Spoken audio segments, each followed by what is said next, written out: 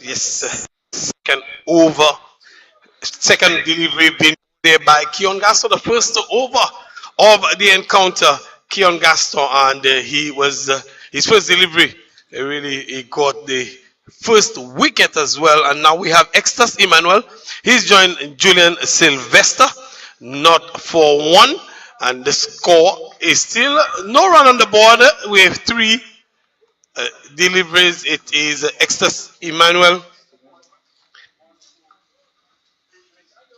and Keon Gaston, who's bang on target so far, bowling to you here from the southern end, which is the media center end here at the Grosile playing field. And Keon Gaston, number 22 on his back. He moves in to bowl to Emmanuel, a full delivery, driven out towards Hazel. He does not make a clean stop, and the first run comes on the board. The outfield is wet. We've had a bit of rain earlier today, and as I would have told you, the rain is a big fan of the cricket as well. And Hazel Shalry, on this occasion, not making a clean stop, allowing Extas Emmanuel to come through for his first run, and Soufriere's first run as well. And that brings the dangerous Julian Sylvester, hard-hitting batsman, hard-hitting left-handed opener. He comes into strike, and he will be facing up to Gaston. Gaston is in the middle of a really good over, very good over first up for the Monrepo Credit Union, Monrepo Pioneers. Gaston moves in to bowl to, and he is doing more damage. Full delivery. Julian Sylvester played all around this one, and Keon Gaston, what a dream start for the Monrepo Credit Union, Monrepo Pioneers. Dream start for Keon Gaston and the Pioneers here at the Grosile playing field. Julian Sylvester, he has a reputation, and he's playing all around this one. Keon Gaston bang on target again. So what a start for the Pioneers. Certainly not what the doctor would have ordered for the Soufriere Stumpers. We're in the first over, and they're 2 down and just 1 on the board. So if you're in the Australian style, you say 1 for 2, or you can say 2 for 1. However you say it, 2 wickets have fallen and 1 run only registered on the board. And the Monrepo Pioneers, they brought in their supporters here and cheering them on. And the one thing that's great about the Grosile playing field, there's a lot more intimacy where the fans and the players are concerned. They're a lot closer to them, as Gaston is still looking to complete his over. We have Tennessee Hippolyte. He's coming to join Tennessee Hippolyte. He's moving to join Extas Emmanuel. We're still in the first over, and the damage has been done by Gaston in that over, giving up just 1 run and 2 wickets to his credit so far.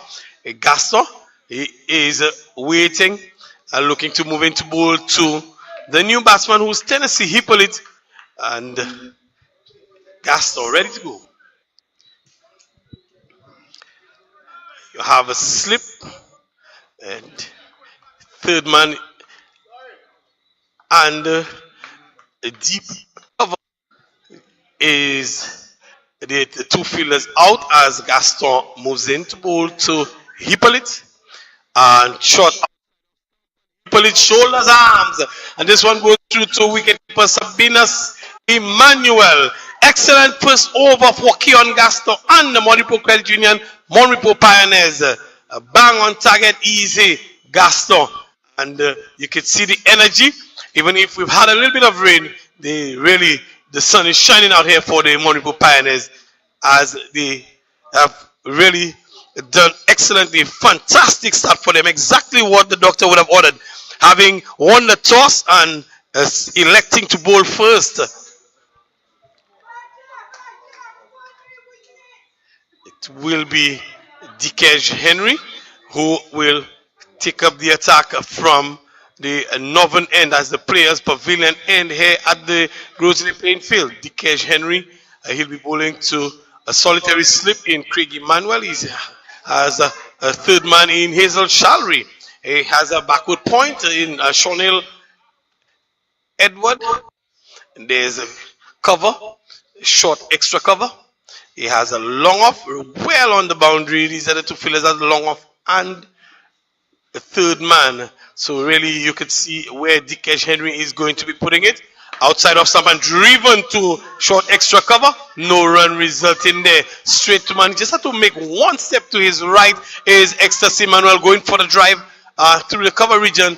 But the fielders were excellently placed and a dot ball resulting. And just to continue the field placement for you, you have mid on, mid wicket, and a short fine leg. Again, Excess is driving. This one is hitting on the pads, but definitely heading down the leg side as Sabina Emmanuel, the wicketkeeper, have been moving in that direction, just as an illustration of the direction of that particular delivery. And of course, good call from the umpire, but the appeal goes up. This delivery, umpire would have adjudged it missing leg as Dikesh Henry. He's made a good start, just copying from Keon Gasso. He didn't get a wicket in his first over, but a good start from him nonetheless. And driving his Excess Emmanuel. Dikesh is diving to his left. Can't stop this one as the ball goes through to long off. Makes a good 10 yards in and fill it 1 run to the total. The score moves on to 2 for 2. 2 for 2, and we're in the second over. So 2-2-2 on that board there as our assistant, scoring assistant, Claudius Emmanuel is going to flip this one. It's a Dikesh Henry. He's at the top of his mark again. So good start for the Pioneers, the Moripur Credit Union Pioneers against the Soufriere Stumpers. This time, Tennessee Hippolyte, for the first time in the game, will be facing up to Dikesh Henry. Tennessee is a very experienced wicketkeeper batsman for the Soufriere Stumpers. Been around the cricket for some time as Henry moves into bowl and looking for the drive. This one was a bit on the path, well, heading down the leg side as well. Tennessee looking to clip this one, not making any contact. Sabina Emmanuel does the work behind the stumps. The umpire signals a wide, 1 more to the total. 3 for 2. 3 for 2. Dikesh Henry, this is only the second over of the game on Repos, winning the toss and choosing to bowl first.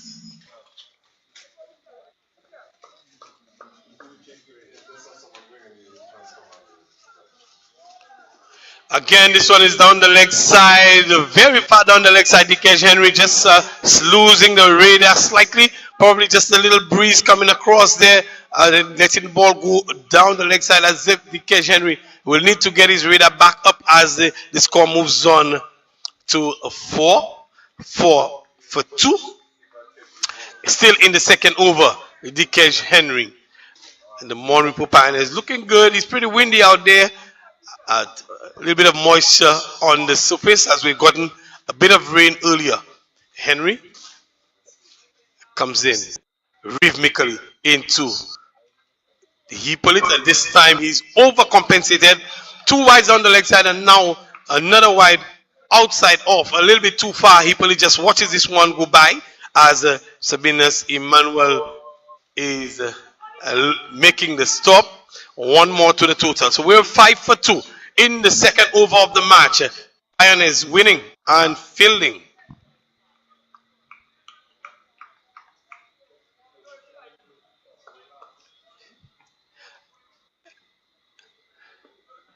This time clipped out towards the boundary. This one has the legs from Tennessee Hippolyte, a little bit too straight from Dikesh Henry. He's been too straight all over long, and this time Tennessee makes contact out towards the deep square leg boundary, and he gets a 4 for his efforts here.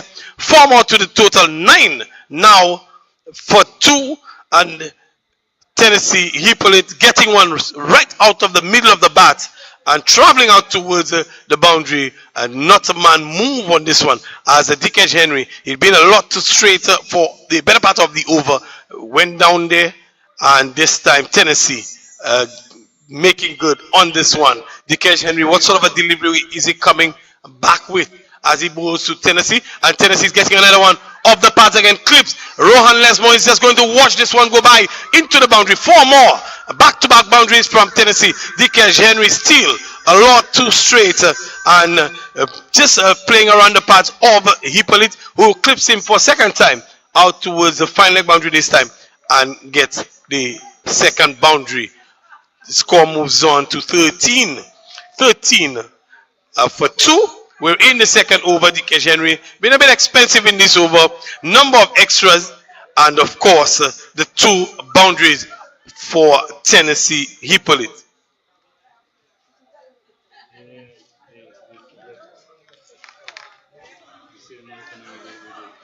Dot outside of stump short, a lifting delivery, and the Hippolyte shoulders and last ball of the over completed after the second over with 13 for 2. 2 overs gone with 13 for 2.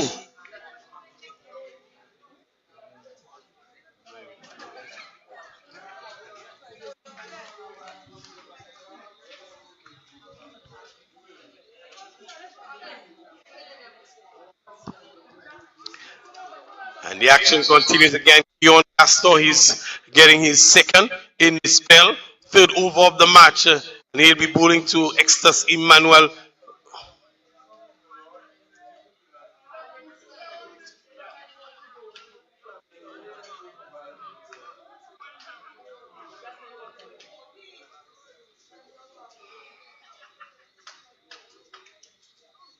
You see the moisture out there, the rag is going, being thrown around just as much as the ball as a Gaston. It gets set to bowl to Extus Emmanuel with a third man on the boundary, and this time he is straying down the leg side, and umpire Alan Ashby will signal the wide, and one more to the total. 14 for 2. We're into the third over, and extras at this point in time doing a great job for the Soufriere Stumpers, and they need every run they can get as the Monrepo Pioneers. They've made some inroads very, very early into the batting lineup. Of course, thanks to Gaston, who is bowling now. Second delivery of the over. Again, down the leg side is Keon Gaston, and Extus Emmanuel looking for the big heave, but this one is already down the leg side. He gets the extra. One more to the total. It moves on to 15 for 2 with just 2 overs bowled. We're into the third over.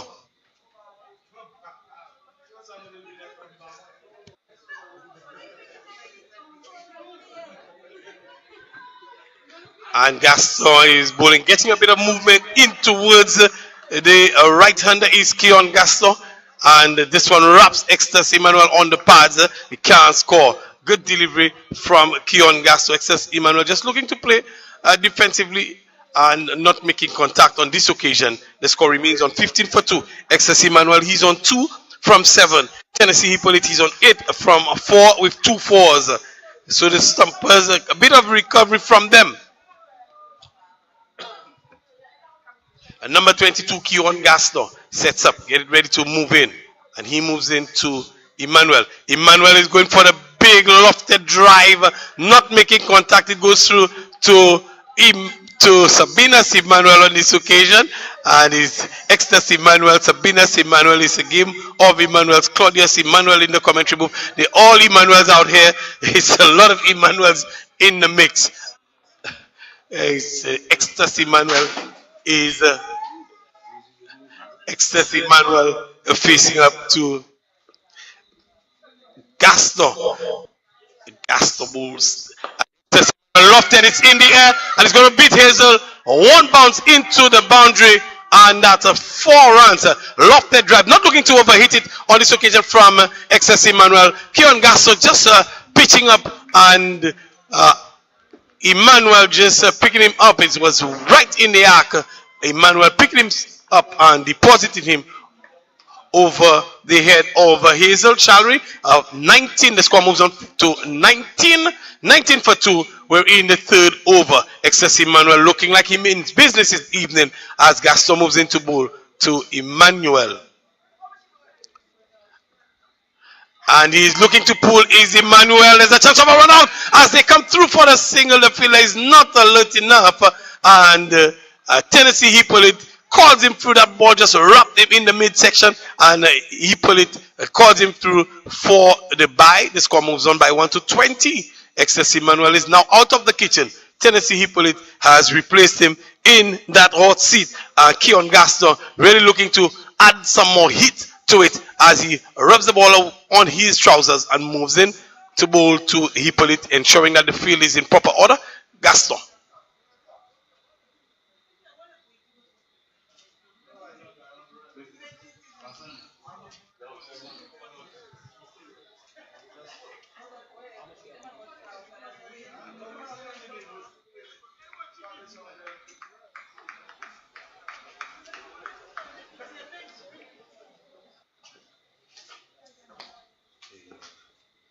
And movement. On this occasion, Tennessee Hippolyte is drawn forward and beaten all ends up by Keon Gaston. Good delivery outside of stump. The good areas for Gaston.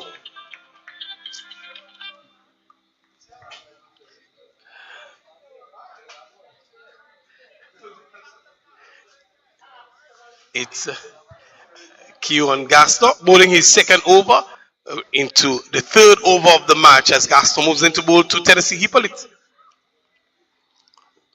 Again, Hippolyte is drawn forward and plays this one defensively into the offside, where he finds the bucket hand of Christian Shalry and no run resulting. The over comes to an end after 3 overs. It's 20 for 2. The Soufriere Stumpers being inserted by the Monrepo Credit Union, Monrepo Pioneers. 20 for 2 with Tennessee Hippolyte. He's on 8 from 6 with 2 fours. Ecstasy Manuel is on 6 from 10 with 1 boundary 4.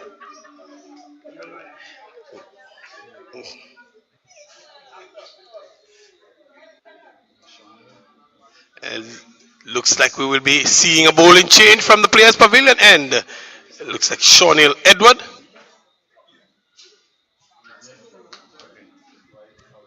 Shawnil Edward is replacing Dikesh Henry.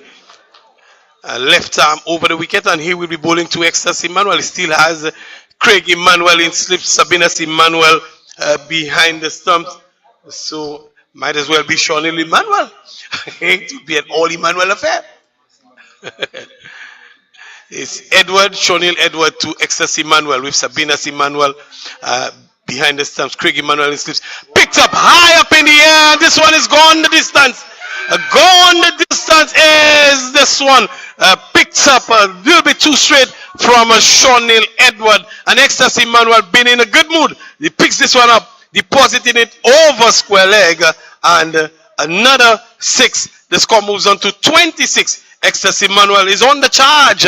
He moves on to 12 from 11. 1-4, 1-6 is Ecstasy Emmanuel. Shawnil Edward, welcome to the party, says Ecstasy Emmanuel. As I want to say, after this delivery, I will be introducing Greg Wilson. Shawnil Edward comes into bowl to Ecstasy. Ecstasy is pulling disdainfully and not getting this one away, but pulling was Ecstasy Emmanuel. And not getting this one away, he would really be disheartened. As I say, welcome and good evening to Greg Wilson. Welcome to this 9th match of this match day 5th. 10th match actually. It's the 10th match day 5. Yes, good evening, Clivers, and good evening to all those following the broadcast. Sydney, the Monrepo Credit Union, Monrepo Pioneers, they've won the toss and elected to bowl. Shawnil Edward comes in to bowl to Express, and Express is guiding this one, and he misses. A fantastic backing up from Hazel Shalry as this one went right through Dikesh Henry and was whistling to the boundary. But for the actions of Hazel Shalry, good anticipation from Hazel Shalry. Yes, good work by the veteran there, Hazel Shalry, going across and certainly save what that would have been for. Hazel Shalry must know of the skill set of Dikesh Henry. Yeah, the way he moved there, he really thought that he was convinced that that ball was going past Dikesh. As Shawnil Edward moves in again to bowl, this time to Tennessee, and Tennessee is lofting this one over backward point into the boundary. 1 bounce, 4 runs. Shawnil Edward is proving a bit expensive here, Greg. The length he's bowling, really allowing Tennessee to get under this one and put him over points. Yes, short and wide outside the off stump, really begging to be hit, and Tennyson really threw the kitchen sink at this one, and it sped into the boundary for 4. Having lost 2 wickets in the very first over, the Stumpers, they are back in business. A good consolidation from the two batsmen, Ecstasy Manuel and Tennessee Hippolyte. Edward comes into bowl to Hippolyte. Again, outside of some, and Hippolyte is driving out towards extra cover. And the short extra cover fielder moves to his right and makes a stop. In the context of the over, good comeback from Sean Hill. Yes, good comeback indeed, but a very tight run single there. I thought a better effort pass from Shalry may have very well resulted in possibly a run out. And he's just playing with the momentum of the game, having been hit for a couple of boundaries and pushed through there. The batsman, the fielders a little bit on their heels, and this one is starting wide. It's really might have been marginally inside that line there, and Edward's over come to an end after 4 overs. The 32 for 2 after 4 overs. The Soufriere Stumpers 32 for 2 after 4 overs.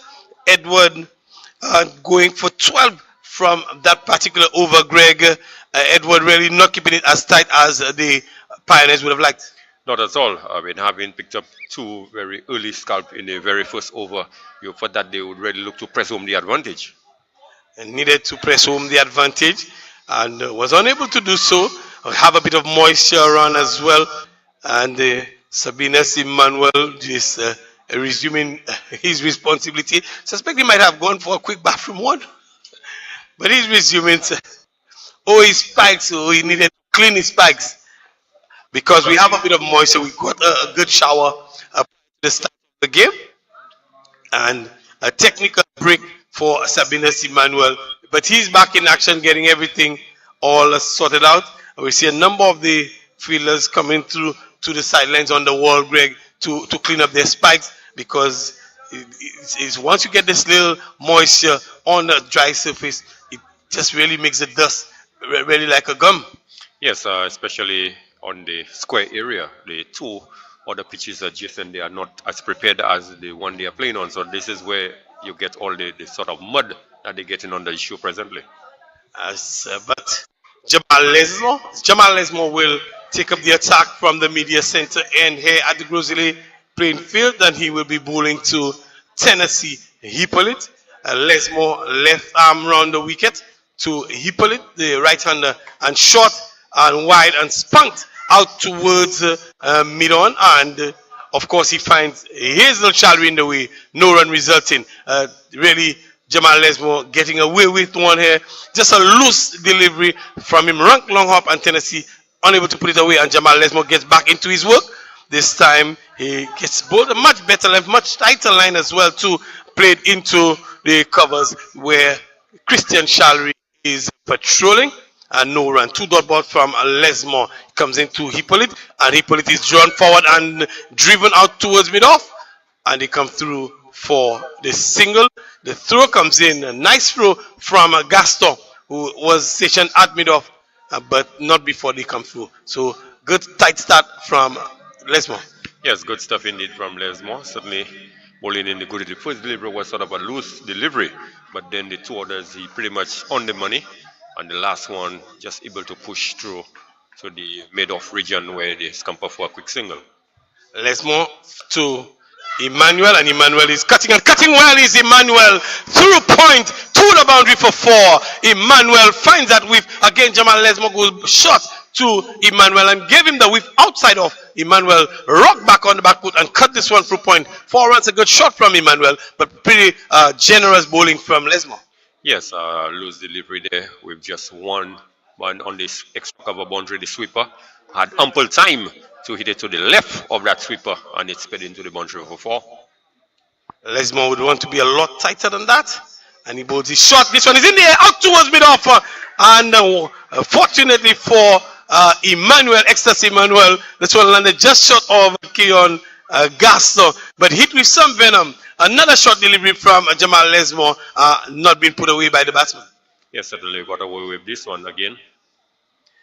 This time he is bringing back, and he's playing half cock really, not forward, not back. Half cock is excessive, but just watching it and guiding it, not the conventional way of playing, but nevertheless he got the results that he was after. And we've come to the end of the fifth over.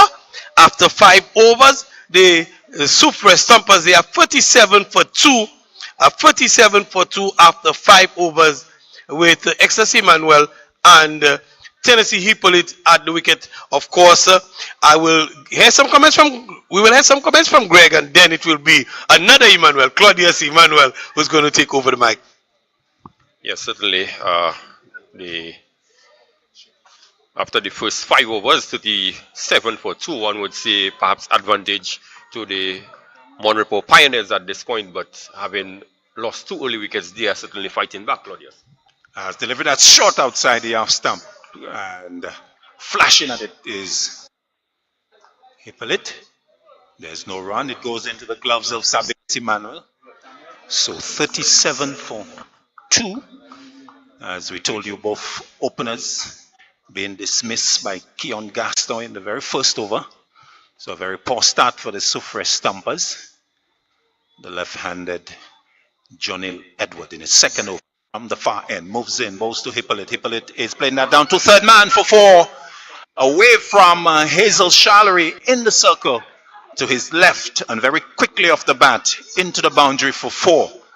So an important boundary for Tennessee Hippolyte as the total goes into the 40s, 41. And a good repair job being done by these two. The partnership 40 so far. Yes, and a lot more would be expected of them because we saw what happened last night. 166 really was not enough for Central to defend, so certainly they would want to get closer to perhaps 190 to 100 runs. Shallery now posted on the boundary at third man. Edward moving in, bowls to Hippolyte. Hippolyte gets a back of a length delivery and can't score. In fact, the ball hitting hard into the ground at his feet. So extra bounce there from Shonil Edward, who's got good support together with the rest of the Monrepo team. The Monrepo spectators, they have turned out in good numbers with their green and yellow shirts.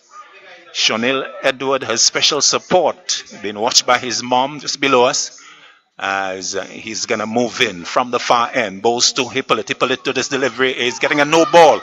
Punches it into the offside. And we'll go to the non-strikers end. So with the no ball, 2 to the score.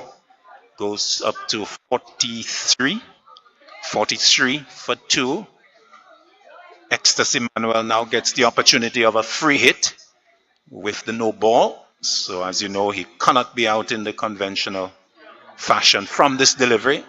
Maybe only perhaps being run out. So Ecstasy Manuel would look to take advantage. The field doesn't change. Deep mid-wicket and third man, the 2 fielders out. Edward moving in. Emmanuel to this delivery is hoiking that. Where does that go? Oh, it just goes up to mid-off. Didn't really get hold of it. And just a single off the free hit, Greg. He really was looking to have done a lot better with that. Well, really should have, but they really just camping on the back foot and the ball really cramping for space. So certainly a good delivery there by Shonil Edwards. Edward turning at the far end, the northern end, and he will now bowl to Hippolyte as he comes in now. Over the wicket, bowls to Hippolyte. Hippolyte is getting a full toss and doesn't really get hold of it. Good work by Christian Shallery on the edge of the circle at extra cover. And a dot ball from a juicy full toss, Greg Wilson. As a batter, what would you have done with that, Greg? There was more than enough space through the covers, but he struck the ball just a few feet away from Christian Shallery. So certainly he missed out on a golden opportunity for an easy boundary, one would say. Over number 6 in progress, Shonil Edward moving in, bowls to Hippolyte. Hippolyte is clipping that nicely, but there's the fielder posted at the mid-wicket position who comes in and fires the return to Sabines Emmanuel to complete the 6th over. At the end of it, the Monrepo side, they have sent the Soufriere Stumpers in, and after 6 overs, they are 44 for 2. 45 for 2. The latest at the Grizzly playing field. One would say a decent power play, Claudius, having lost 2 wickets in the very first over and to amass some 45 runs. One would say well done by the Soufriere Stumpers. Very much so. Goodish power play, and as you say, Greg, with the loss of the 2 wickets, both of them in the first over. They have done quite well, these two, Hippolyte and Emmanuel. Thomas, very first delivery of the innings, caught Lesmo, bowl Gaston for a duck, and towards the end of the over, Julian Sylvester, bowl Gaston also for a duck. Wickets going on at 0 for 1 and 1 for 2. These two have taken it to 45, so they've added 44. Johan Lesmo will move in over number 7, so we are out of the power play, so more fielders can be put out. Lesmo, the left-hander, moves in, bowls to Hippolyte. Hippolyte back and hits that out. Yes, straight to Christian Challery. A very, very poor stroke indeed. Seemed to have not timed it at all. A big rasping sound from the bat, but the ball lollipop to Challery, who had to wait a long time for it to get to him. And in the end, taking it low down, just about waist height. So the loss of Tennessee Hippolyte going caught Challery, bowl Johan Lesmo in the 7th over, and the Soufriere Stumpers, they have lost their 3rd wicket. It's now 45 for 3. Yes, Tennessee Hippolyte would be disappointed in the manner in which he got out. One would say a long hop, rather than looking to step into here, sort of pull himself back and going for the shot, the ball sort of hit the toe end of the bat and really took a long time to get through to Christian Challery. Took a relatively easy catch. So the Soufriere Stumpers losing their 3rd wicket. Indeed. So Hippolyte going caught Challery off the bowling of Lesmo for 20. So 45 for 3. As we see the left-hander coming in to bat. He's going to join Extus Emmanuel. We'll get confirmation for that. Looks like Kevin Gassi, the left-hander. We will pencil that name in for now, but we'll get full confirmation later. So, but we do know that it is a left-hander who was replacing Tennessee Hippolyte. Delivery that sends him back as he plays back to Lesmo. So for the left-hander, Lesmo has come from round the wicket to over the wicket. Long off, long on, deep mid-wicket, deep backward square. Delivery that he's looking to swing down the leg side.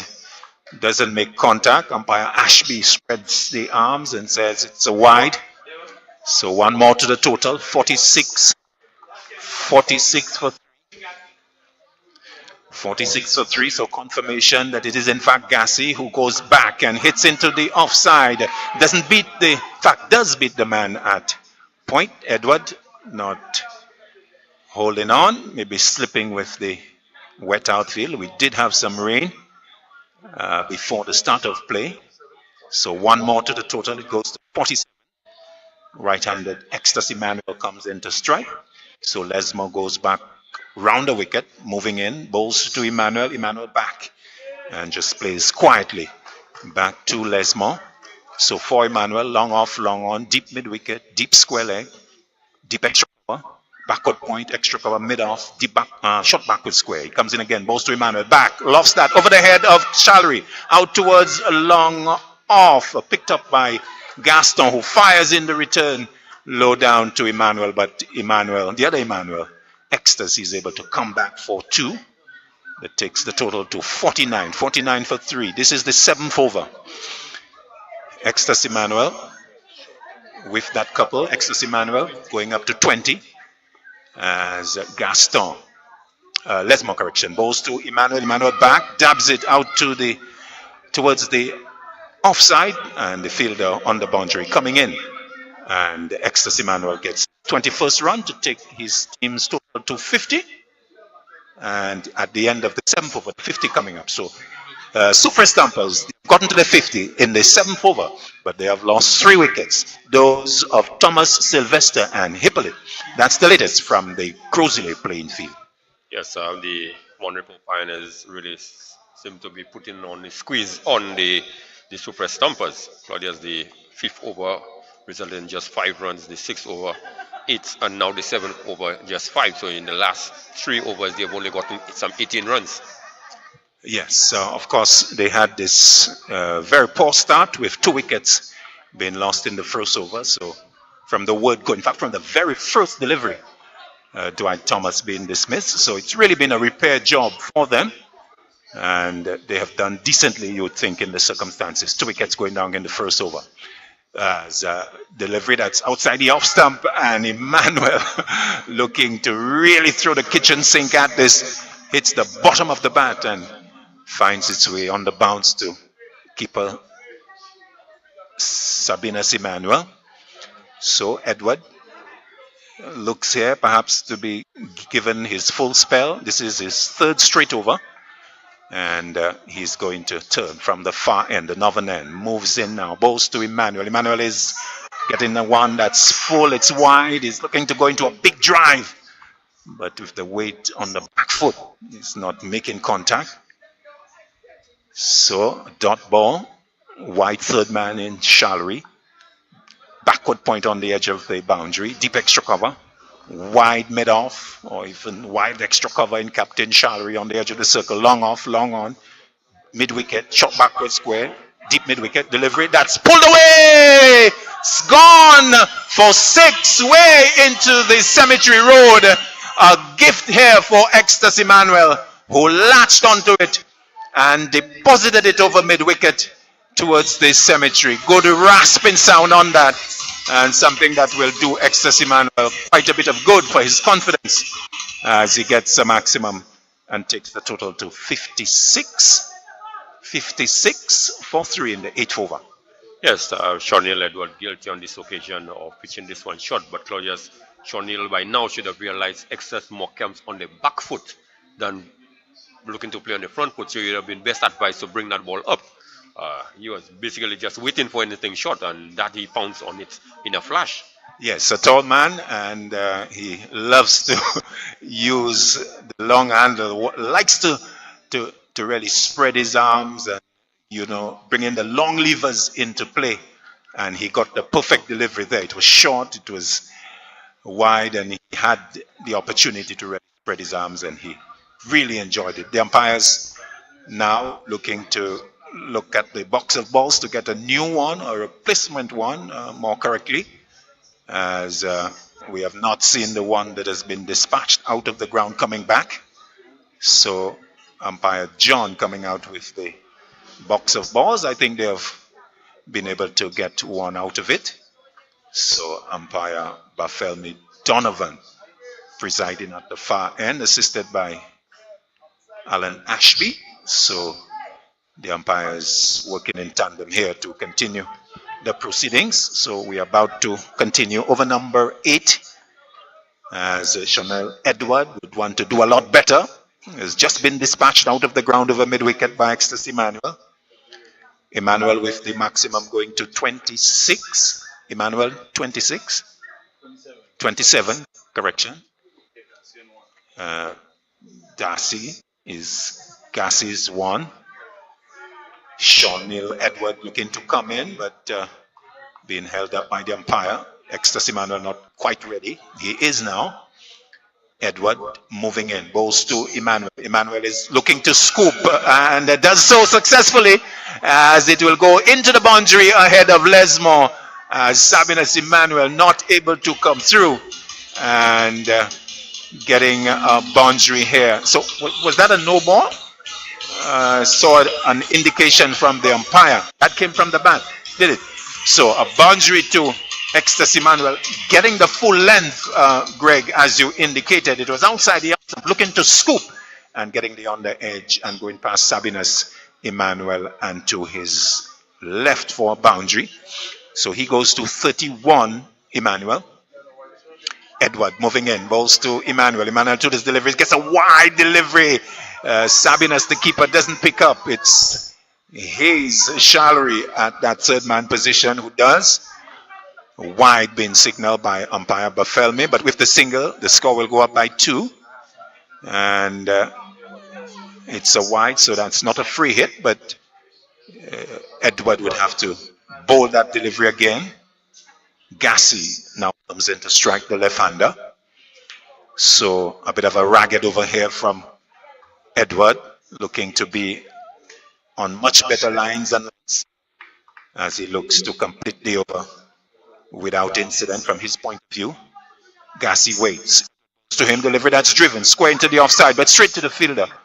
And there's no run at that point position. So a dot ball and good comeback from Edward. He's been under some pressure in this over. Yes, certainly haven't gone for 6 and 40 with 4 going down through the fine leg boundary.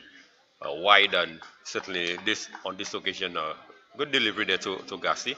Won't do much with this one. Edward looking to complete the over, moves in, bowls to Gassi. Gassi to this delivery is getting one that's full. And he's looking to drive it on the offside, doesn't make contact, squeezes it out into the short point region. Edward moves into field to complete his over, the 8th of the innings. And at the end of it, 61 for 3. And we have at 8 overs, the Soufriere Stumpers sent in by the Monrepo Pioneers. Yes, productive over there for the Soufriere Stumpers, getting some 11 runs in the over, and certainly they would want to perhaps look to start to up the ante. Claudia, some 8 overs gone already, and as we said earlier on, a score below 180, 190 may not be sufficient on this wicket, considering the form in which we have seen the Monrepo players have exhibited at the Darren Sammy Cricket Ground. Yes, indeed, as we're about to see spin for the first time. So Hazel Shallery, off spin being introduced. Let me just get Brian to give me the scoring rate so far. My maths is not that sharp. 61 from 8, just under 8. Brian, help me please. So it's going to be his Shallery who's going to move in. He's going to be bowling to Ecstasy Manuel. Emmanuel on 31 as Shallery. Let's look at the field for him. Long off, deep mid wicket, deep backward square. Shallery to Emmanuel. Emmanuel is coming forward as the second thought. He had a big backlift indicating that he wanted to go loftily on the onside. But I think in the end, beaten in the flight and just checking the stroke for a single square. He goes to 32 and it's 62 for 3. This is the start of over 9. Rate 7.88, the Soufriere Stumpers. Thank you, Brian. 7.88, the Soufriere Stumpers scoring at. Left-hander comes in to strike Gassi. And for him, a couple of changes in the field. Shallery goes, initially he was at the short mid-on position. He has gone to point. So there's short third man point, extra cover inside the circle, and short backward square leg. That's the 4 in the circle. Shallery round the wicket, bowls to Gassi. Gassi off the back foot, hits it straight to Emmanuel at extra cover. And he will get 1 for that. He goes to 2. And the total going up to 65. 65 for 3. Over number 9, the right-handed Ecstasy Emmanuel comes in to strike. He's on 31, 32 Emmanuel. As Shallery moves in, bowls to Emmanuel. Emmanuel back and looking to pull that. Struck on the thigh pad. And Sabinas Emmanuel will pick up. So 4 Ecstasy Emmanuel, long off, long on, deep mid-wicket, deep square leg. There's also a sweeper. That's the man on the boundary. Hazel Shallery, the off-spinner, moves in, bowls to Emmanuel. Emmanuel is looking to loft that over the cow corner, mid-wicket region, struck on the pad. Evidence of turn here for Shallery. We saw evidence of that last night. Lee John getting bounce and turn. Shallery looking to exploit the conditions. Moves in, bowls to Emmanuel. Emmanuel to this delivery back. And hits back to Shallery. Caught on bowl. Shallery showing good athleticism there and pretty sharp reflexes as well. The spin really presenting problems for Emmanuel. Not able to get the ball away. And the extra bounce as Emmanuel looking to hit powerfully, but straight back to Shallery, who took a sharp two-handed catch just about chest height and threw it in the air in celebration. So the 4th wicket going. Ecstasy Emmanuel, cotton bowl Hazel Shallery for 32. And in the 9th over, the Soufriere Stumpers, they are 4 for 65. Yes, good wicket there by Hazel Shallery. Clearly Hector Manuel was struggling with the introduction of the off spin of Hazel Shalway. So on a few occasions he was caught in two minds as to what shot should he play. And clearly Hazel is bowling slow enough that he perhaps would have been best advised to use his feet and get to the pitch of the ball. But he again, as we didn't get camping on the back foot, looking to pull a ball and end up hitting it straight back to the bowler, who took a relatively straightforward catch. Yes, indeed. So good control from Hazel Shalry. Really a veteran at this level. Hazel, Greg Wilson would have been playing when you and I were. So he's been there for a while. Yes, very much so. So still very much able to contribute as a spring chicken, Hazel Shalry. In fact, if you look, you would not know that he's a lot older than the average age of players out there. So Shalry doing a good work as he comes in. Bowls to Mesmin, who's come in, the captain, and plays it up on the offside to get off the mark immediately. So the 9th over completed. Mesmin with that single getting off the mark. So 66 for 4. That's the latest score at Grosile playing field with this action, game number 10 of the SPLT20 for 2023. The thoughts of Greg Wilson? Yes, very productive over there for the Monrepo Pioneers, introducing the off spin of his Shalry. Really, Hector Emmanuel ties in not out in the middle there, unable to really freeze them as he would have wanted, and just gifting him a relatively easy run, an easy catch. Sorry. So at the end of the 9th over, Claudia, certainly you would say the Stumpers are struggling. Indeed, as Edward continues. This is a 4th over. So Edward, let's look at Edward's figures. He has been used by Shalry right through, so no break for the young man. Left-hander been given his full quarter back to back. So he's going to move in for his 4th over. As we'll get his figures for you momentarily. As he's going to be moving to Mesmin. Mesmin has just come in. He's on 1. The Soufriere Stumpers captain. Edward moves in. Bows to Mesmin. Mesmin is back and will get a single out to backward point. The throw comes in, but it misses. Venus Emmanuel not even having time. Stumps has to be backed up on the onside. So Mesmin gets the single and takes the total to 66 for 4. If we can just get the figures of Edward, Shonil Edward. This is over number 4 for him as he moves in now to the left-handed Gassi on this occasion, looking to drive but outfoxed by the pace-off delivery. Delivery that is dropping on the bounce before it gets to Sabine Emmanuel. So a dot ball for Edward, not for 34 in the 4th over. So your assessment of Edward so far, Greg Wilson, not for 44 in his 4th over. One would say expensive. He has gone for more than half of the runs. He would want to make amends in the final over with a couple of wickets, maybe balls to Gassi. Gassi gets another short delivery. They're going for the single. The throw will come in and a little awkwardly to Edward. Christian Shalry firing it in. But in the end, a good single from the two batters. They responded well to each other. So one more to Gassi, doing it in singles. Gassi goes to 3, and Mesmin on 2 comes in to strike. Mesmin with the maroon helmet, the long locks flapping on his back, waits as Edward moves in, bowls to Mesmin. Mesmin is getting one that is inside edge, past the leg stump. Fortunately for him, he gets a single to the short backward square. The burly figure of Lesmo is in the way. And one more to the total. Jonil Edward falling over in the follow through. And no damage done. It's recovered. A case maybe of perhaps slipping. Because as we told you, there's moisture on the outfield with rain at the start of play, before the start of play. And that moisture being picked up by the bowling boots and creating pretty slippery condition on the hard surface on the square. Edward will move in once again. He's going to be bowling to Gassi. Gassi to this delivery is looking to drive a delivery that is right up And not too far from the off stump as well. Sabinus Emmanuel takes it low down. An attempted Yorker that was not far from the off stump, Greg Wilson. Yes, good delivery there by Shonel Edward, really, as you indicate, looking for the Yorker length. Just barely shaved the off stump, one would say. 66, 67 for 4. This is over number 10. 69, correction. 69 for 4.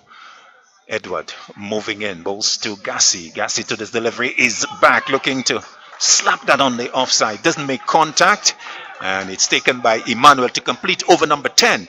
So at the end of 10, the halfway mark, the Soufriere Stumpers inserted by the Monrepo Pioneers, they are 69 for 4 with Mesmin on 2. Gassi is 3.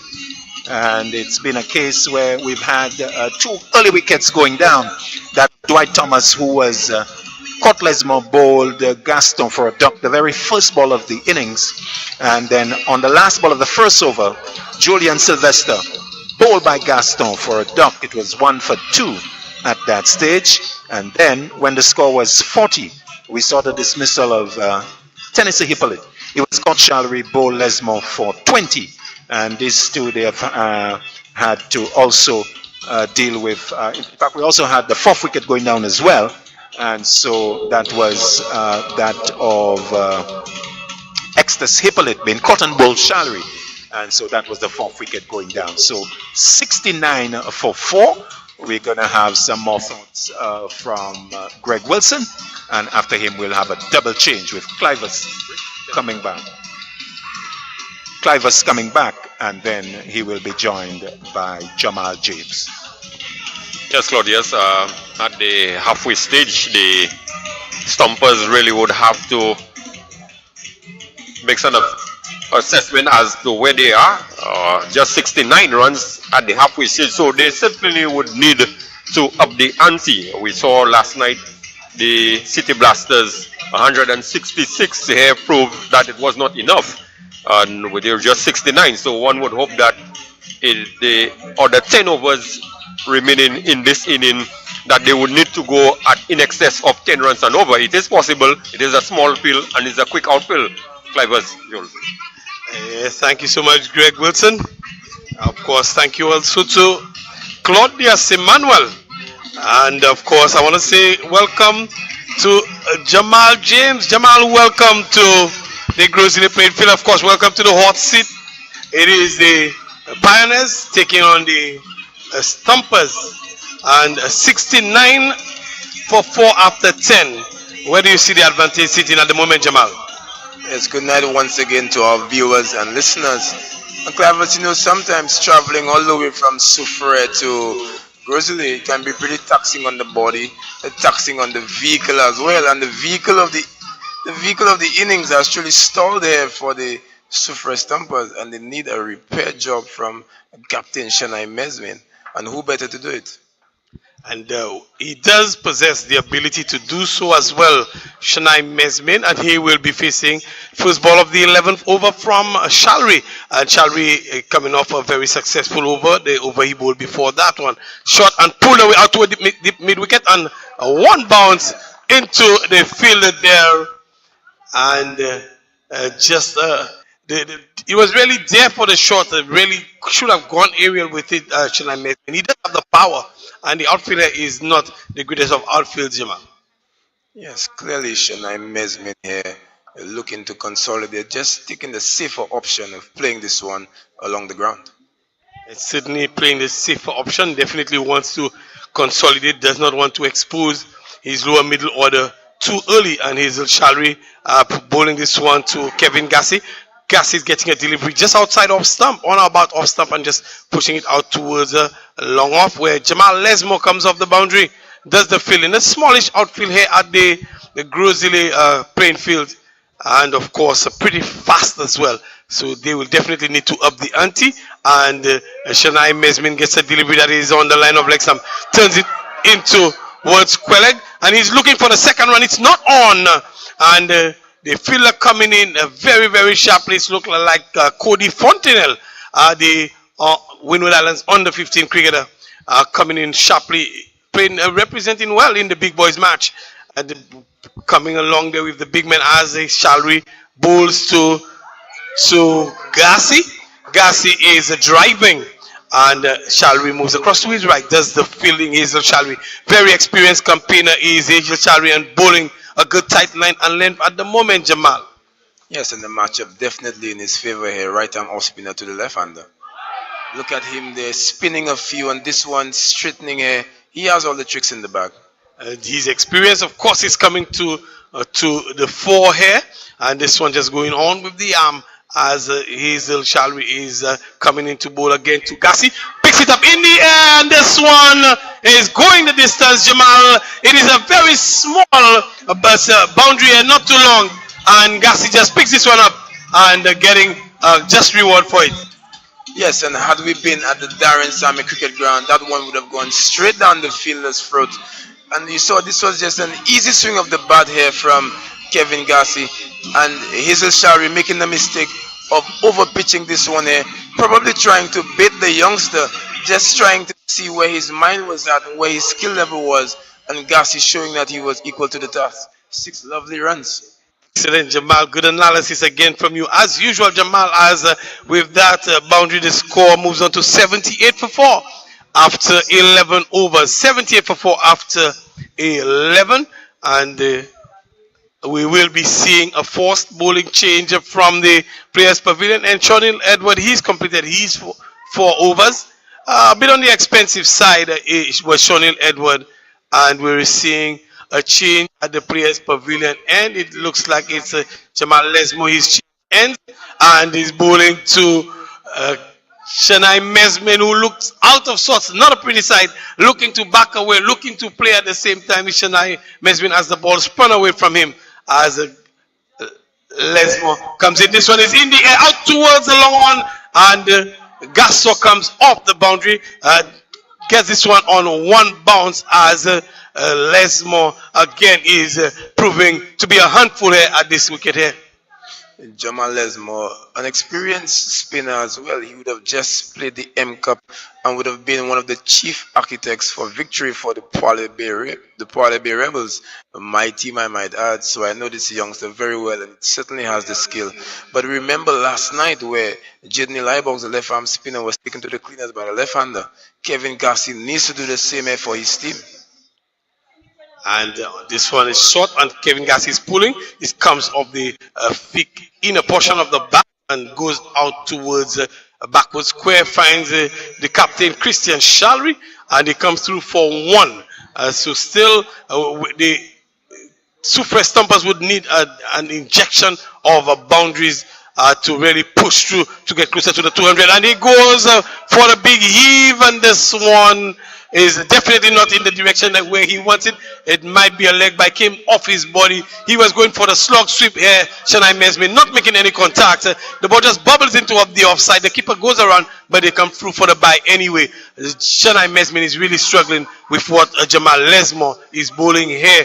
Jamal Lesmo is coming into bowl to Gassi. Gassi is looking to turn this one, playing really in a nonchalant manner is Kevin Gassi. The ball comes off the pads, no run resulting, as this one was really heading down the leg side, no appeal either. Jamal Lesmo continue to bowl really, really tight here. Left arm over the wicket into left-handed Gassi, and Gassi is backing away. Can't. He's clearing his front foot really and looking to access the offside, not making any proper contact. And another dot delivery to finish the over. Excellent over from Lesmo. The spin twins here for Monrepo, doing a very good job here of further stalling the innings. The innings is really going nowhere, Clivers, and I think that the batsmen should take a much smarter approach to the innings. For example, Kevin Gassi should have really been the one to have attempted to take down Jamal Lesmo with the ball spinning into him, but we saw that he looked quite timid in his approach, and Shanai Mesmin needs to take on Hazel Shalry. And that is the play, and we should see this happening right now.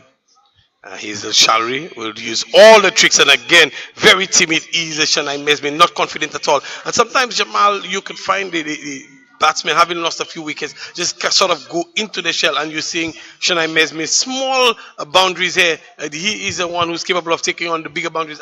Darren Sammy, here he should be, but does not have the confidence to take him on, and really not making contact as he would have liked. The ball is hitting him all about his body. He's looking to slog sweep, not getting bat on it, and again this delivery came off his body. So Hazel Chalry and Jamal Lesmore, they're really spinning a web around the SRDF Soufriere Stumpers here, and the score in the 82 for 4 in the 13th over. Again, Chalry, he is bowling a good spell. 2.2 overs, 1 for 12. Lesmore has bowled 3 overs, 1 for 12.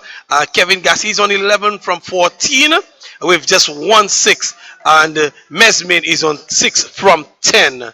And a wide delivery. So 83, another delivery added to the score. But really, one would think that on a small ground, Jamal, the Stumpers would look to be pushing a lot further and a lot harder than they are really going now.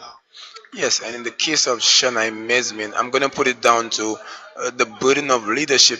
Shanai would have understood that the heart of his batting lineup would have already been carved out, and any semblance of hope really rests with him, and he needs to be the man to step up tonight. So he's approaching it quite cautiously and not playing his natural game.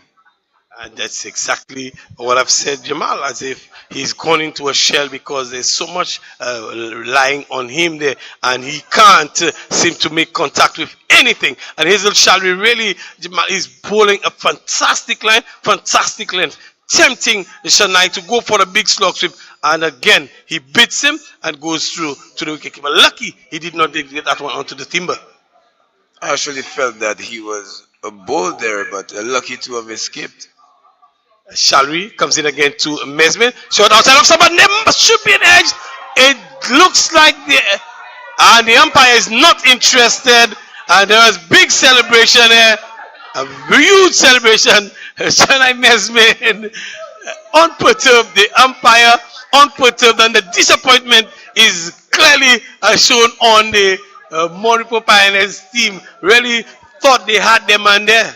The Moripo team 100% convinced that they had seen the back of Shanai Mesmin, but umpire Ali Ashby did not oblige to the appeal. Disappointment here for the Mopo team. Another life here for Mesmin, another chance to get it right. And the appeal looked confident as well. And Mesmin just can't seem to get anything away. And that appeal was instinctive and confident. And the entire team went up with it as if they must have heard something. But the umpire, the person who really who makes the difference, is saying that there was nothing. And with that, the end of the 13th over. The end of the 13th over, 84 for 4. With Shanai Mesmin on 6 from 13. Kevin Gassi is on 12 from 15. Very low strike rate from Shanai Mesmin.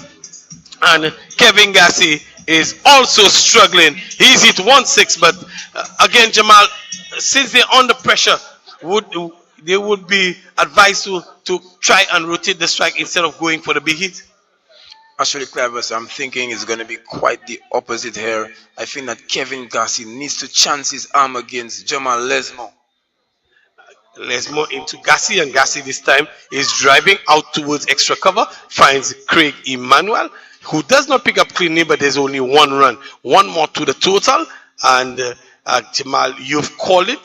Kevin Gassi needs to chance his arm against Jamal Lesmore.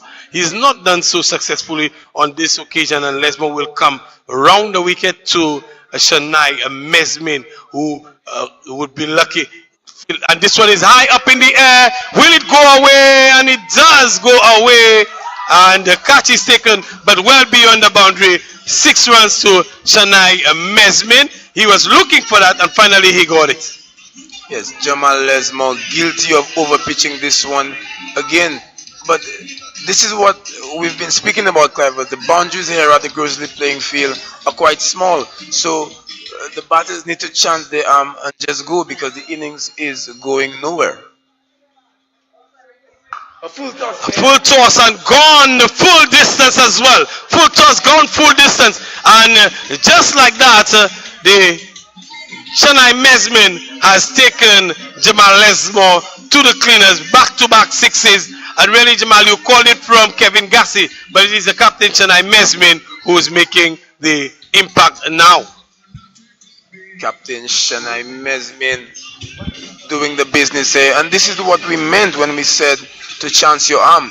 After that first six, clearly Jamal Lesmore was placed under some pressure, so he felt that he had to do something different, opting this time here to push the ball a bit further, trying to go for the Yorker length, missing his length, bowling a full toss, and Chennai Mesmin able to capitalize and give us a taste of that power that we've been attributing to him from games before. In the 14th over, the score is 97 for 4. 14th over, 97 for 4. And Lesmore is still under a bit of pressure now. He's been bowling very, very tightly, but just released in the last two deliveries and is into his fourth over. Is just free ball shy of the completion. 1 for 25 as he bowls to Mesmin, and Mesmin is again clear in the front foot, backing away and looking to play this one into the offside, and the ball is just spinning away from the bat, not making any contact. Good comeback from Jamal Lesmore. Moves in again to Mesmin, and Mesmin is looking to drive a lot flatter, faster this time, and Mesmin is not onto it. It goes through to wicketkeeper Sabinas Emmanuel. Again now Mesmin is he saw that Kevin Gassi is not taking him on, and he decided that he's going to. But the matchup is not favoring him as the ball is spinning away from the bat. And really, Kevin Gassi would be making contact with all of those if he intended, because he's coming closer to the bat. Yes, and this is the importance of communication between the batters and a clear head, a clear mind, and clear tactics. And it would have been much easier if Hazel Shalry would have been bowling to Mesmin and Lesmore bowling to Kevin Gassi. But for some reason here, they haven't seemed to have gotten it right. And Hazel Shalry, the off-spinner, bowls the majority of his deliveries to the left-hander. So I think that Soufriere missing out here on plenty of scoring opportunities. Just tactically, Jamal, and call on the tactics. We're not seeing the right tactics being employed by Soufriere. But of course, the two huge hits from Mesmin instrumental in pushing the score to 97. Again, Gassi is playing out towards deep square, and the fielder comes around from the square leg area and just restricting them to 1. And with that, the score moves on to 98. 98 for 4. Partnership, good partnership really, but it's really slow going for the pair of Chennai Mesmin and Kevin Gassi, as Shalry comes in to Mesmin, and Mesmin is looking for the big drive out towards mid wicket, and he gets the boundary, beats Craig Emmanuel, who's running from cow corner, and another boundary to Chennai Mesmin. Here's the Shalry, guilty of pitching short on this occasion. And this is what we mean once more, Clavers, when we say the matchup. You could have heard Chennai Mesmin just grunting, frustrated with himself that he was not able to do more with that delivery. But such was the pace of the outfield that he was still able to get 4 runs. Excellent returns for the Soufriere Stumpers here, as Shalry will continue to apply pressure. You see what sort of a comeback delivery he has. 102 for 4. As there's another appeal, Chennai Mesmin is looking to take a single in that. Hazel Shalry wraps him on the patch. Chennai Mesmin is looking for the big heave. And Jamal Lesmore, he's completed his spell 4 overs, 1 for 25. Good returns for him as well. He bowled really tightly and was taken for 2 big ones in the last over.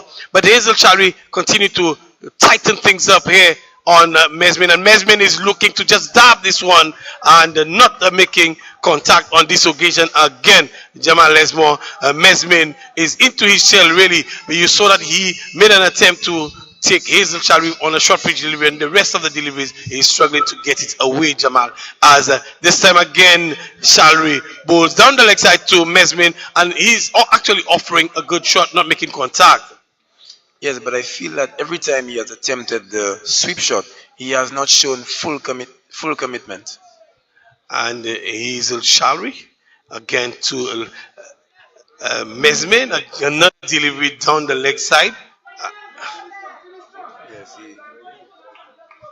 He's trying the sweep shot again, but not really getting a low down and having a full extension of the arms. That is a good call as well, Jamal Lesmond. This time he makes contact again, so he's half cock, really trying to play a sweep shot from a standing position, which is making it difficult because he does not have the extension that he's looking for, Jamal. But if he is to make contact, I believe it would have been an easy boundary for him. Again, attempt at a run and good backing up from Shonil Edward, and one more to the total, and the over number 14 comes, it's over number 15, 105 for 4, Jamal. Over number 15 completed. The Monrepo Pioneers, they're really tightening things up. We'll take some comments from you, and then it will be Claudius Emmanuel to take us to the finish. Yes, in the previous game at the Grizzly playing field, we saw 167 from the City Blasters, which was easily overhauled by the Sailor Grizzly Knights. So at this fast scoring ground, you need a big total here to still some concern within the minds of the opposition. So at this stage here, Soufriere Stumpers will consider themselves well and truly behind as we see the introduction of Craig Emmanuel. So Craig Emmanuel will pick up over number 16. So 105 for 4. So 5 overs left. So the Soufriere Stumpers, they've got a chance to really push things along. So Esmin is 23, 14 to Gassi. This is over number 16. Emmanuel from the northern end will pick it up. He's going to be bowling to Mesmin. As Emmanuel comes in, bowls to Mesmin, short delivery. Mesmin looking to pull, doesn't make contact. And it goes into the gloves of Emmanuel. So an opportunity there for the Soufriere Stumpers to push the scoring along, Jamal, because as we have said, this is a smallish ground. And you need really to get over 200 if you're going to challenge any opposition. Emmanuel moving in, balls to Mesmin. Mesmin pulls out towards Long On, who's coming back. They want the second, no, but they decide against it as a high return comes in from the outfield. So Emmanuel taking that. So one more to Mesmin. He goes to 23. Gassi on 14 will come into strike. And an opportunity for the Stumpers with this partnership between these two since the loss of the 4th wicket to really push a total that is going to challenge the powerful Monrepo Pioneers batting. This partnership has been doing well and they've done a good job up to this point. But the experience of Craig Emmanuel, I think this is how Monrepo have decided to use him right at this phase of the innings, because he does have the mental acumen and the tactics. Emmanuel moving in, balls to Gassi. Gassi pull shot out towards mid-wicket, who comes off the boundary. They'll come back for 2 as he's only now picking the ball, Lesmore, and gets the low return into Sabinas Emmanuel. So 2 more to Gassi. He goes to 16. And it's 108 for 4. This is over number 16. Emmanuel with Long On, deep mid-wicket. 3rd man, deep extra cover, long off. Inside the circle, shot backward, square backward point, squarish cover, and mid-off. Emmanuel comes in, balls to Gassi. Gassi lofts that, down to 3rd man, possibility of a catch, taken. Eventually, Lesmore having to almost cuddle that and huddle it onto his body to take the catch. And so Gassi going a short and wide, looking to uppercut for a maximum, but not able to go the full distance, perishing in the hands of Lesmore, who came forward to take it. So the end of Gassi going, caught Lesmore, bowled Emmanuel Craig for 14. And in the 16th over, Gassi going with the 5th wicket going down for the Soufriere Stumpers. Yes, we would have just spoken about Craig Emmanuel, that he does have the skill, he does have the experience. Craig Emmanuel actually functions as a coach of this Monrepo team, a player coach. He would have played for the Windward Islands at the senior level. I think West Indies youth as well.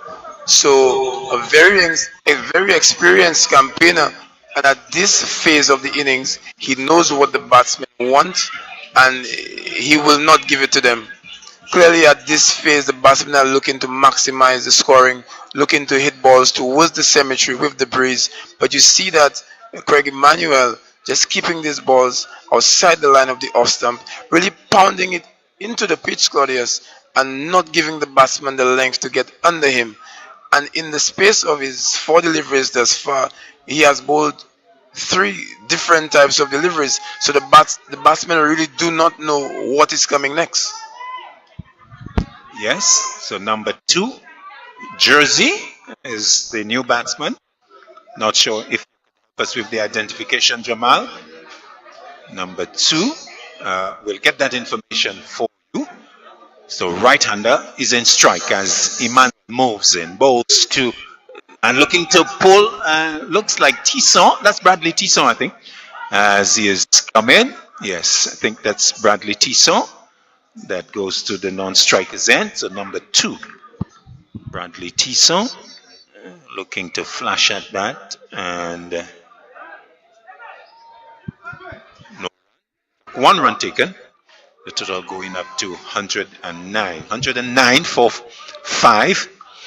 This is over number 16. Emmanuel will now bowl to Mesmin, who is into his innings. Emmanuel running in, bowls to Mesmin. Mesmin gets a short and wide delivery, bouncing before it gets to Sabinas Emmanuel. But wide call.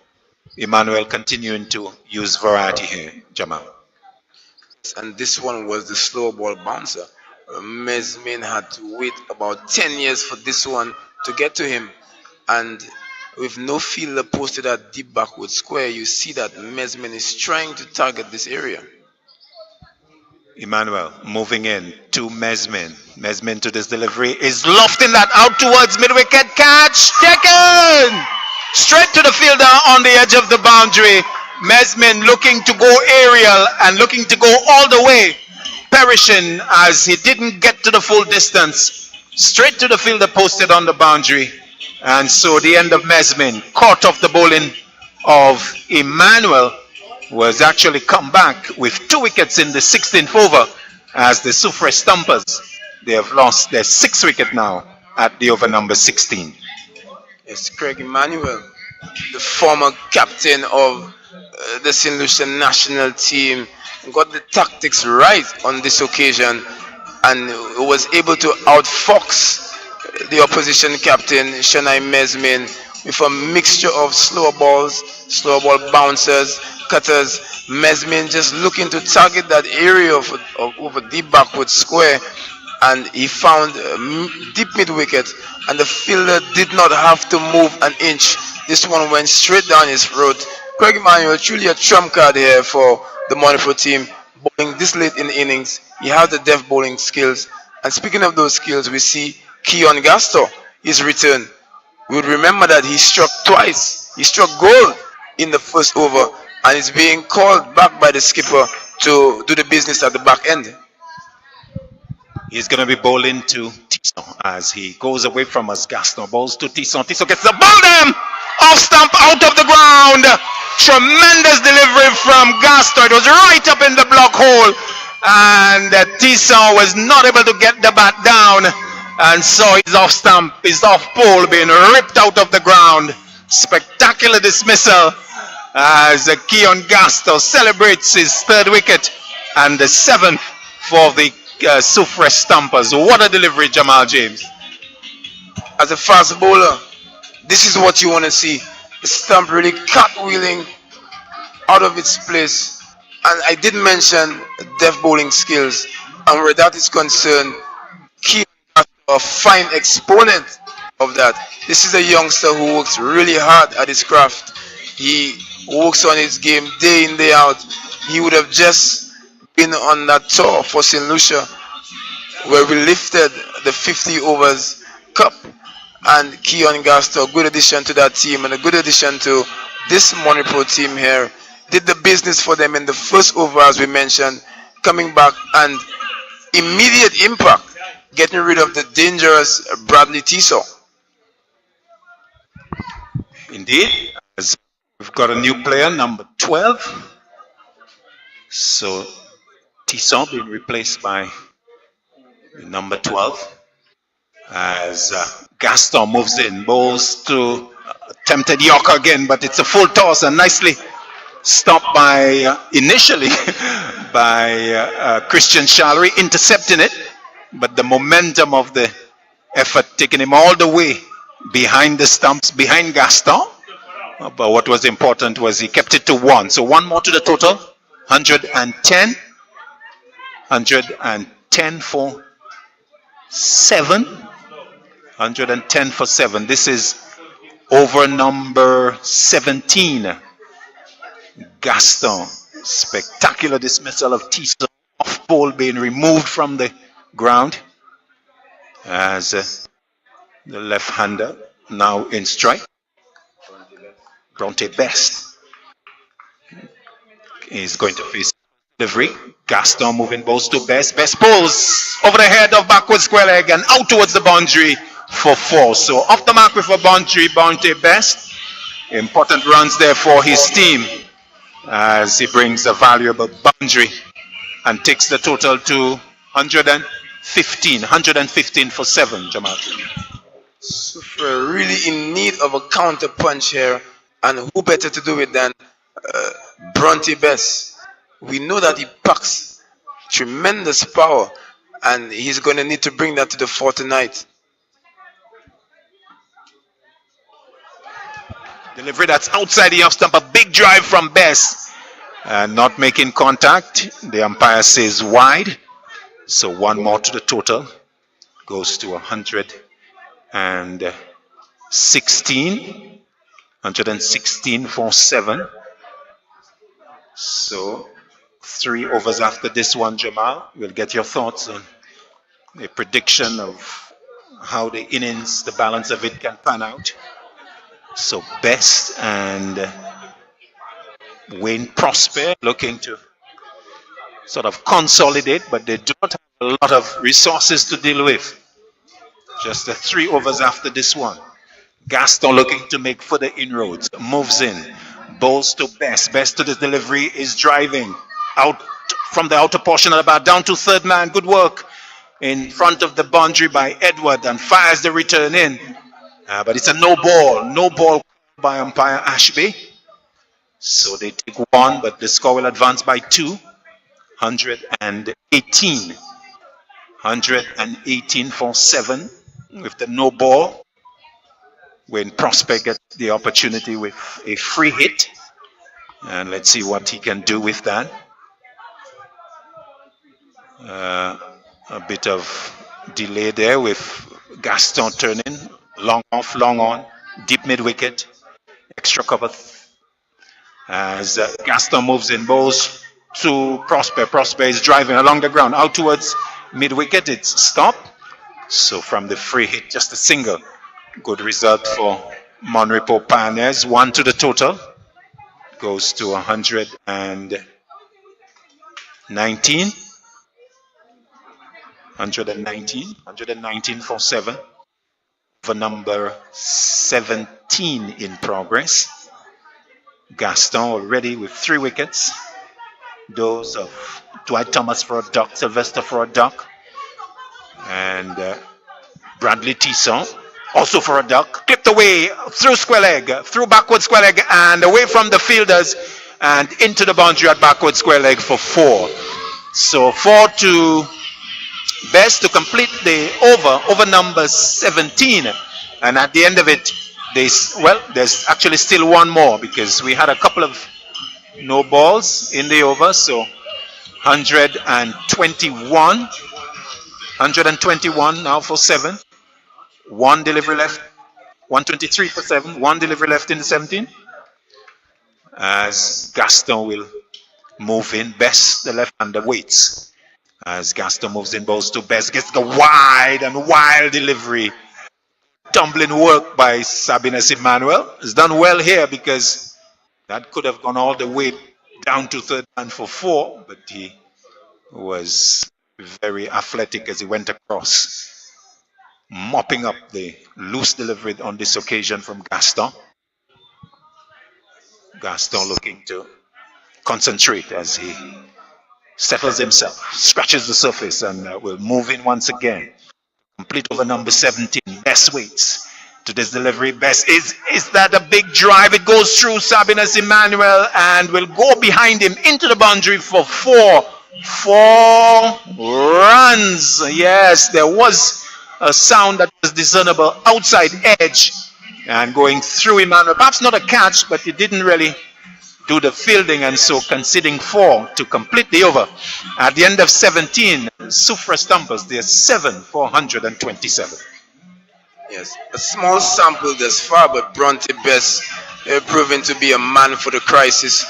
We can recall that he is the former captain of the Choiseul Craftmasters team, and Bronte Best, another member of the Poile Bay Rebels, who would have just lifted the Monrepo League, the M Cup, and he would have made significant contributions if the bat. In fact, in the semi-finals, Bronte Best getting a score of 75. So he's quite familiar with this team and all of the bowlers, and he would need to bring that knowledge and the natural power that he possesses there to get Soufriere to a total of respectability. They've got 18 balls left in the innings. Emmanuel will move in now. Bowls to Prosper. Prosper gets a wide delivery. And wide called by umpire Donovan.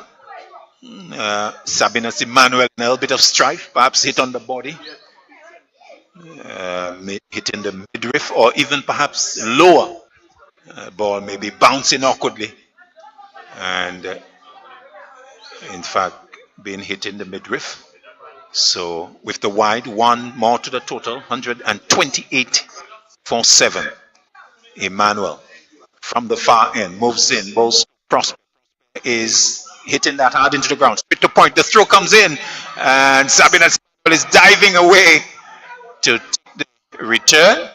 But Best is arriving safely. So with the single, the total going up to 120, 130. Yes, we had the no ball, the wide correction. So 130 now for 7. This is over number 18. The left-handed Best is going to be in strike. For Emmanuel, we've got long on, long off, deep mid-wicket, deep extra cover, third man. Short backward square leg on the edge of the circle, backward point, squarish cover, extra cover. Emmanuel moving in, bowls to Best. Best shot pulled hard into the ground, can't score. And Emmanuel will be happy to pick that up on the edge of the square. Best maybe missing an opportunity to hit that to the boundary, Jamal. Most definitely. I believe that he chose the wrong option with the field set here. Just guiding this one past the field, that backward point would have brought about a certain boundary, but opting to target the field at deep backward square instead, with the ball moving across him. Emmanuel moving in, bowls to Best. Best to this delivery is big drive, big edge, caught, taken by Emmanuel. A slower delivery, floated wide of off stump, and so a big drive by Best, having to wait on it, and in the end being outfoxed by the change of pace. So Emmanuel picks up his 3rd wicket with Best going. Caught Sabinas Emmanuel, bowled Craig Emmanuel in the 18th over. The Soufriere Stumpers, they've lost their 8th wicket with Best going. And another blow struck here by the combination of Craig and Sabinas Emmanuel. Craig Emmanuel here again showing the value of experience. This one here, he knew that Bronte Best was looking towards the leg side. Just a deceptive change of pace, a slower ball. Bronte Best had to wait about 10 years for this one. Nice and slow. He also looked to give himself some room, so he took himself away from the line of the ball, and that hampered the stroke play, hampered the timing, and was only able to get a thin edge on this one giving Sabinas Emmanuel an easy catch and the third wicket for Craig Emmanuel. A delivery that St. Rose, the new batsman, is trying to work on the onside and is not successful. Leg by being signaled by umpire Donovan. One more to the total. 131. 131 for 8. Umpire Donovan having some stern words with St. Rose, who seem to have run right up the middle of the track. And so umpire Donovan having to kick away the divots that would have come up as his haste to get off the mark. Mr. St. Rose running right up the middle. So that's been sorted out. Emmanuel will move in. Balls to Prosper. Prosper to this delivery is getting a delivery that's pitched up. And change of pace, a slower delivery. Clipping it out towards mid-wicket for a single. The fielder coming off the boundary. Hazel. No, that's not Hazel. Hazel is on the offside. So one more to the total. 131. 131 for 8. This is the 18th over as Craig Emmanuel moves in now. Balls to St. Rose. St. Rose is getting a short delivery. Wants a single. There's a Prosper and St. Rose responds. So one more to the total. Another leg by. So Prosper has run, St. Rose has run twice, but he's yet to score. So the over is completed. At the end of the 18th, 132, 133 for 8. 12 deliveries left in the innings. Craig Emmanuel proving pretty difficult to negotiate with the bag of tricks that he has. This last delivery here to Clem St. Rose, a case of the taste of your own medicine. Clem St. Rose, a fast bowler himself, he likes to dig the ball in short and get it to rear up near to the batsman's face, and being hit by a superb delivery really from Craig Emmanuel. The track does not look as lively and pacey as it did last night, but the tall frame of Craig Emmanuel is still able to extract appreciable bounce. Gaston for his fourth over as he moves in now. Balls to St. Rose. St. Rose is driving back past Gaston. Will it be cut off? Good work, good diving work by Hazel Shallery, getting the body in the way and keeping them down to 2. So 2 to St. Rose, that gets him off the mark. 135 for 8. Gaston in his final over. Figures of 3 for 27 as he moves in now. Balls to St. Rose. St. Rose to the delivery is getting one that's full. Clips it down to long on. Knocked down by Lesmore. Lesmore of the Jamal variety. One more to the total as St. Rose goes to 3. Prospect comes in to strike.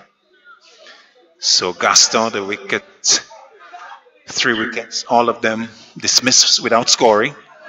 Gaston moving in, balls to Prosper. Prosper is looking to tug that. Oh, good. It has come off the keeper and the throw will come into the keeper. Close thing.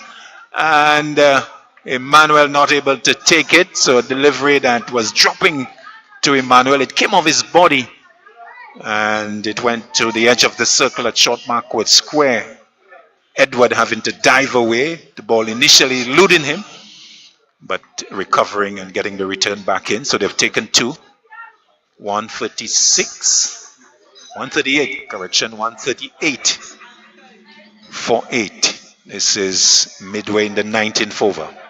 Gaston moving away from us. Balls to Prosper. Prosper to this delivery is getting a good delivery. Plays it into the offside. To the extra cover region, so just 1. 139 for 8. And Gaston coming back and doing well, keeping things quiet, just 1s and 2s off of him in this 19th over. A very skillful bowler in the making. He also has the makings to be a very good all-rounder. And I'm very excited to see how this youngster develops. Number 22 on his back. He goes away from us. Bows to St. Rose. St. Rose to this delivery is backing away and tugs it out towards Lesmore, who comes off the long boundary along the ground. One more to the total. One more to St. Rose. He goes to 4. 140. 140 for 8. 2 deliveries are left in the 19th. 1 delivery. Correction. Gaston looking to finish good here for Mon-Repos Pioneers. He goes away from us. Bows to Prosper. Prosper is looking to drive, but is not getting much out of it. Squeezing out from the outer portion of the bat, going into the offside to complete the 19th over. So at the end of 19, Soufriere Stumpers, they are 141 for 8. 6 deliveries are left in the Soufriere Stumpers innings. A good display of bowling by the young talent Keon Gaston. He has really come into his own as the tournament has progressed. However, we would have seen that he suffered from a no ball problem. He would have bowled plenty of no balls in the previous encounter at the Darren Sammy Cricket Ground, and tonight guilty of a couple here again. And as the Mon-Repos team advances, well, if they are to advance, because this group is pretty tight, they would need a better effort from Gaston where that's concerned. Final over, Craig Emmanuel bows to Prosper. Prosper hits that out towards the offside. The sweeper is posted coming to his right and fires the return, a very good return over the stumps to Sabinus Emmanuel as they take 142 for 8. Craig Emmanuel before this, 2 overs, no middles, 3 for 7, Jamal. Excellent returns, proving to be a death bowling specialist for this well-oiled Mon-Repos unit. Looking to finish strong here for Mon-Repos Pioneers. Emmanuel moving in, balls to St. Rose. St. Rose is getting a short, slower bounce, scored wide by the umpire. Emmanuel bemused by the call and picking that up from Sabinus Emmanuel. Good thinking, but a little too wide. Yes, another one of those tricks up his sleeve. The slower ball bouncer knows that the tail enders are just looking to play only one way, of forcing them to play another. Emmanuel moving in. Final over of the innings. Balls to St. Rose. St. Rose is backing away and then having to come towards the offside because it is not in his hitting area. Emmanuel deliberately throwing it wide, but not too wide that the umpire can call wide. So good delivery in the circumstances, a dot ball. So pressure building on St. Rose to get the boundary. This is the final over. He needs to really push the scoring along. Emmanuel from the north, bowls to St. Rose, walking across the stumps and tugging it out towards mid-wicket, who comes off the boundary. But they will just settle for 1. Prosper just ambling towards the striker's end to complete the single. 144 for 8. This is the final over. Prosper is in strike. Perhaps he fancies his chances of getting to or even over the boundary against Emmanuel. From the far end, the tall figure of Emmanuel runs in, balls to Prosper. Down the track, hits out towards inside out, but fielder is posted, so just 1. So good stuff from the Mon-Repos Pioneers. Bowling to the right areas, the field nicely positioned. 1 to the total as Prosper with the single, bringing St. Rose in strike. 2 deliveries left in the innings. So St. Rose in strike. How would he love to get maybe a couple of big blows, maybe 2 big sixes to finish for the Stumpers? You just think that their 140 odd is not enough. Emmanuel to St. Rose. St. Rose backing away, hits that high. It has enough on it to go all the way over third man for 6. Exactly what the doctor ordered for St. Rose. Swinging his bat and getting the maximum result. It was a top edge and going all the way, flying over third man and to our right, to the left of the big tamarind tree, and a maximum welcome by St. Rose as he brings up the 150 for the Stumpers. Exactly 151 for 8. A timely boundary with 1 delivery left, Jamal. Finally, we were just wondering when the next boundary would have come. And this is what we meant by chancing your arm. Just give it a go. And as in the local cricketing circles, you wish it well. It had enough on it to go fly all the way. Emmanuel, final delivery of the innings, moves it, goes to St. Rose. St. Rose is swinging. That has gone and dropped out at extra cover. And will that be mopped up? Yes, by the sweeper who comes across, and the return comes into Emmanuel. So 2 taken by St. Rose. So a nice flurry from his bat on the last 2 deliveries, 6 and then 2. 153 for 8. We make it as that looks like the end of the innings. So 153 for 8, the Soufriere Stumpers. You would have to think, Jamal, a little inadequate based on the dimensions here at the GROS playing field with some pretty short boundaries, but it is runs on the board. And the Monrepo team, they will obviously fancy the chances of overhauling that total. But your assessment of the batting effort of the Soufriere lads and your projections on the possible reply by the Monrepo Pioneers. Yes. The efforts of the Stumpers would have been severely dented from the get-go, from over number 1 with Keon Augusto doing the business for the team and dislodging really the heart of the run scoring effort. And from that point, the innings never really got going.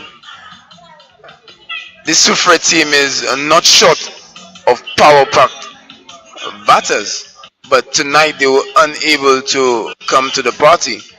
And a late flourish from Clem St. Rose, getting them over the 150 mark. But last night, we would have seen a score of 1. It's a new day. A day we've been waiting for our whole lives. This is the beginning of something that we thought was impossible.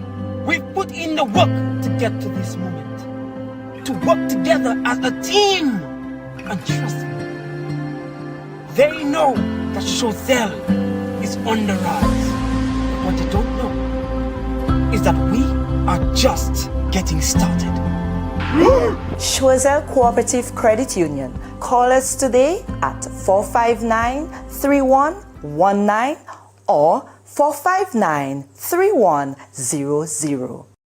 US Polo Association is having a massive sale at both locations at the Castries and Baywalk Mall. 30 to 70% off. That's right, 30 to 70% off. Men's, ladies, and kids apparel. Now is your chance to get your favorite outfits at fantastic savings. 30 to 70% off. And it's all happening at both locations, Castries and the Baywalk Mall. US Polo Association would like to thank our loyal customers for the years of support. Don't forget, 30 to 70% off. Sale starts Wednesday, October 11th.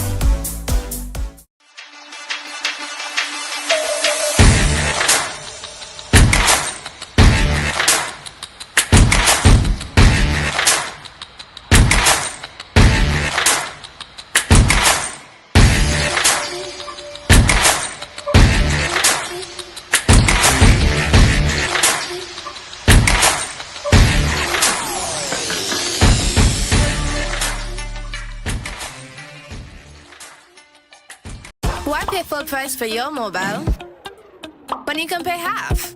Just bundle your home internet and mobile services with Flow and save 50% on your mobile bill. That's money in your pocket every month. Plus now you get free YouTube and WhatsApp data. And you can share your plan with up to 3 other numbers. Upgrade now and get a free smartphone. Switch and keep your number. Learn more at discoverflow.co. At Greater Vision Designs, we value our customers and provide cutting-edge customer service. Great Vision Designs specializes in television broadcasting and live streaming of funerals, sports events, weddings, meetings, shows, and more. Call us today at 722-6542 or 726-9914 or follow us on Facebook and YouTube. Great Vision Designs, coverage you can count on.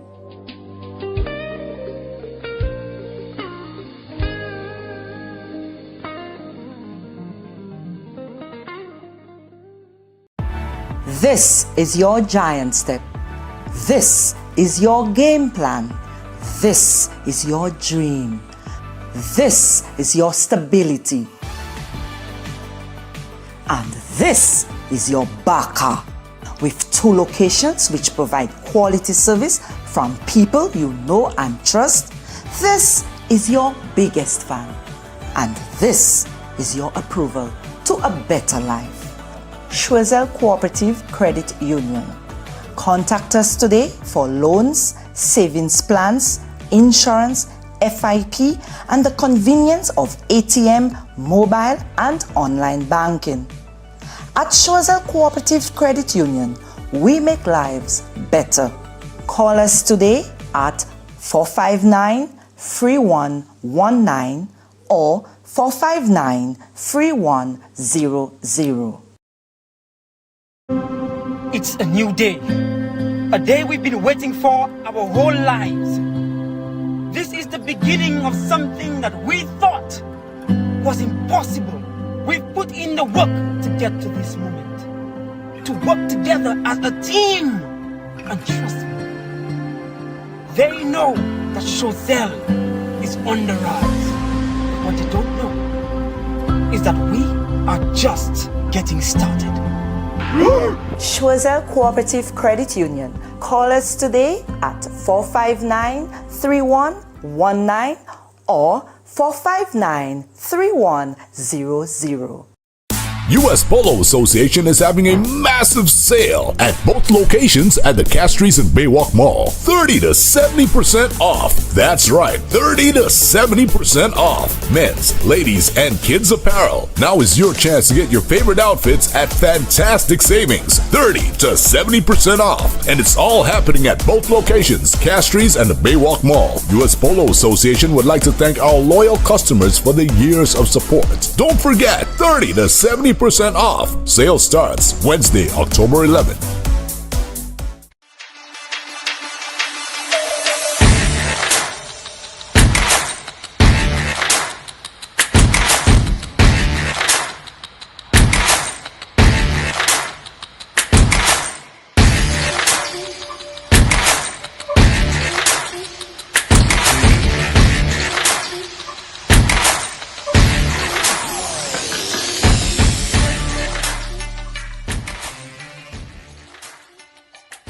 Why pay full price for your mobile when you can pay half? Just bundle your home internet and mobile services with Flow and save 50% on your mobile bill. That's money in your pocket every month. Plus now you get free YouTube and WhatsApp data. And you can share your plan with up to 3 other numbers. Upgrade now and get a free smartphone. Switch and keep your number. Learn more at discoverflow.co. At Great Vision Designs, we value our customers and provide cutting-edge customer service. Great Vision Designs specializes in television broadcasting and live streaming of funerals, sports events, weddings, meetings, shows, and more. Call us today at 722-6542 or 726-9914. Or follow us on Facebook and YouTube. Great Vision Designs, coverage you can count on.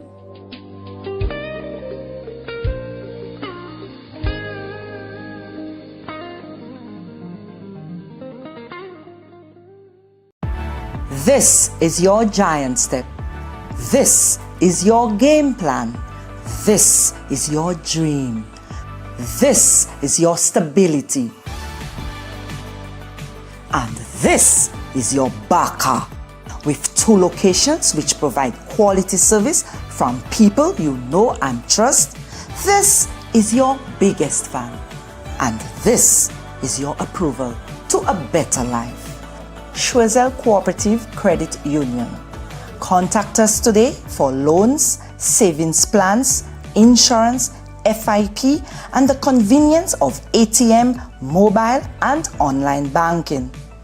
At Schwezel Cooperative Credit Union, we make lives better. Call us today at 459-3119 or 459-3100. It's a new day. A day we've been waiting for our whole lives. This is the beginning of something that we thought was impossible. We've put in the work to get to this moment. To work together as a team. And trust me, they know that Schwezel is on the rise.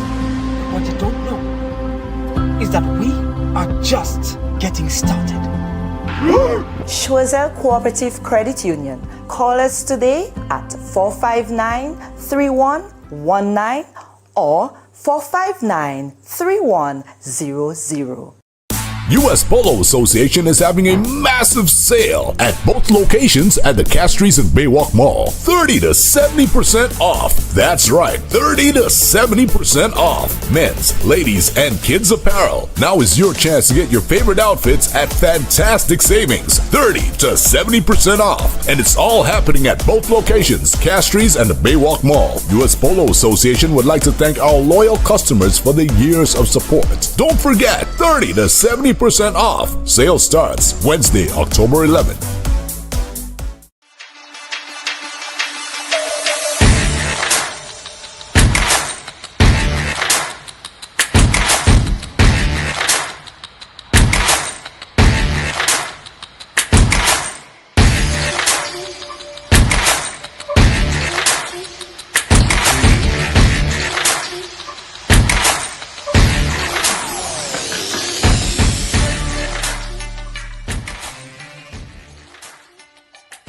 Why pay full price for your mobile when you can pay half? Just bundle your home internet and mobile services with Flow and save 50% on your mobile bill.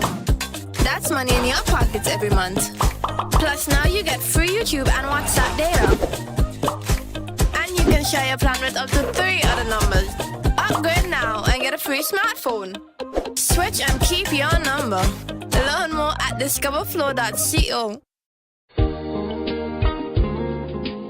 At Great Vision Designs, we value our customers and provide cutting-edge customer service. Great Vision Designs specializes in television broadcasting and live streaming of funerals, sports events, weddings, meetings, shows, and more. Call us today at 722-6542 or 726-9914. Or follow us on Facebook and YouTube. Great Vision Designs, coverage you can count on.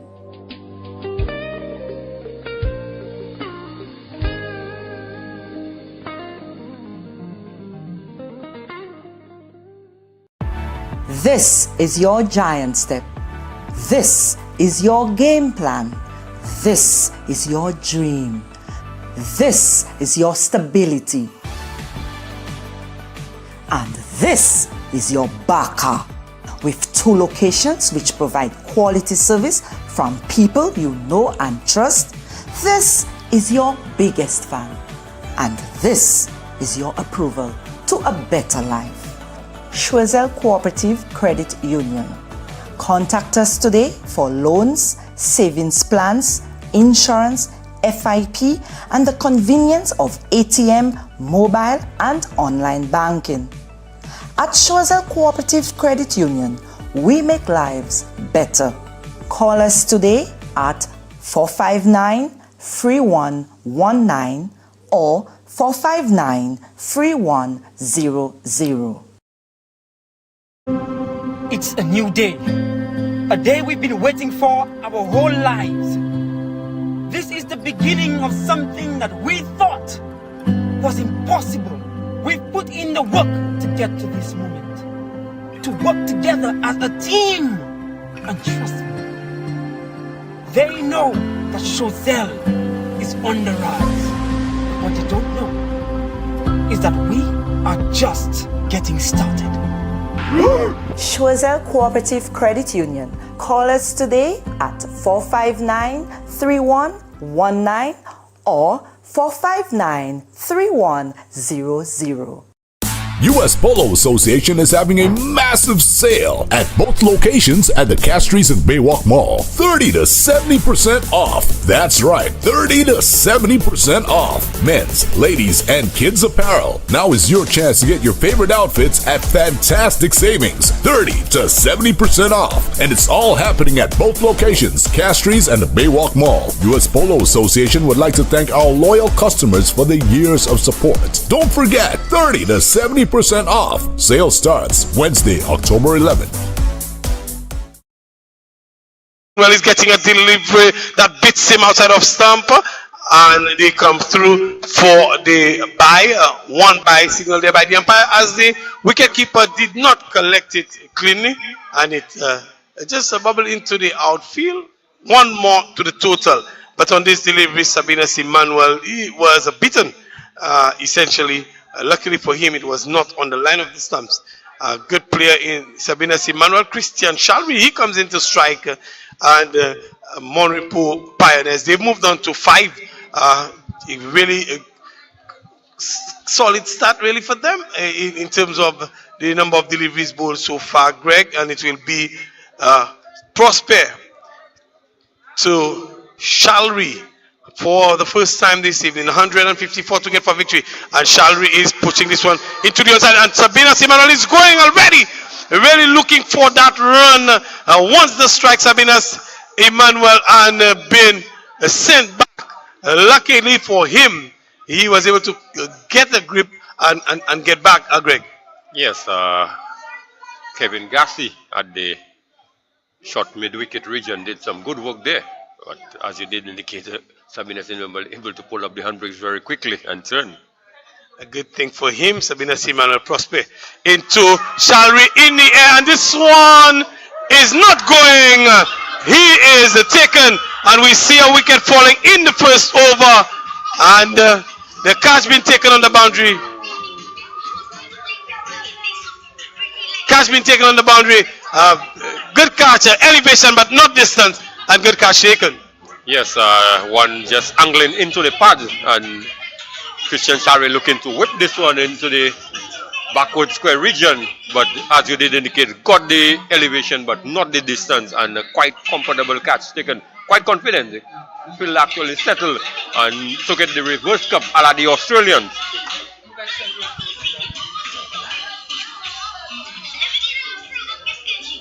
And not sure who it is who took the catch, but nevertheless the first one goes for the Monrepo Pioneers, and Soufriere Stumpers, they do have the bowling, Greg, and the fielding as well as the enthusiasm to defend this total, and they've started well. Christian Shalri not able to, he's looking to go for the big one and not successful, and he was defeated, and his departure brings Rohan Lesmore. They had hitting Rohan Lesmore into the wicket. And one thing that could catch you, Greg, with a small total on a small ground, looking to go too hard, too early, can really land you in some trouble. Yes, certainly it can be detrimental at times, but at the same time, in the same token, one has to be positive. Considering it is a small ground, if you have a positive frame of mind, if the ball comes up the middle of the bat, chances are you're going to clear the boundary. That is correct as well. And Rohan Lesmore is in to replace Christian Shalri's captain. Prosper will continue to bowl to Lesmore. Lesmore is looking for the big heave outside of stump. A good length from Prosper, and no contact being made. And the ball goes through to a wicket keeper.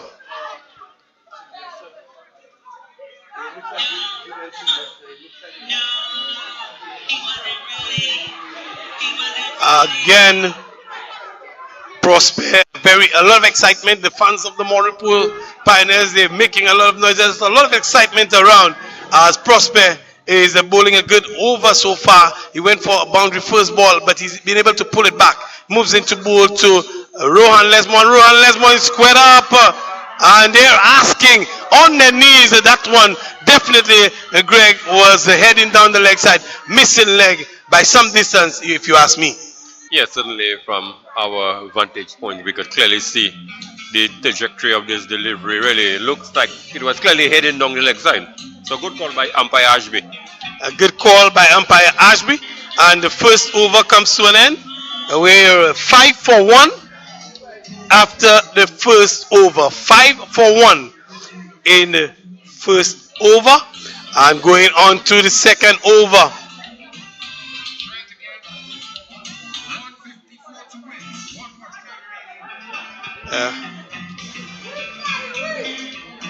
It looks like it's going to be Dalias Monroe's for the Soufriere Stumpers, and they're opening with the spin, bringing the spin on very early, the Stumpers.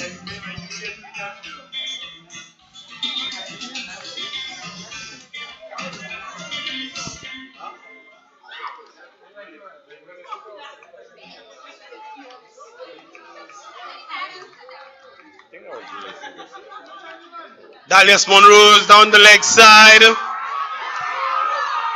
the white being called. They livid the Soufriere Stumpers. They thought they had gotten an edge there. And everybody was celebrating. And this one was down the leg side. The umpire does signal a wide. And the Stumpers, the entire team, they went up in with a very confident appeal. The umpire says this one was wide. And a judge a wide. Tennessee Hippolyte, a good take for him down the leg side. Tennessee Hippolyte. And very disappointed. Actually, they look distraught, Greg, that they were not given the decision. Yes, but this is unsportsmanlike behavior. I think the umpire has ruled not out, as much as they may have thought that there was bat onto it. But we saw in the innings of the Soufriere Stumpers, when they batted the captain Shanai Mesme, we heard a big sound from out there, and we did not see the Monrepo Pioneer players got on the way they did. Certainly the umpire been put under a bit of pressure. Monroe's through and around, and Sabinas is driving out towards mid-off, and he comes through for the single to bring the left-hander, the other left-hander, well, the right-hander Rohan Lesmore into strike, and Monroe's and the entire Soufriere team livid with the decision from the umpire. So I think that's one for the match referee to consider, Greg. I'm not sure how this one will play out off the field, but certainly it did not make for good viewing with the Soufriere Stumpers team.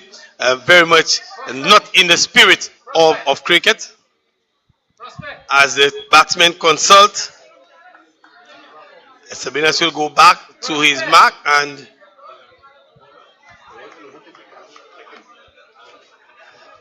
it's Monroe's to Rohan, and Rohan is driving back to Dalias Monroe's, who fields off his own bowling, pitching up to Lesmore, and Lesmore is looking to go big really, but not making proper contact on this occasion. Good fielding. Dalias Monroe's is inside.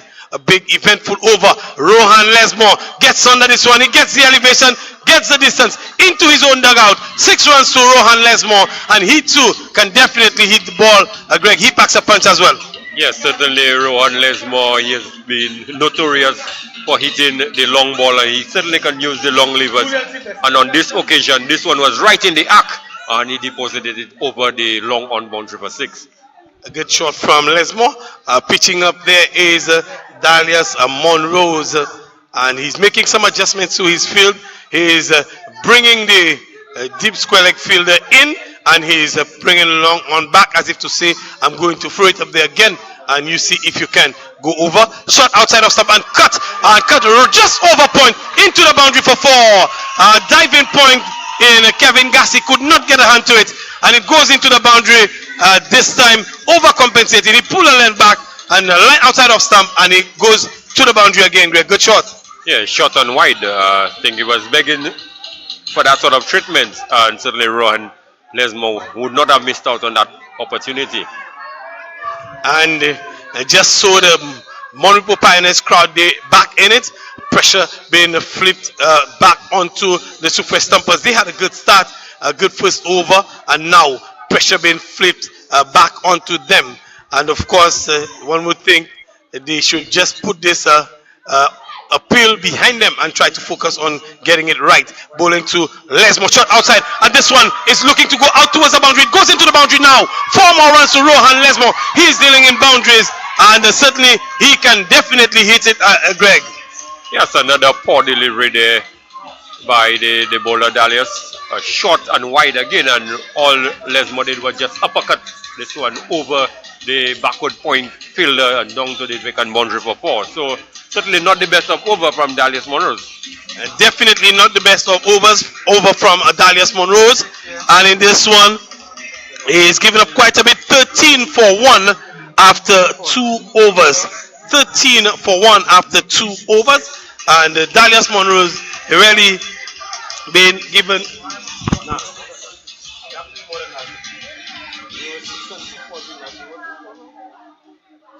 Oh, just 21. Sorry, I think we just definitely got this one wrong. 21 for 1 after 2 overs, and Dalius Monrose have been given 16 of that over, given some treatment here as the third over is about to get on the way, and it is Prosper who will continue from the commentary box and head and bowling to Sabinas Emmanuel. And it is not often, Greg Wilson, we see Sabinas Emmanuel playing second fiddle. And tonight he's been asked to play second fiddle since Rohan Lesmo came out all guns blazing. Yes, certainly it's not something that we see too often, but at least he is really playing the supporting role, which is very important, because you sometimes you do need an aggressor and somebody to play the more subdusive role. And tonight it is, at the moment, is Sabinas playing the supporting role. How long he can keep this up, I am not sure. And looking to play this one out towards the backward point. I cannot beat the backward point fielder in Dwight Thomas. And the score remains on 21 for 1. We're in the third over. Prosper bowling after his first successful over. First one is looking to follow up with it. Really trying to tighten the screws again and put some more pressure, as Dalius Monrose had really opened the floodgates in his over. Prosper moves in to bowl to Sabinas Emmanuel, and he is looking for the big heave, misses it, and they call Rohan Lesmo was halfway down the track. Sabinas Emmanuel sent him back as he was ball watching, really caught ball watching is Sabinas Emmanuel, and really looking out of sorts this evening. Sabinas Emmanuel usually is much more controlled than that, Greg. Yes, you're struggling a bit, but all you need sometimes is just one up the middle of the bat, and that might just change the fortune around. Struggling to get the hold of the pace and bounce of the wicket is Sabinas Emmanuel. Prosper in a good over so far from him. Sabinas Emmanuel is driving and not interested in the run as the mid-off comes in very quickly, and Bradley Tissot will hold this one in, and no run resulting from this one. Again, another good delivery from Prosper, just getting Sabinas Emmanuel driving into the offside for another dot delivery. The score remains on 21 for 1. We're into the third over, but of course this with the low-ish total from the Stumpers, the Monrepo Pioneers can see a few balls go through without any pressure being mounted on their batting. Yes, certainly batting second, it has its advantages in that you know exactly what the total is, and a few good delivery, a few tight overs, you could afford to suck up that bit of pressure, and then later on you could always, because there's always a bowler too that could be targeted. That is absolutely correct, Greg Wilson. Very good call as we are here in the KFC SPL. And Sabinas Emmanuel gets one off out towards the boundary, and he will get that boundary in the mid-wicket area. And one is coming a thickish edge as well. It didn't quite come off the middle, and this one nevertheless will go to the boundary for Sabinas Emmanuel, and the score moves on to 25 at the end of the third over. Not a bad place to be, chasing 154, 53 really on a very, very small Grosley field here in this KFC SPLT20 2023. Well, and after 3 overs, the Stumpers, they would have amassed some 20 runs. But remember, they lost 2 wickets in the first over. So Monrepo Pioneers still at this point at a much better position than the Stumpers were. But when Prospect did bowl a fairly good over, just that he was unable to close the over. The final delivery considered a 4, but 4 runs of the over. Nevertheless, it's still a good, relatively good over. A very good over from Prosper. He should have closed it out, but couldn't on this occasion. And Sabinas Emmanuel getting himself a boundary for his troubles. And we're going to see a change. Bronte Best is going to replace Dalias Monrose at the northern end. Bronte Best is replacing Monrose, and he will be bowling to Lesmore. Lesmore now has a long off in operation. Bronte Best to Lesmore. Lesmore is driving out towards long off. Comes off the middle of the bat, and the fielder makes a good stop. Not before Rohan Lesmore comes through for 1 to take the score to 26. 26 for 1. 3.2 overs. We are 26 for 1. And a consultation between Mesmin and Bess. Bess looking to just dry up the ball. There's a bit of dew, a lot of moisture out there because we had gotten a shower earlier. Left-hander on strike, Sabinas Emmanuel. And Sabinas Emmanuel is driving. He finds the gap through extra cover and goes to the boundary. Another 4 for Sabinas Emmanuel. And Greg, you called it. Once he gets 1 away, that's all he needed to get his timing and his placement. Yes, Bess on this occasion just short and wide, and Sabinas just punches this one to the left of the cover fielder.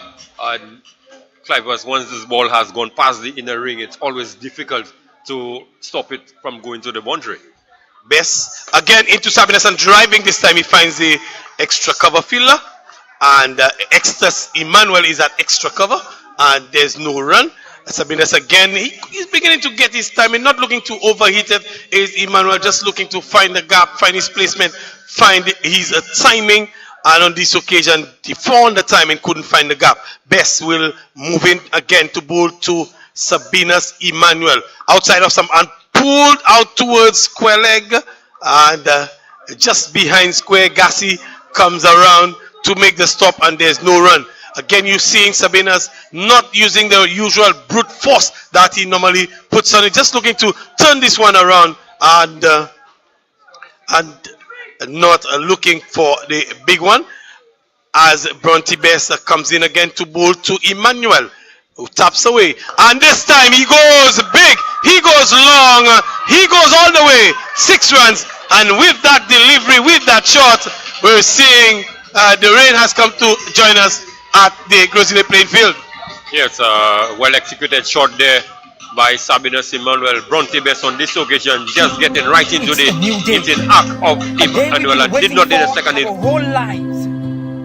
This is the beginning of something that we thought was impossible. We've put in the work to get to this moment, to work together as a team. And trust me, they know that Chauzel is on the rise. What they don't know is that we are just getting started. Chauzel Cooperative Credit Union. Call us today at 459-3119 or 459-3100.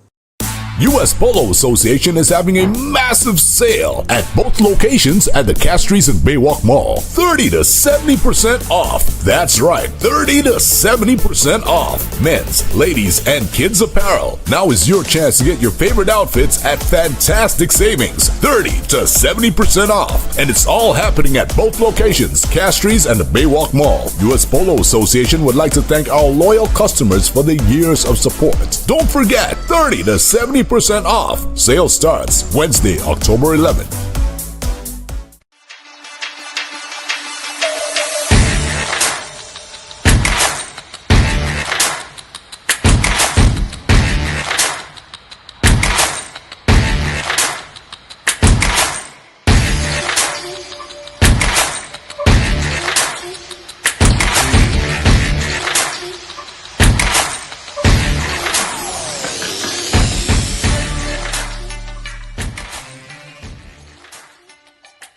Why pay full price for your mobile when you can pay half?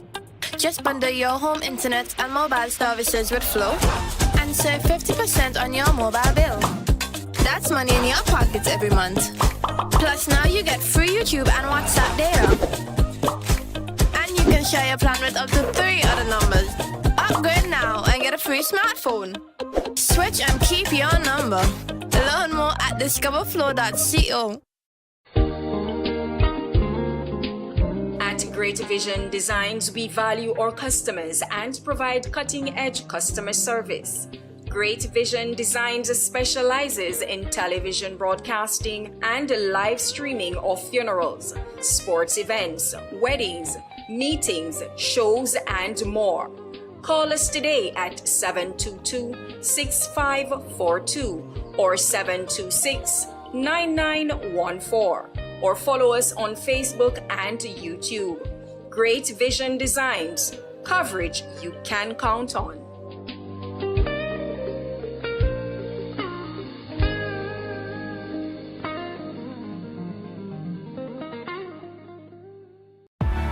This is your giant step. This is your game plan. This is your dream. This is your stability. And this is your Baka, with 2 locations which provide quality service from people you know and trust. This is your biggest fan. And this is your approval to a better life. Schwezel Cooperative Credit Union. Contact us today for loans, savings plans, insurance, FIP, and the convenience of ATM, mobile, and online banking. At Schwezel Cooperative Credit Union, we make lives better. Call us today at 459-3119 or 459-3100. It's a new day. A day we've been waiting for our whole lives. This is the beginning of something that we thought was impossible. We've put in the work to get to this moment. To work together as a team. And trust me, they know that Schwezel is on the rise. What they don't know is that we are just getting started. Schwezel Cooperative Credit Union. Call us today at 459-3119 or 459-3100. US Polo Association is having a massive sale at both locations at the Castries and Baywalk Mall. 30 to 70% off. That's right, 30 to 70% off. Men's, ladies, and kids apparel. Now is your chance to get your favorite outfits at fantastic savings. 30 to 70% off. And it's all happening at both locations, Castries and the Baywalk Mall. US Polo Association would like to thank our loyal customers for the years of support. Don't forget, 30 to 70% off. Sale starts Wednesday, October 11th.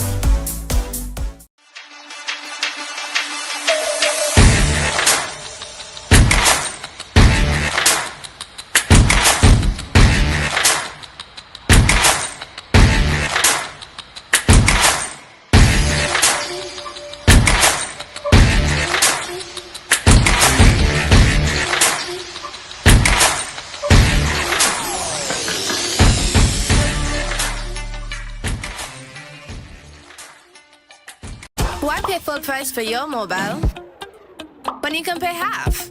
Just bundle your home internet and mobile services with Flow and save 50% on your mobile bill.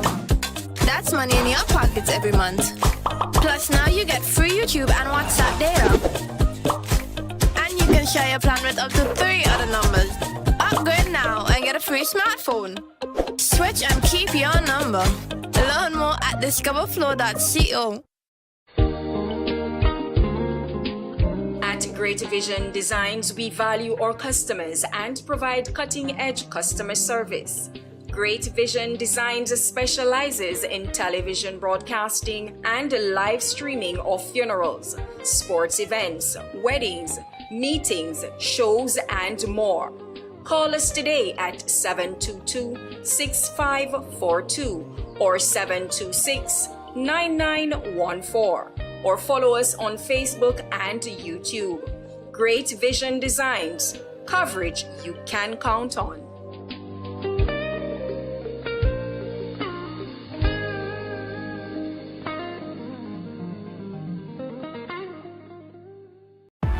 This is your giant step. This is your game plan. This is your dream. This is your stability. And this is your Baka, with 2 locations which provide quality service from people you know and trust. This is your biggest fan. And this is your approval to a better life. Schwezel Cooperative Credit Union. Contact us today for loans, savings plans, insurance, FIP, and the convenience of ATM, mobile, and online banking. At Schwezel Cooperative Credit Union, we make lives better. Call us today at 459-3119 or 459-3100. It's a new day. A day we've been waiting for our whole lives. This is the beginning of something that we thought was impossible. We've put in the work to get to this moment. To work together as a team. And trust me, they know that Schwezel is on the rise. What they don't know is that we are just getting started. Schwezel Cooperative Credit Union. Call us today at 459-3119 or 459-3100. US Polo Association is having a massive sale at both locations at the Castries and Baywalk Mall. 30 to 70% off. That's right, 30 to 70% off. Men's, ladies, and kids apparel. Now is your chance to get your favorite outfits at fantastic savings. 30 to 70% off. And it's all happening at both locations, Castries and the Baywalk Mall. US Polo Association would like to thank our loyal customers for the years of support. Don't forget, 30 to 70% off. Sale starts Wednesday, October 11th.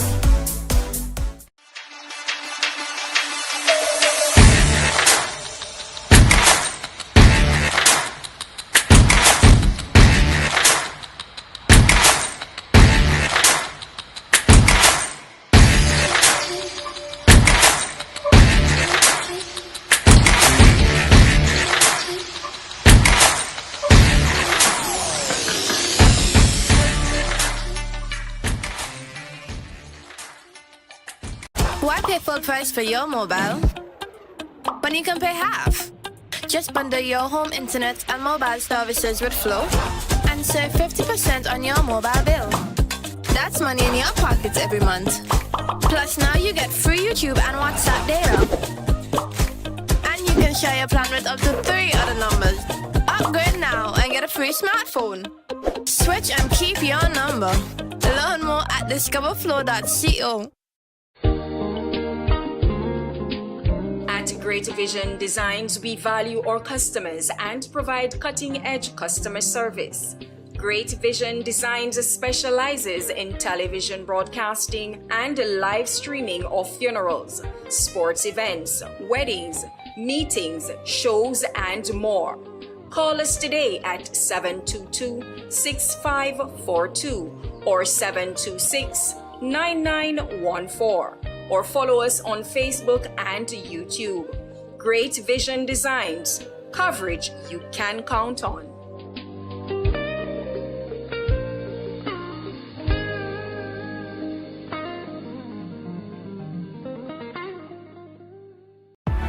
This is your giant step. This is your game plan. This is your dream. This is your stability. And this is your Baka, with 2 locations which provide quality service from people you know and trust. This is your biggest fan. And this is your approval to a better life. Schwezel Cooperative Credit Union. Contact us today for loans, savings plans, insurance, FIP, and the convenience of ATM, mobile, and online banking. At Schwezel Cooperative Credit Union, we make lives better. Call us today at 459-3119 or 459-3100.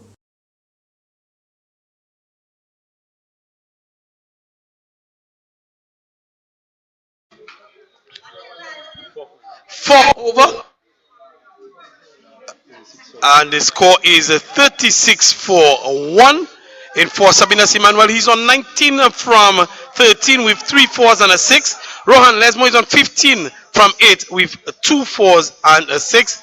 As Emmanuel is getting a short delivery on or about off stump from Bess. And he plays this one back down the track and there's no run. The fourth over comes to an end. 36-1 after 4 overs.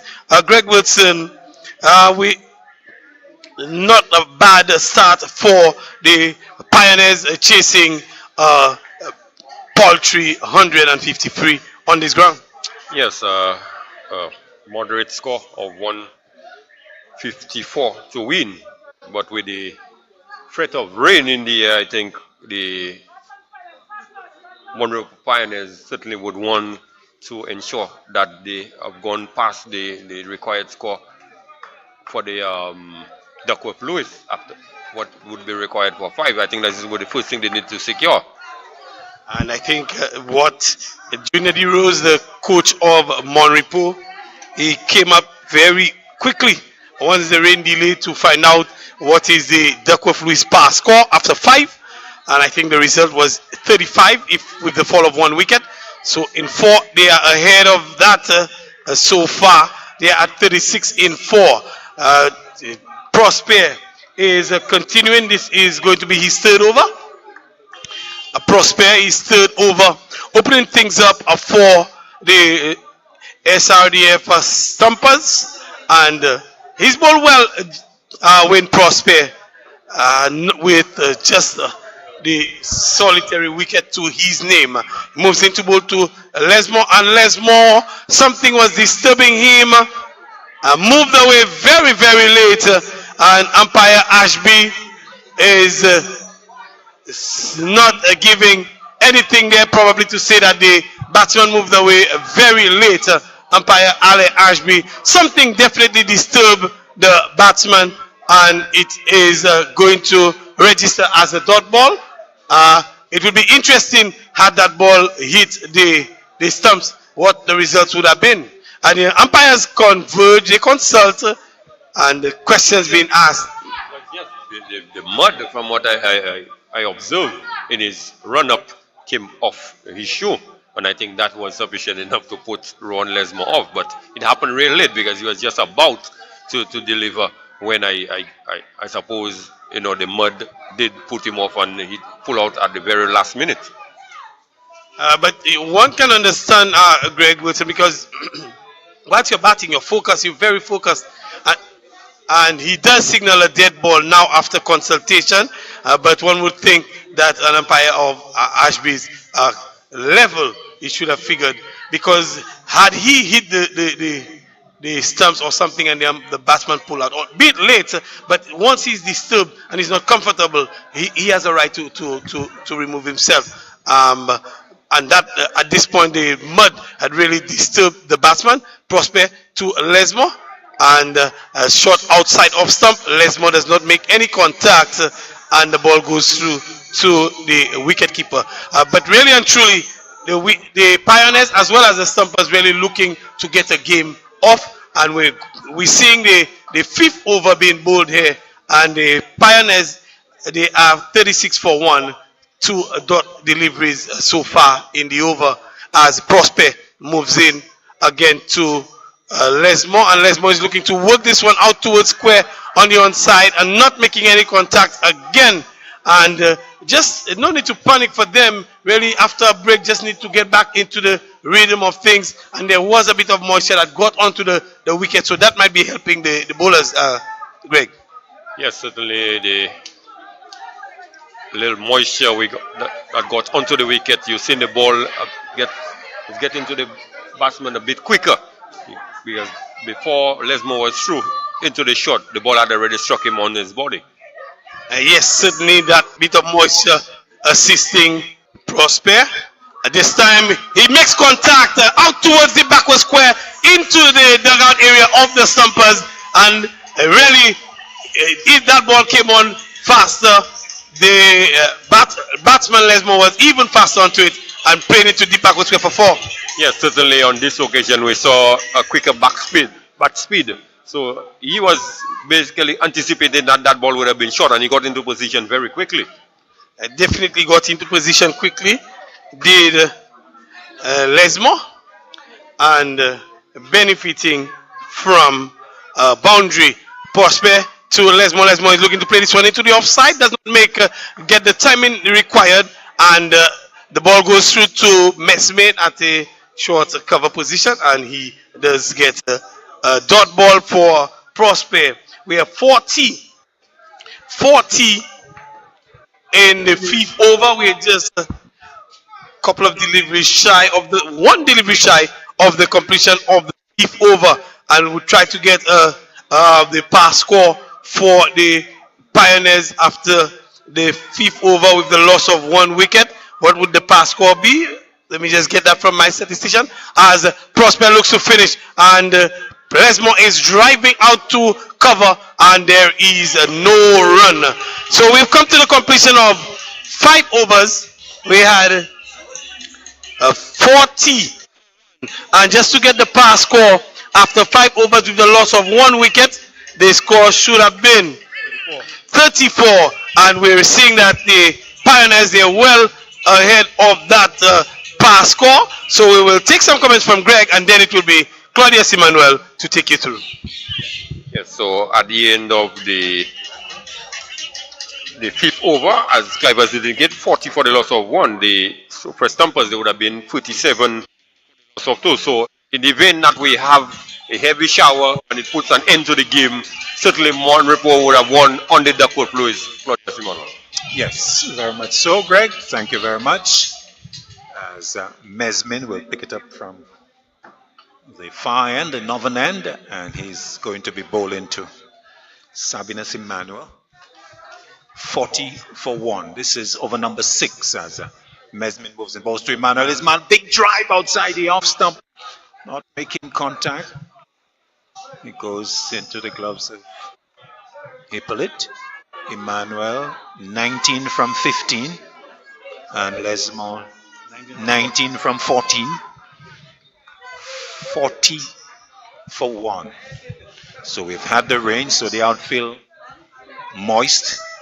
Mesmin to Emmanuel of the back foot, hits it into the covers, but will go straight to the fielder, who's at that forward point position.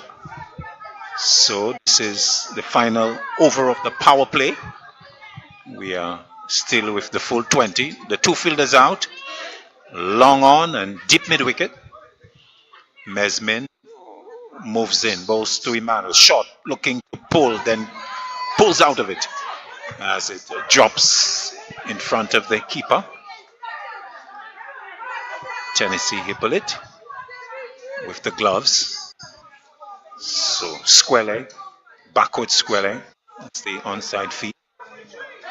Short foot man, point, extra cover, squarish cover, mid off.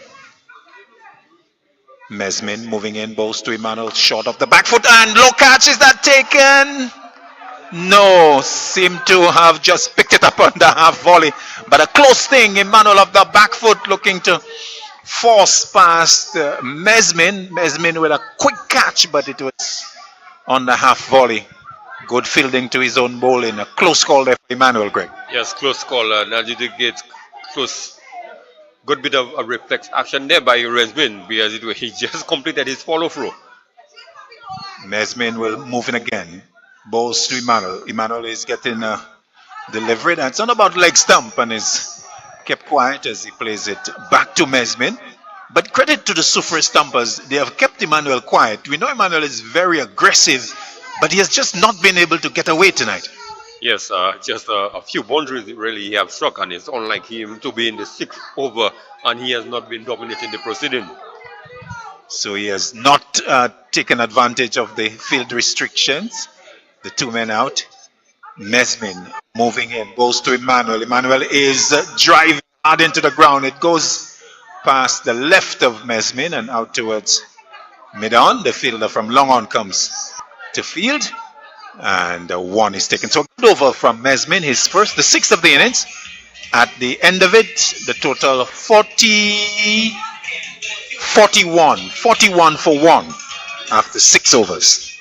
Yes, excellently good over ball there by Chennai Mesmin. Just 1 run resulting from this over, and almost had a half chance of getting Sabinus Emmanuel out. So certainly the captain introducing himself into the attack and really has done a good job, and he would be hoping that he would be getting the same sort of support from the other end. Indeed, as we see a bowling change. So it's going to be St. Rose who is going to pick it up from the southern end of the ground, the end from which we are operating. We are operating in the building at the southern end of the Grosley playing field. So number 58, St. Rose, is going to come in. And we saw St. Rose bowling good areas in the previous game, hitting a good line on about off stump. So it will be quite a feast, quite an interesting tussle, quite an interesting matchup between Sabinus Emmanuel and St. Rose. Emmanuel has been kept largely quiet. St. Rose goes away from us, bowls to Emmanuel. Emmanuel is looking to drive, does so down the ground. They have taken one. The 2 fielders converge, and the man from long off, Bradley Tisson, coming in front of his captain from long on to field. So 1 to the total, goes to 42 with the single. Emmanuel going to 21. So Lesmore on 19 comes into strike. Mesmin at long off shouting instructions to his fielders. We are out of the power play now, so he can put more fielders out on the boundary. He's got long off, long on. St. Rose will move in now. Balls to Lesmore. Delivery that is beaten outside the off stump. Lesmore will suggest maybe he pulled the bat away at the last moment. And St. Rose hitting the good area on about off stump. We have seen that in the previous game. And he will take a lot of batting against Greg, as he has the ability to hit those good areas. This is over number 7. So long off, long on, deep mid wicket, deep square leg. St. Rose away from us, balls to Lesmore. Lesmore is whipping that over the head of the backward square leg. Fielder inside the circle and into the boundary behind him for 4. So a boundary that takes St. Rose to 23 and the total to 47. I make it 46 for 1. We are in the 8th over. Yes, St. Rose on this occasion just drifting into the pads of Lesmore, and all he did was just help it over the head of Dwight Thomas at the backward square boundary and down to the vacant boundary for 4. St. Rose continuing, moves away from us, balls to Lesmore. Lesmore to the playing that airborne, but it will beat Ecstasy Manuel inside the circle. They have gone for 1. They'll come back for the second. Lesmore is a little late, but he will arrive in time as Emmanuel was outpacing him. Of course, Emmanuel a lot more fleet of foot. 2 more to Lesmore. He goes to 25, 47, 40, 48, 48, 48 for 1. Lesmore back in strike. As to this delivery, he's driving out towards the offside square. Long run for the fielder to his left. There's good work just inside the boundary, and a lovely return right over the bales to tennis Hippolyte. Gassi doing good work, keeping Lesmore down to just a single. 49 for 1. This is over number 8. as the left-handed Emmanuel comes into strike. Fielder coming from backward point boundary into the circle. St. Rose over the wicket. Moves in, balls to Emmanuel. Emmanuel to this delivery is getting one that is wide of off stump. And no wide call from umpire Ashby, but it does signal the end of the over. So 8 overs have been completed, and at the end of it, the Monaco lads, they are 49 for 1. With 8 overs gone, Monrepo, they are well on course. Greg Wilson. Yes, the Stumpers after 7 overs, Claudius, they would have been 50, just 1 run ahead, but they would have lost 2 more wickets. So the Monrepo Pioneers, certainly they are in pole position, knowing exactly what the score they're chasing. Indeed. So, correction, I think I was saying 8 overs, actually 7 overs gone. 7 overs gone. So 7 overs. 7 overs. And Mesmin with his second over will move in to Lesmore. Lesmore is lofting that out towards long off fielder. Chops it. Got both hands to it. Bronte Best, I think, coming off the boundary, coming forward and not able to hold on. So a letter for Lesmore as he goes to the non-striker's end. So he picks up the single. The total going up to 49. 50 coming up. 50 coming up. And a bad miss there by Bronte Best, allowing the opportunity to dismiss Lesmore to go a begging. And Lesmore has been the man who's been pushing the total along. So the Soufriere lads, they'll have to pay maybe dearly for that. Emmanuel in strike now as Mesmin comes in. Balls to Emmanuel, shot pulled away, all the way. Over long leg for 6. Exquisitely done by the little pocket rocket. Emmanuel was inside of his stumps and on one leg whipped it away. And that came from the middle of the bat and flew over backward square leg for 6. Emmanuel with the maximum going up to 27. And the total rushing to 56 for 1. And Emmanuel, quite an exciting player. A little man, but he really does pack some power. Not all of his strokes are powerfully hit. That one was not much power. Just exquisite timing into his stumps and whipping the errant delivery away for 6. Mesmin moving in, balls to Emmanuel. Emmanuel is driving. Foolish delivery out towards deep mid-wicket, who comes off the boundary. Monroe's firing in the return on the bounce to Mesmin. One more to Emmanuel. He goes to 28. 57. 57 for 1. This is over number 8. Monrepo in search of 154. And they're well on course. Good platform being laid as Lesmore in strike now. Mesmin balls to Lesmore. Lesmore is hoiking that out towards long on. It's along the ground. Initially in the air, but for the latter part of its path, going along the ground. One more to Lesmore as the total goes to 58. 58 for 1. The left-handed Emmanuel comes back into strike. Mesmin from the far end moves in, balls to Emmanuel. Emmanuel to this delivery is just waiting it nicely, just pushing it in front of him into the short mid-wicket region. Emmanuel comes, Mesmin correction, comes to field. And one more to the total. Emmanuel with the single. 29. 29 in 28 deliveries, so more than a runner ball. 59. Or is it 58? 59? 59 for 1. Lesmore the right-hander in strike. As will move in. Again, balls to Lesmore. Lesmore is hoiking that out towards mid-wicket and beautiful catch, but put down in the end. A valiant attempt by the man on the boundary. The momentum of the run perhaps contributing to make it difficult for him to hold on. He actually had it above his head two-handed, but just the momentum of the run to his left not able to hold it in. Prosper, the ball going to ground. Another life for Lesmo, who gets the single at the end of the over. So one taken, and with the single, Lesmo going up to, will get you his score. The overall score 60 exactly.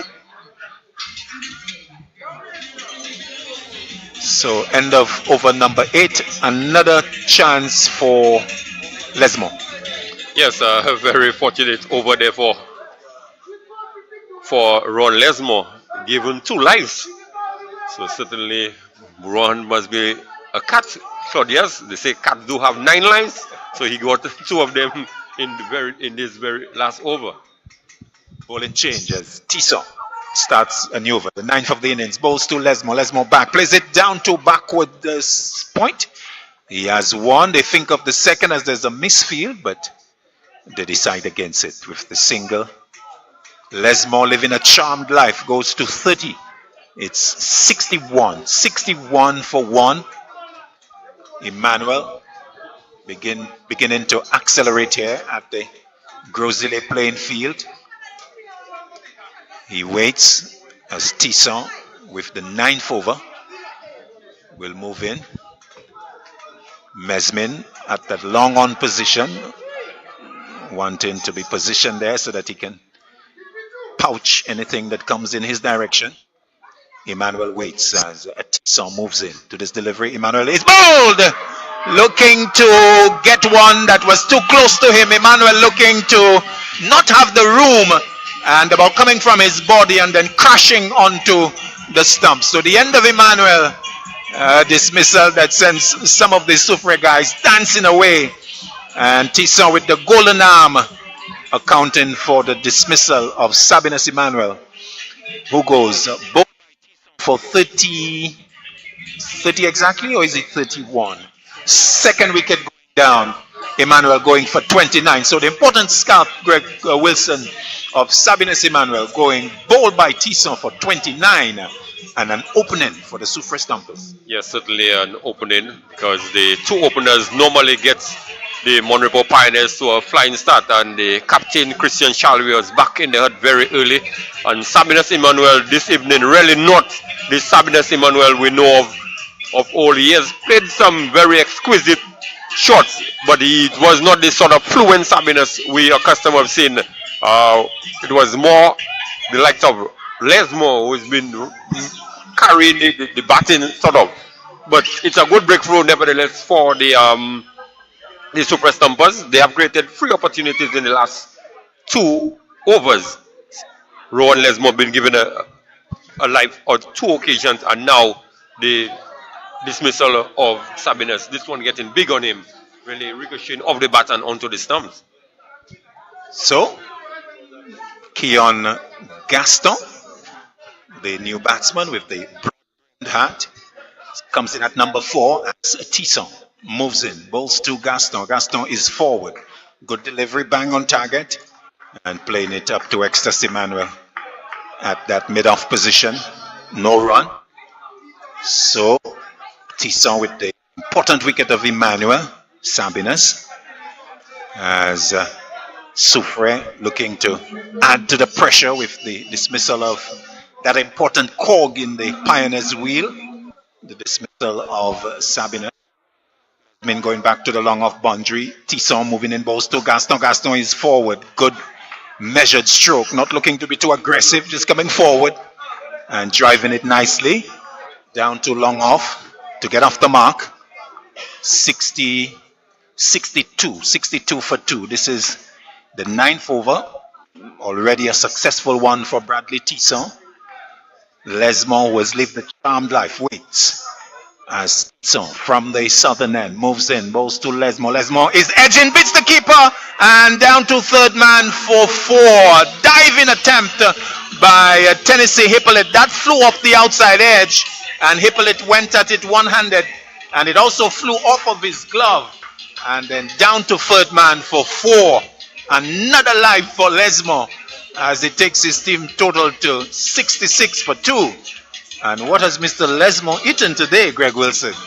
Lesmore certainly living a charm life. As I did indicate, look like he's a cat. He has 9 lives, so 3 gone already. 3 chances. Tisson not able to celebrate. 66 for 2. He comes in, bows to Lesmore. Lesmore is getting one down the leg side. Looks like a slower delivery. And Lesmore missing down the leg side. So a very eventful over. This by Tisson. Wide call. 67 now. 67 for 2. Lesmore. 3 lives. Moves to 34. Big man. And he has ridden his luck quite well. Let's see how much he can make of it. Tisson looking for more success in this over. Over number 9. He moves in. Bows to Lesmore. Lesmore gets a foolish delivery and doesn't really get hold of it.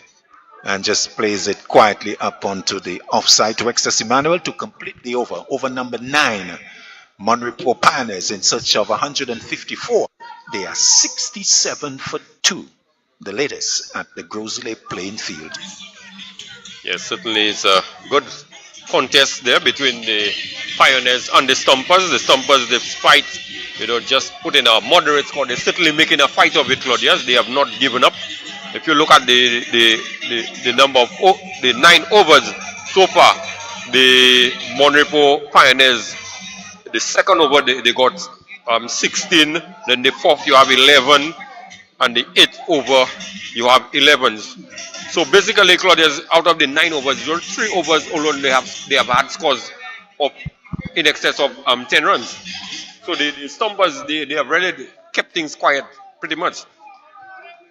Indeed. Yes. So Monrepo Pioneers scoring at 7.44, and from here on in, they need to score at 7.9. They are in fact ahead on the Duckworth Lewis by 5 runs. So they have got that in the bag. Mesme moves in, bows to Gaston. Down the leg side, beats the keeper and will come to our left below us for 4 wides. So 5 to the total. 72 now. As a poor delivery down the leg side, gifting Monrepo 5 runs to the total. Yes, perhaps striving a little too hard, and more so you have to take into consideration that the ball is also wet. So he may not have the proper grip that he's looking for.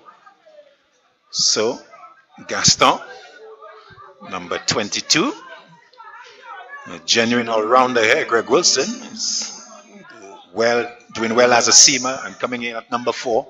Mesme also is coming in. Bows to Gaston. Gaston gets a full delivery. It's on about the batting crease. Squeezes it out.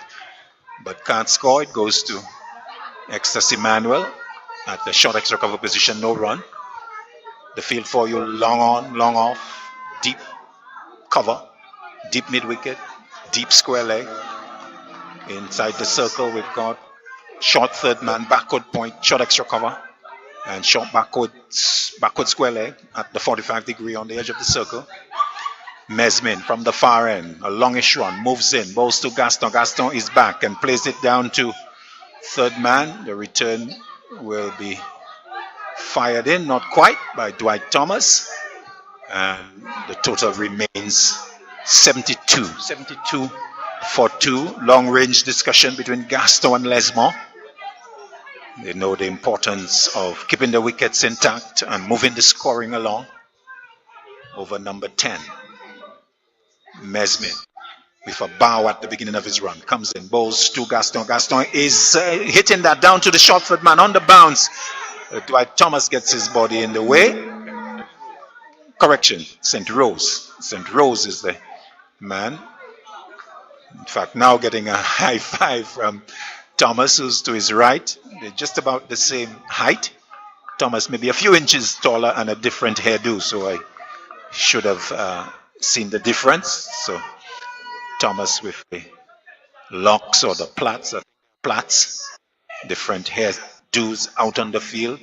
Mesmin with a long crop of locks behind him, flapping away as he comes in. Bowls to Lesmore. Lesmore hits that high out towards long on, who's under it and takes it eventually. on the second attempt, a lofted drive that went high into the night sky and came down.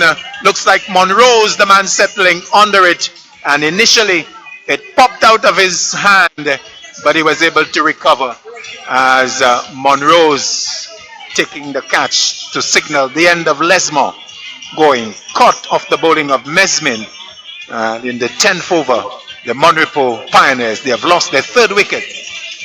The very fortunate Lesmore going finally on the fourth opportunity that he is presented.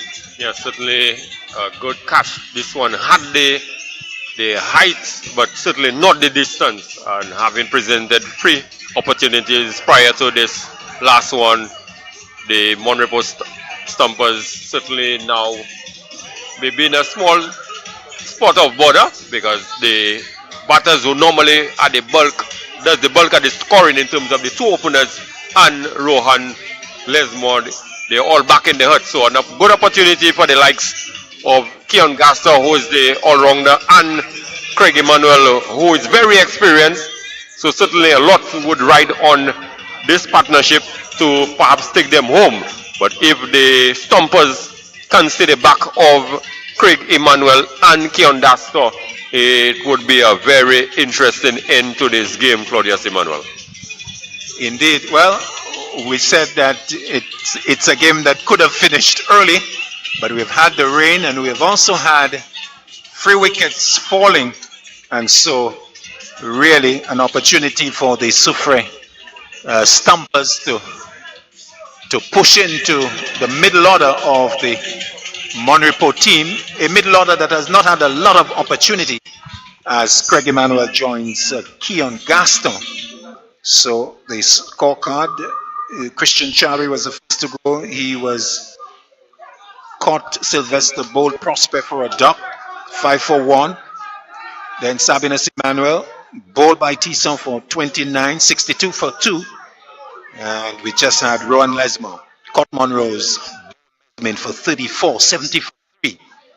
So Craig Emmanuel 73 for 3. Correction, 73 for 3 as Emmanuel of the Craig variety is going to face his first delivery. Mesmin eager to run in, but umpire Donovan is holding out the left arm, indicating that he was not quite ready. How many deliveries left in the 10th? 2.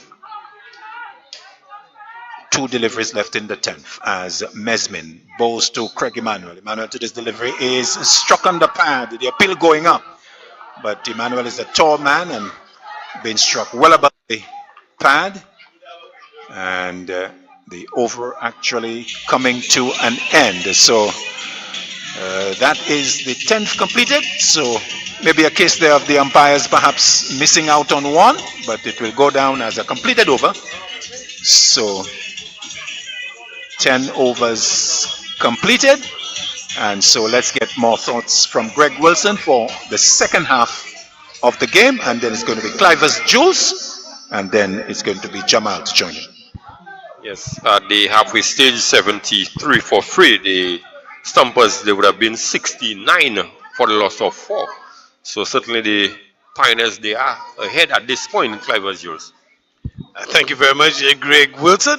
And of course, we're going to see the 11th over being bowled by Bradley Tisson. Bradley Tisson, one of the more seasoned campaigners for the SRDF Soufriere Stumpers.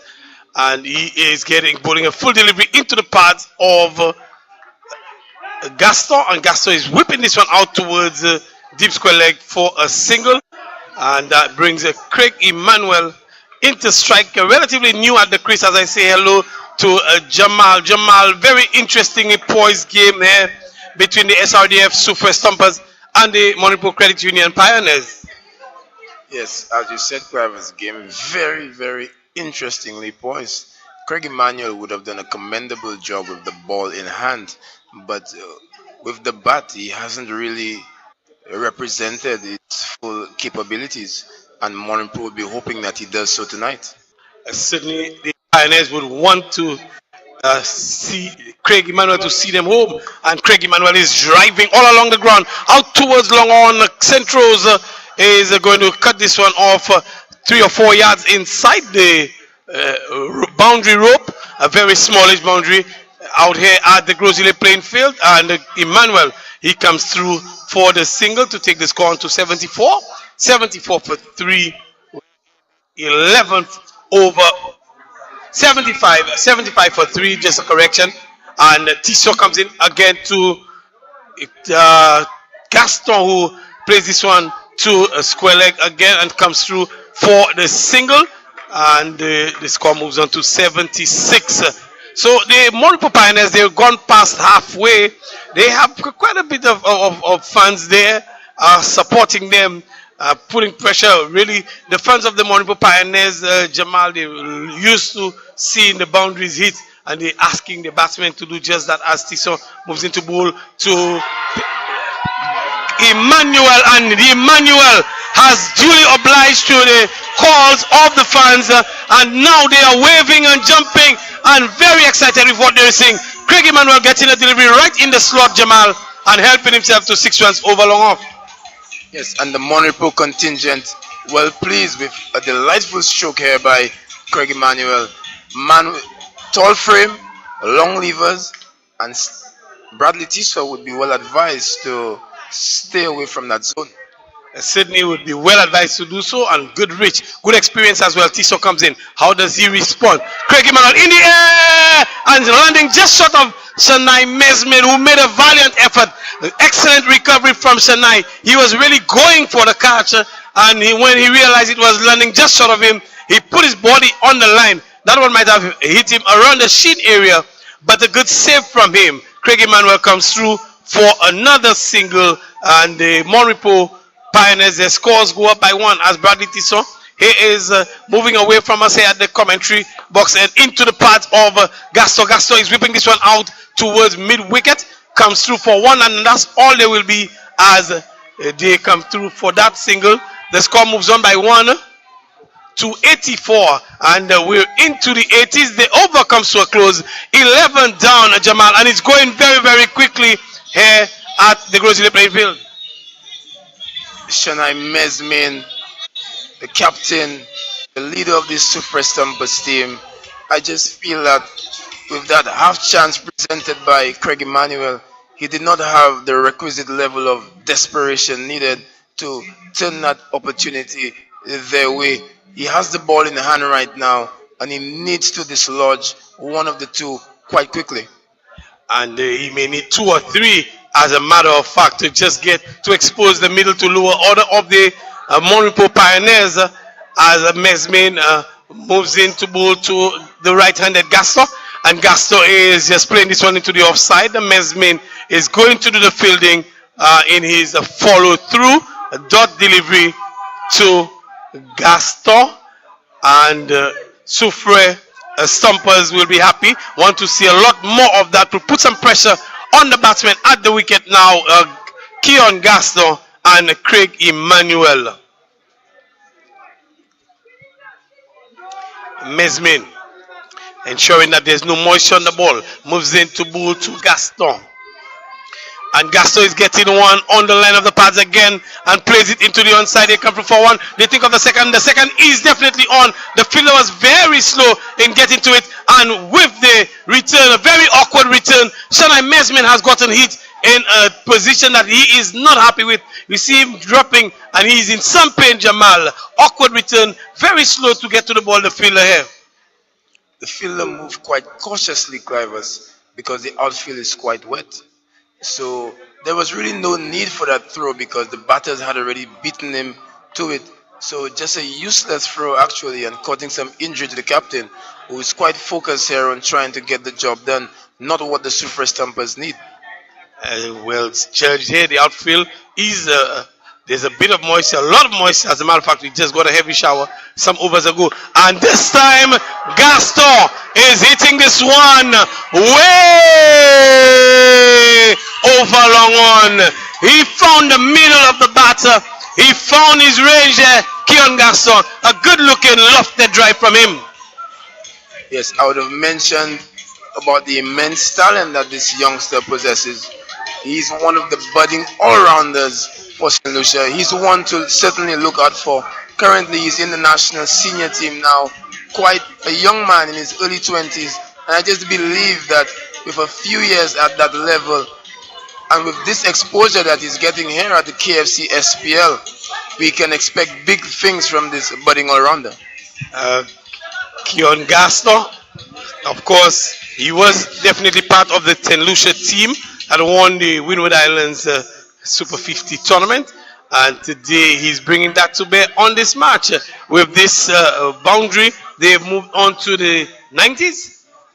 92 as Mesmin comes in again to Gaston outside of stump, and he is looking to find that gap. Can't find it as Dwight Thomas moves to his left brilliantly and not restricting or limiting them to just one really. A good run again. A good well played, getting on top of the bounce on this occasion, Keon Gaston, and looking for that gap at the backward point. Dwight Thomas was equal to the task and could not prevent the single nevertheless. And the score moves on by 1 to 93.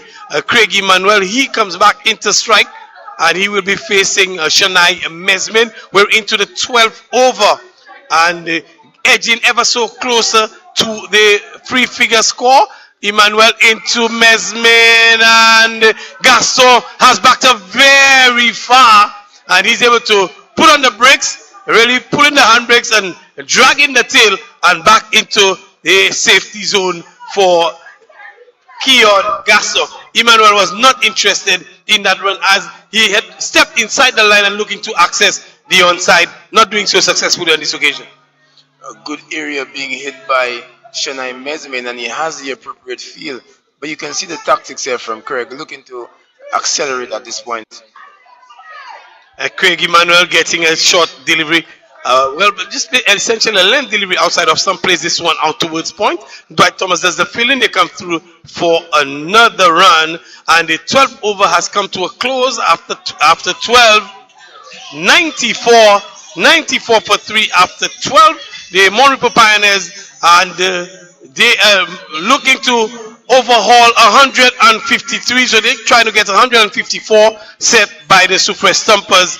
And at this stage, Jamal, where would you say the advantage lies? Advantage clearly with the Monrepo team. The experience in the middle with Craig Emmanuel being the former captain of St. Lucia and Keon Gaston, the young upcoming budding all-rounder. As long as they maintain composure and the level head that they have both shown, then they will overhaul this target with, I think, 1 or 2 overs to spare. Clem St. Rose will look to stop that.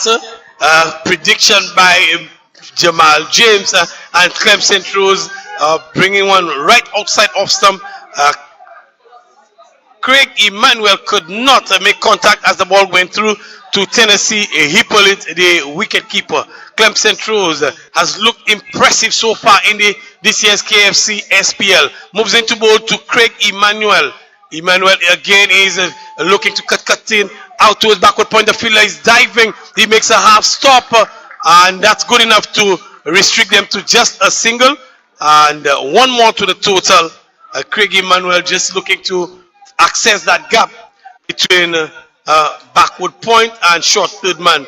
And they got the gap, but did not have enough pace on it to go towards the boundary. They come through for 1. Clem St. Rose look impressive.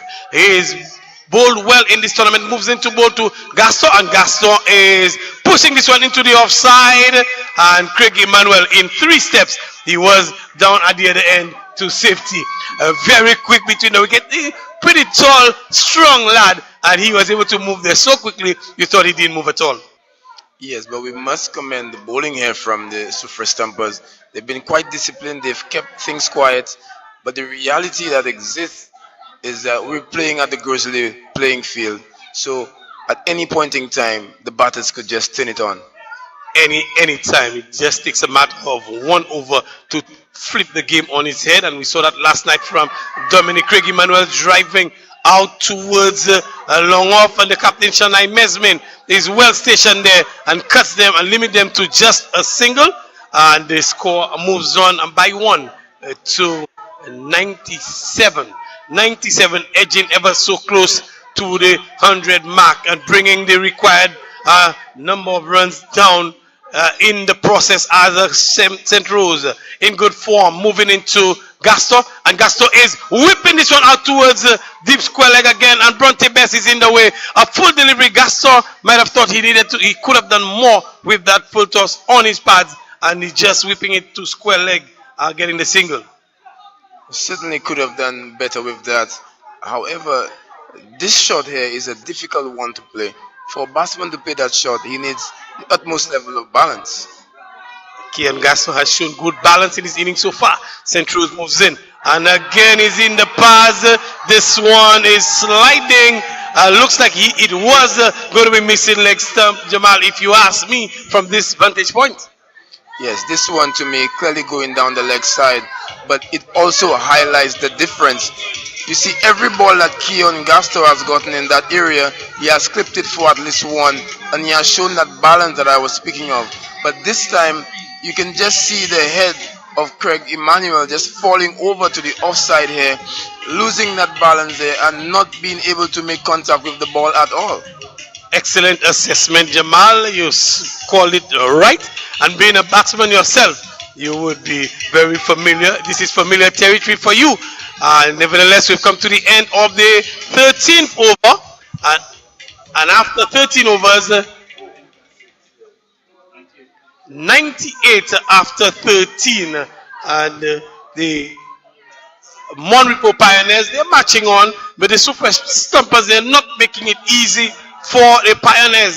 The SRDF Soufriere Stumpers keeping things very tight, and they're not giving away anything, as we're seeing a bowling change from the northern end. It's Gassi, and Gassi is coming in to bowl to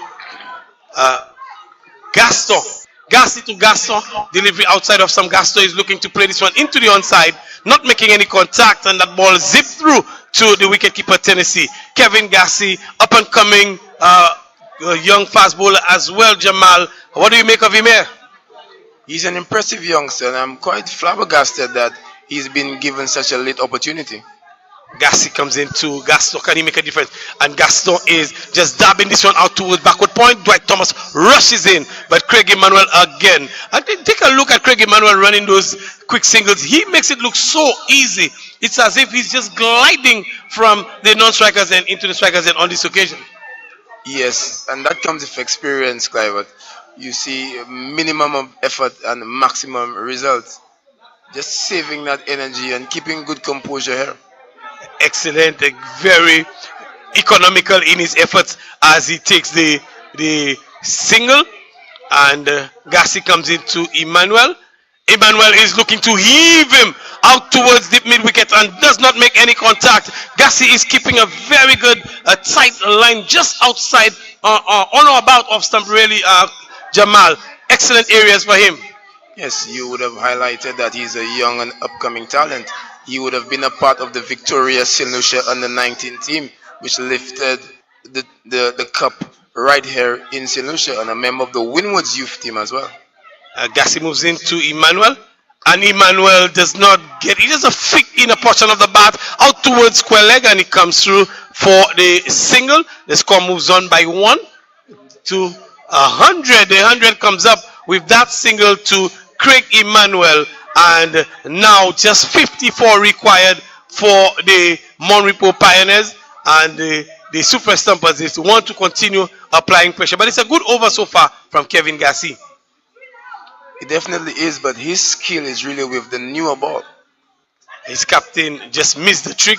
Again, this one is into the block hole, and Gaston has what it takes to just push it into the onside, and they come through for a single. Very, very easy batting, and we saw that was missing from the innings of the SRDF Soufriere Stumpers. They were all looking to go big, but on this occasion here, in this partnership, the boundaries have come, but Keon Gaston and Craig Emmanuel, they have really turned over the strike nicely. Yes, they look like two very accomplished batters, the way they've gone about it.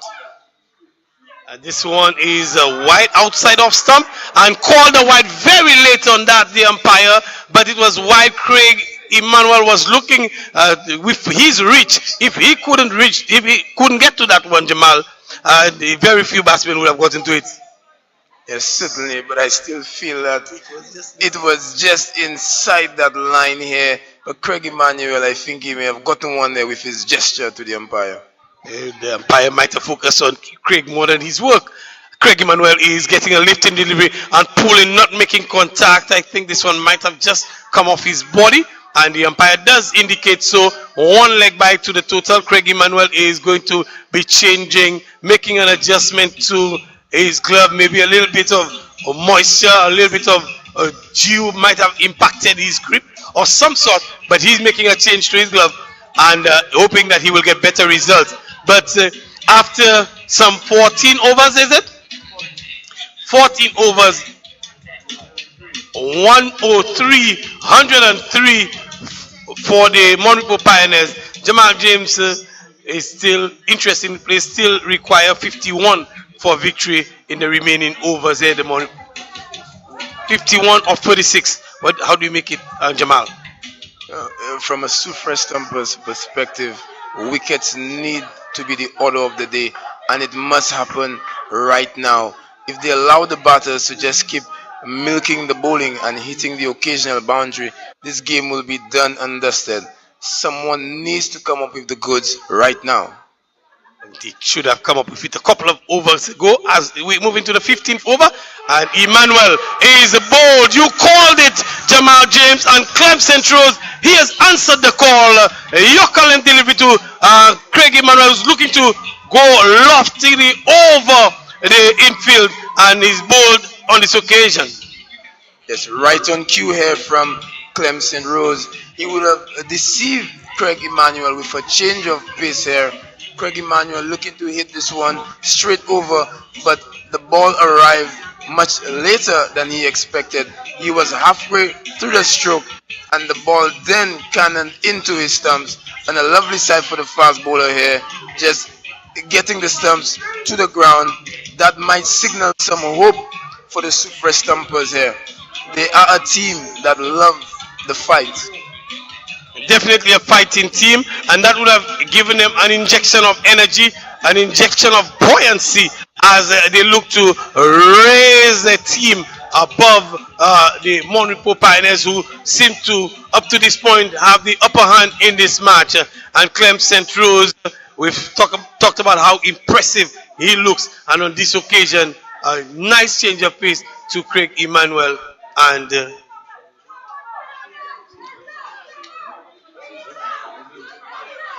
and really deceiving Craig Emmanuel and getting the wicket. The departure of Craig Emmanuel has brought Hazel Chalry to the wicket, and Hazel Chalry will be facing up to Clemson Rose. With his tail up, he moves in to Chalry, and this one is into the pads, and the umpire is judging this one going down as well. But Clemson Rose, he is causing a bit of a problem here for the Monrepo Pioneers batsmen. Clemson Rose appears to have understood the assignment. Bowl full, bowl straight, bowl at the stumps. And the lower that you get into the batting lineup, the less accomplished the batsmen become. Nothing against the quality of a Hazel Chalry, but these are just the general facts about our game. Clemson Rose this time to Gaston, and Gaston steps inside the line. He's getting the length to just tuck this one into the onside and come through for a single to bring Chalry back into strike. Yes, Clive, and just to complete that thought, so the lower that you get into the lineup, the general train of thought is that you bowl full and straight, and it is most often successful. And Clemson Rose will want to do so. This time he's bowling to Hazel, and Hazel is getting an inside edge out towards a short fine leg in the circle, and he comes through for that single. But a good over in the making from Clemson Rose. He's been bang on target. Clemson Rose, he's been rewarded for it, and now he's looking to finish it well to at least prize out the wicket of Keon Gaston. And I think definitely if he's able to do that, we'll put the Monrepo Pioneers under some pressure. He moves in to bowl to Gaston, who taps away. St. Rose into Gaston. Gaston is getting one on the pads again and clipping it. The same delivery that you saw the likes of Craig Emmanuel and Hazel Charlie being wrapped on the pad. But Keon Gaston, with the balance he has, with the way he plays this one, he's not looking to over it, just working it around his pads, glancing it nicely for a single, Jamal. Yes, reacting to the deliveries quite well. There is no hint of premeditation in his game. He's playing every ball on its merit, and this is what the Monrepo team needs from him at this time. And they need him to stay closer to the end. He does possess the power as well to clear the boundary.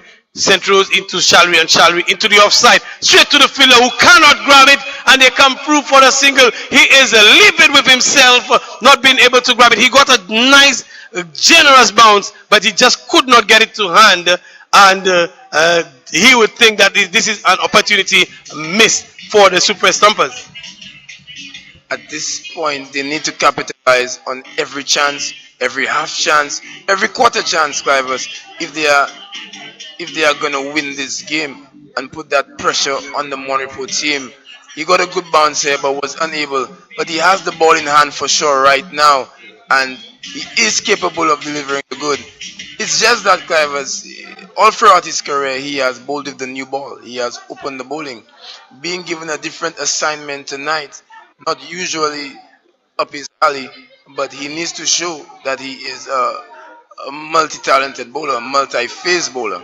And with that thought, Jamal, I'd say good night to you and to the rest of our fans. It will be over to Claudius Emmanuel to take us through to the end. Indeed, that's a delivery that's lofted. That's gone too long off. The fielder is coming underneath it and drops it. Does he take it? Well, he takes it. Well, lofted drive out towards long off. The fielder coming from off the boundary and taking that on the edge of the circle. So the end of Hazel Shallery going caught off the bowling of this bowler in the 16th over. Gassi coming in and Hazel Shallery goes. A situation now, Jamal, as Monrepo lose their 4th wicket. Or is it their 5th wicket? Their 5th wicket. A case of 26 now required from 29. Yes, and we would have mentioned it right on cue here from Kevin Gassi. An opportunity to prove himself to be a multi-phase bowler, not just a one-trick pony with the new ball. Coming in, it's a big moment, and he dislodged one of the batters at the right time to just exert some pressure on the Monrepo lineup. But in walks Shawneel Edward, another budding all-rounder. He too was a part of the Windward Islands under-19 team and a part of our national team that lifted the cup just this year. So there is familiarity here between the two. Gassi moves in, balls to Edward. Edward to this delivery, he's getting one down the leg side, beats the keeper and will go behind him for 4 wides. Now bid signal by the umpire. So an important blow struck there for Monrepo as the requirement goes down. 41 required from 28 as the wide call. So 5 with the boundary. And correction, still 29, so 41 from 29. And Jamal, we were saying that the 153 was small, but credit to the Soufriere Stumpers. They have done an extremely good job. And you'd have to say at this stage, advantage Soufriere Stumpers. I'm still hanging in the balance here because with the presence of Keon Gaston at the wicket, Monrepo can still have a reason to smile. As Gassi comes in, bowls to Edward. Edward is a little uncertain, but will get the run as he pushes a little gingerly into the offside. But importantly, for the Monrepo point of view, he gets off the mark. 40 needed from 27. As Gaston will come in to strike. 40 from 28. Correction, 40 from 28. Gaston is now on. Gaston 20 waits as Gassi moves to Gaston. Gaston is tugging that out towards long on. The fielder is posted as it bounces along the track to him. Unfortunately, we've got the drizzle coming back. Let's hope that blows away.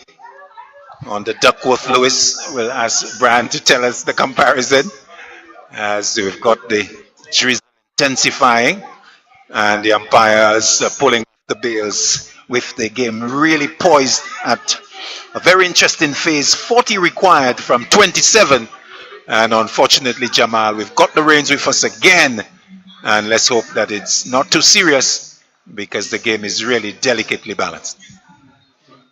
Yes. The rain trying to play spoil sport at the Grizzly playing field. The game so interestingly poised with the two national youth players, Shawnil Edward and Keon Gasto, at the wicket. And they have been assigned the task of bringing home the game for Monrepo. But Soufriere's youngster, Kevin Gassi, is just dislodging the previous batter. So the game seesawing here, just swinging from left to right. Difficult to call at this time.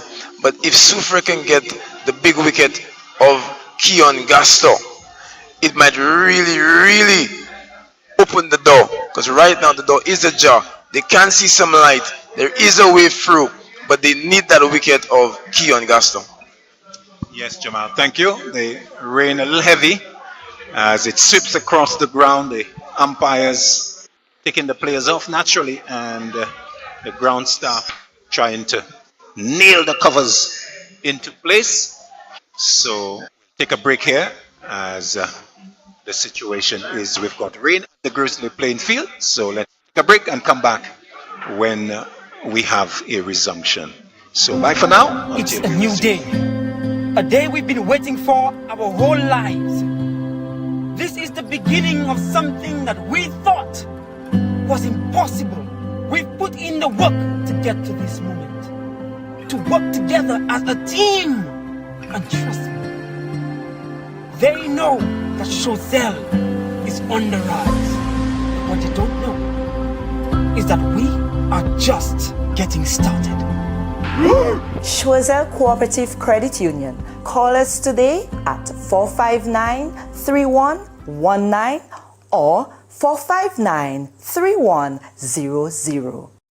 US Polo Association is having a massive sale at both locations at the Castries and Baywalk Mall. 30 to 70% off. That's right, 30 to 70% off. Men's, ladies, and kids apparel. Now is your chance to get your favorite outfits at fantastic savings. 30 to 70% off. And it's all happening at both locations, Castries and the Baywalk Mall. US Polo Association would like to thank our loyal customers for the years of support. Don't forget, 30 to 70% off. Sale starts Wednesday, October 11th.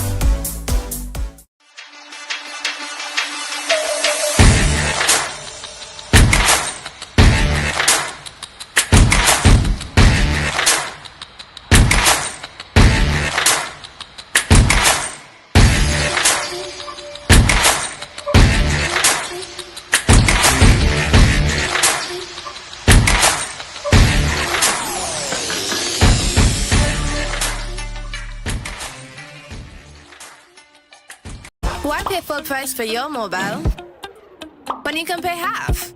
Just bundle your home internet and mobile services with Flow and save 50% on your mobile bill. That's money in your pockets every month. Plus now you get free YouTube and WhatsApp data.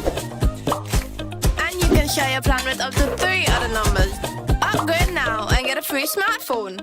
Switch and keep your number. Learn more at discoverflow.co.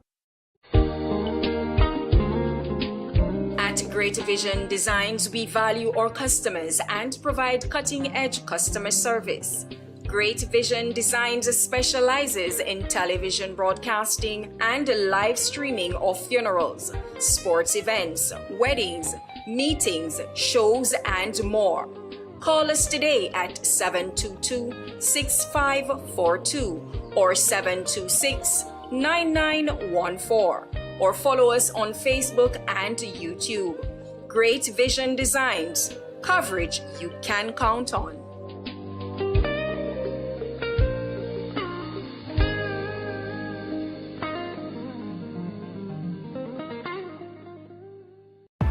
This is your giant step. This is your game plan. This is your dream. This is your stability. this is your Baka, with 2 locations which provide quality service from people you know and trust. This is your biggest fan, and this is your approval to a better life. Schwezel Cooperative Credit Union. Contact us today for loans, savings plans, insurance, FIP, and the convenience of ATM, mobile, and online banking. At Schwezel Cooperative Credit Union, we make lives better. Call us today at 459-3119 or 459-3100. It's a new day. A day we've been waiting for our whole lives. This is the beginning of something that we thought was impossible. We've put in the work to get to this moment. To work together as a team. And trust me, they know that Schwezel is on the rise. What they don't know is that we are just getting started. Schwezel Cooperative Credit Union. Call us today at 459-3119 or 459-3100. US Polo Association is having a massive sale at both locations at the Castries and Baywalk Mall. 30 to 70% off. That's right, 30 to 70% off. Men's, ladies, and kids apparel. Now is your chance to get your favorite outfits at fantastic savings. 30 to 70% off. And it's all happening at both locations, Castries and the Baywalk Mall. US Polo Association would like to thank our loyal customers for the years of support. Don't forget, 30 to 70% off. Sale starts Wednesday, October 11th.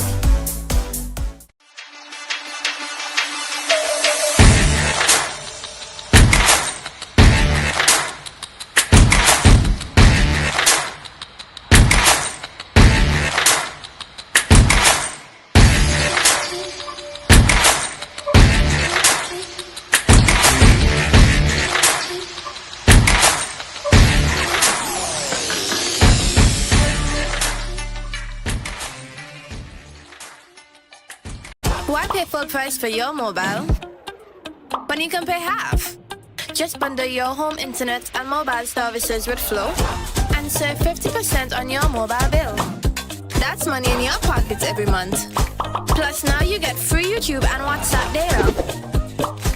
And you can share your plan with up to 3 other numbers. Upgrade now and get a free smartphone. Switch and keep your number. Learn more at discoverflow.co. At Great Vision Designs, we value our customers and provide cutting-edge customer service. Great Vision Designs specializes in television broadcasting and live streaming of funerals, sports events, weddings, meetings, shows, and more. Call us today at 722-6542 or 726-9914. Or follow us on Facebook and YouTube. Great Vision Designs, coverage you can count on.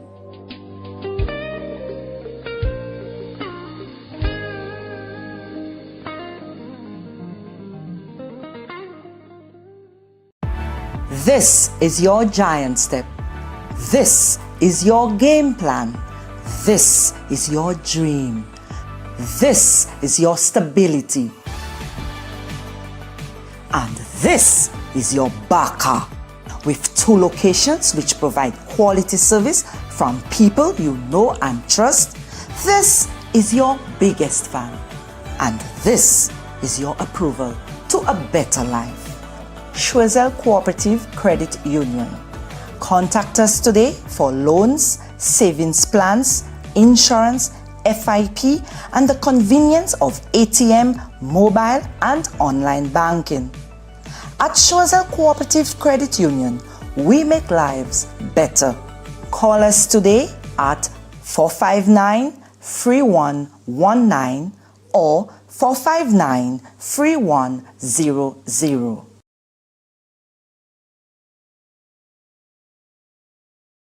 $15 for 5, 40 needed. from 27 deliveries. That is the equation. 40 needed from 27. Gassi will continue the over. And he'll move in balls to Edward. Edward is getting a back of a length delivery, a dot ball, as he plays it back to Gassi. So the equation down to 40 from 26.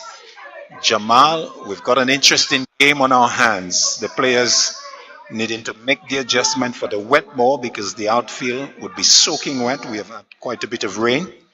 It's not muddy, but moisture on the surface, on the grass. The square is dry. Gassi moving in, balls to Edward. Edward is getting a short delivery, and once a single, it's not on. And Gassi is quickly into it. So good work by Gassi. After the break, 2 deliveries, 2 dot balls. The pressure building on Monrepo. 40 required now from 25, Jamal J. Yes, it looks like the umpire would have just called the over here, but with the weather just gracing us with some showers, it honestly presented 2 different things. Obviously, the outfield got wet. The ball will be more difficult to control, but there was an extended break, and sometimes an extended break does not work in favor of the batting team. As a batter, when you're going well, a break can sometimes muddy your concentration. So while Soufriere may have been disadvantaged with the wet ball, they may see this as an opportunity to prize out the big wicket of Keon Gaston. As Central starts a new over, delivery that the balls to Gaston. Gaston can do no more than defense, so dot ball. I make it 39 now required from 23. This is over number 17. Am I correct? 17, 18, 19, 20, yes. 17th over, Jamal. 1 delivery gone, 39 required. St. Rose moving in, balls to Gaston. Gaston is looking to drive, does so. A bit of misunderstanding, but he'll get the single. As Edward was quickly on to Gaston, who hesitated when he saw the ball being fielded at the point region. So 1 taken. 116, 115,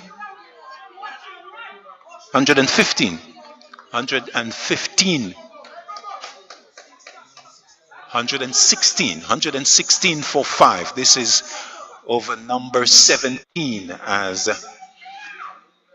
38 now required from 22 as St. Rose moves in, balls to Edward. Edward is struck on the pad. He's looking to work it on the onside. Ball is being picked up by Thomas at the backward square leg region. So 21 deliveries left. So dot ball. 31-16. So that's 38. 38 needed from 21. 38 needed from 21. Gaston in strike. Goes down under the broad-brimmed hat as St. Rose moves in. Balls to Gaston. Gaston is hiking that out towards mid-wicket. Somebody's under it. Catch taken. The end of Gaston looking to hike out towards mid-wicket. The fielder coming off the boundary and taking it on bended knees.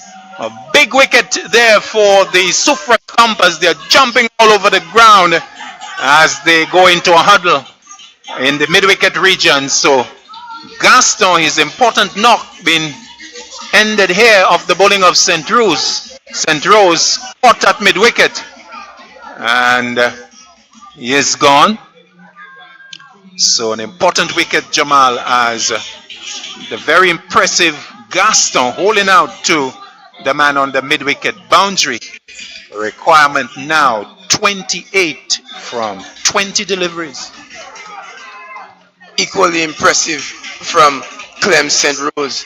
We would have called it that the break sometimes muddies the concentration of the batter, and Gaston, having done so well that extended period of time, he needed to readjust, and Clem St. Rose seizing the opportunity, hitting a good length, bowling in good areas, preventing some easy singles. Gaston clearly felt that he had to do something different and good for the shot, as we see the introduction of Cody Lesmore, left-handed batter. As the St. Rose comes in, balls to Lesmore. Lesmore is struck on the pan. Big appeal and given by the umpire. Umpire Ashby raising the index finger. And Cody Lesmore has come and gone very, very quickly indeed.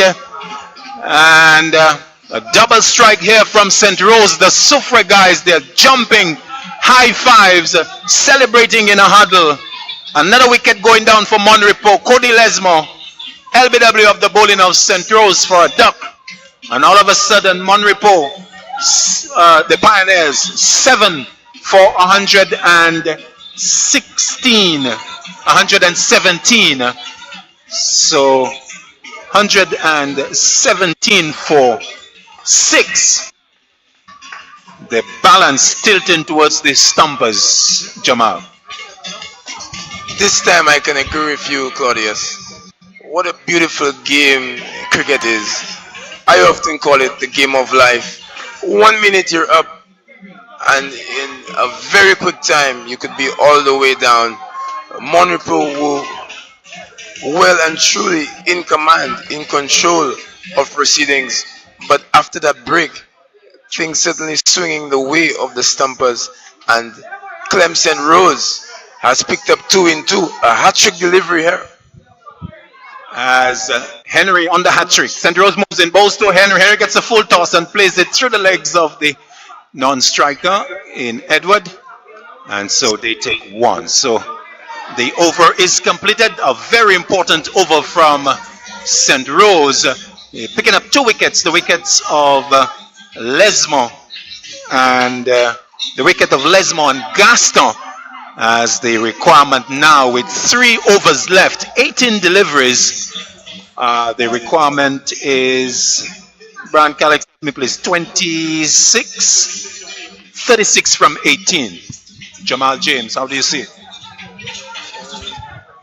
At this point here, it's in favor of the Stumpers, because we would have mentioned that the bulk of the work for the Monrepo team has always been done by the top order. So this is really an untested middle to lower order. Gassi moving in, balls to Henry. Henry is looking to hoik that out towards the outside, and the appeal going up. Umpire Donovan looking at the counter, and for a while there you thought that he was raising the index finger, and I think Henry's heart might have been in his mouth for a while. But in the end, it's a dot ball. Advantage Stumpers. 35 needed from 17. Gassi moves in, bowls to him. He hits it past Gassi in the air. Will go out to long off. And it will just be 1. A loose return comes in. They'll go back for the second. So Monrepo being gifted an additional run here, as Henry gets 2 and takes the by the couple to 190. This is the 18-4, as Henry will go back into his crease. He needs a couple of boundaries here in this over.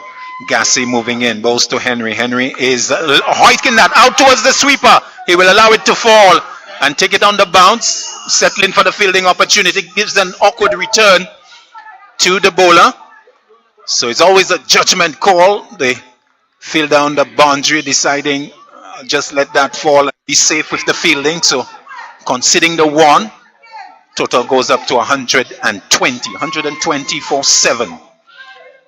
31, 121 correction, 121, 33 required from 15 deliveries, 33 from 15. Gassi moves in, bowls to Shonil Edward. Edward to this delivery is hoiking that out towards mid-wicket. Catch right through the hands of the fielder and over his head into and over the boundary, in fact, for 6. A telling blow for the Monrepo Pioneers. Edwards riding his luck as he lofted that straight through the hands of the fielder, and the total going to 127 127. 27 required from 14. That brings out a conversation between Mesmin and Gassi. So 27 required as Gassi will move in once again. From the far end, balls to Edward. Edward to this delivery is getting a wide one. Called wide. Called wide by the umpire. Umpire Donovan spreading the arms. The total with the wide going up to 128. 128. 26 required from how many deliveries now? 26 required? 26 of 14. 26 of 14. Gassi moving in, balls to Edward. Edward is whipping that out towards the mid-wicket area. Couple of bounces. The fielder misfields, but is backed up by the one coming from deep square leg. And in the end, Chanel Edward comes back for 2. 2, that takes the total to 130. 130 for 7. 24 required from 13 deliveries. So 2 overs and 1 ball. 24 required. The last couple of deliveries have been good for the Pioneers. The luck has gone their way. Runs have been scored. Gassi moving in. Balls to Edward. Edward is beaten outside the off stump. A dot ball as the over is completed. So at the end of it, the requirement, a very close hit. 12 deliveries left in the innings. Monrepo Pioneers 130 for 7. So the math tells us 154 the target. So 12 deliveries left. 24 required from 12. Jamal James, tell me something, please. Bradley Tiso here as that catch just burst through his hands. I asked myself the question, Claudius, has Bradley Tiso just dropped the match? There is pressure on both teams here at the moment, and the fielders are under tremendous pressure. We saw some overthrows. The batters here need to be careful, while at the same time they need to attack the bowling. They know that every wicket is important at this stage. Captain Shanai Mesmin has turned to his senior fast bowler, Wayne Prosper. He did have a good spell early up, but needs to do the business for him at the back end. This is going down the wire. 24 needed from 12. Excitement here at the Grosley playing field as we see the penultimate over. To this delivery, lofted coming towards us. Possibility of a catch. It's in the air. Taken by the captain. Mesmin settling under it as a drive from Henry. Doesn't go the distance. And a good catch by Shanai Mesmin. He settled himself under it and took it comfortably in the end. An important strike for the Soufriere Stumpers. Mesmin getting the high fives from his teammates. A sea of blue coming together in a huddle. And the loss of Henry caught off the bowling of looks like Monroe's in this over, with the loss of the wicket. 8 wickets going down. 24 required from 11. Jamal James, only 2 wickets remaining. This game just keeps swinging left, swinging right, swinging and swinging and swinging, Claudius. But we must remember that we are still at the Grosley playing field. These runs can be scored and can be scored quite easily as long as the batters can find the gap. This outfield is lightning fast. It's still quite difficult to call it. As Prosper moving into Cody Lesmore, and he loses the grasp of the ball, and the ball going all the way down to backward point. So a dot ball really. So Cody Fontenelle. So Cody Fontenelle, the batsman that has come in. And so with this delivery, no damage done to the equation. 24 required from 11. Fontenelle in strike. Prosper moving in. Balls to Fontenelle. Fontenelle is forward. Once the single, he goes to backward point. They will not get the fired return in. The fielder holding on to it quite sensibly as they take one. So Fontenelle off the mark reduces the requirement to 23 from 10. 23 from 10. This is the penultimate over. Coming into strike is Lesmond. On strike, no, it's Edward. Edward. On strike. On strike is Edward. Edward on strike now as the delivery that is lofted out towards mid-wicket. The fielder is getting underneath it. Takes it. The end of Chanel Edward lofting out towards mid-wicket.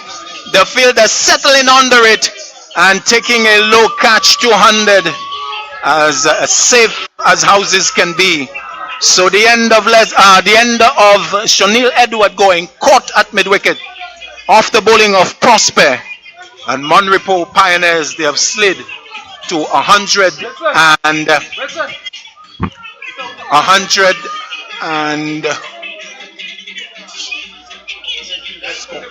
100 and so Sylvester taking the catch.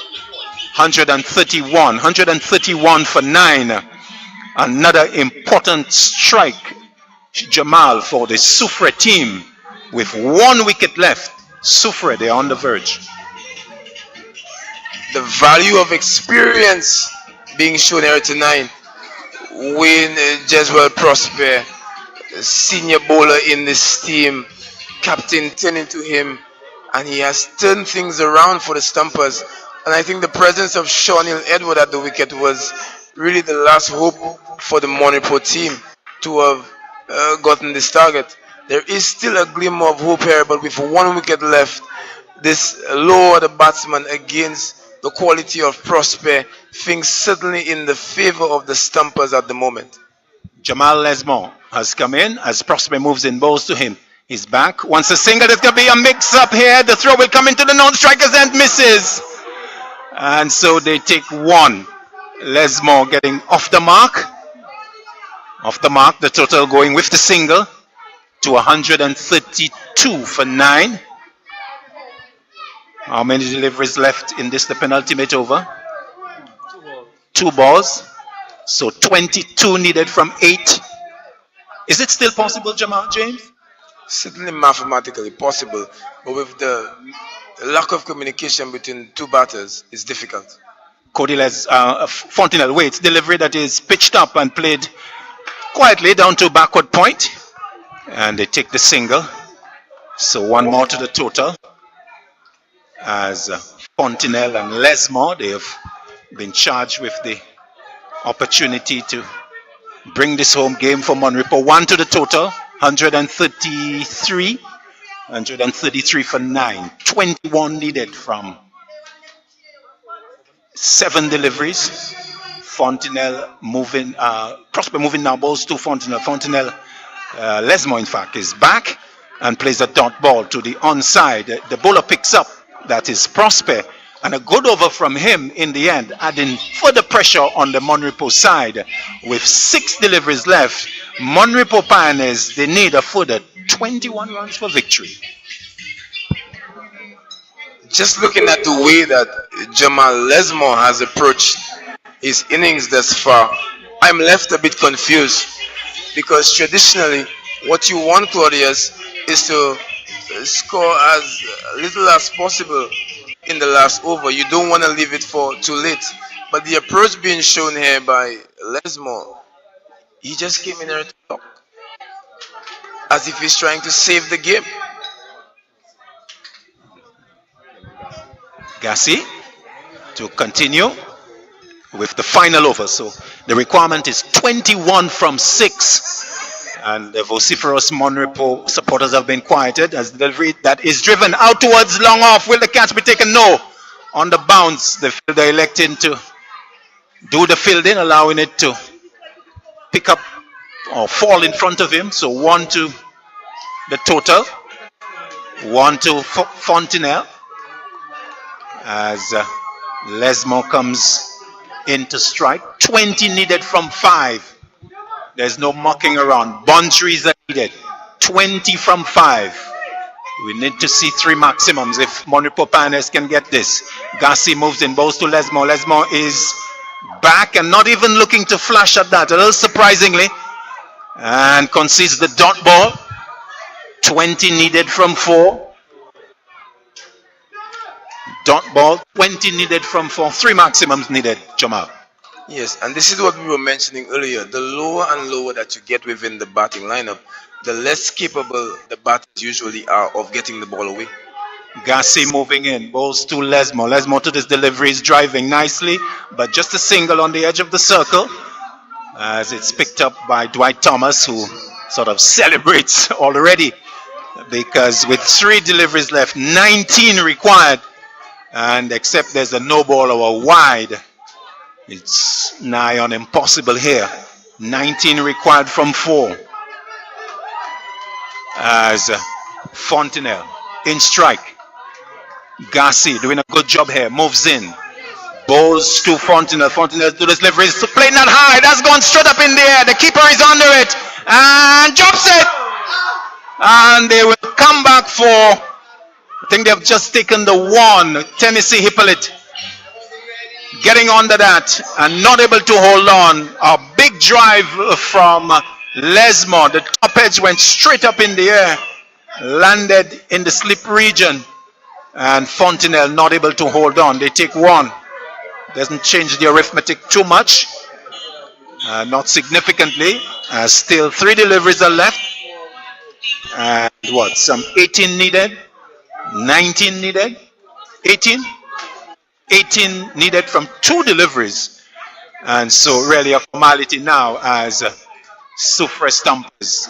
They're sitting pretty just to complete it. Gassi moving in, balls to Lesmo. Lesmo is driving a little mix up and just in the end playing up to the bowler who picks up on his follow through, and this is going to peter out into a comfortable victory for the Soufriere Stumpers because there's just not enough deliveries for the big requirement by the Monrepo. A tremendous job by the Soufriere lads, because on this small ground we were saying at the beginning of the second innings that it was insufficient. Well, they have done a tremendous job in terms of how they have defended the total.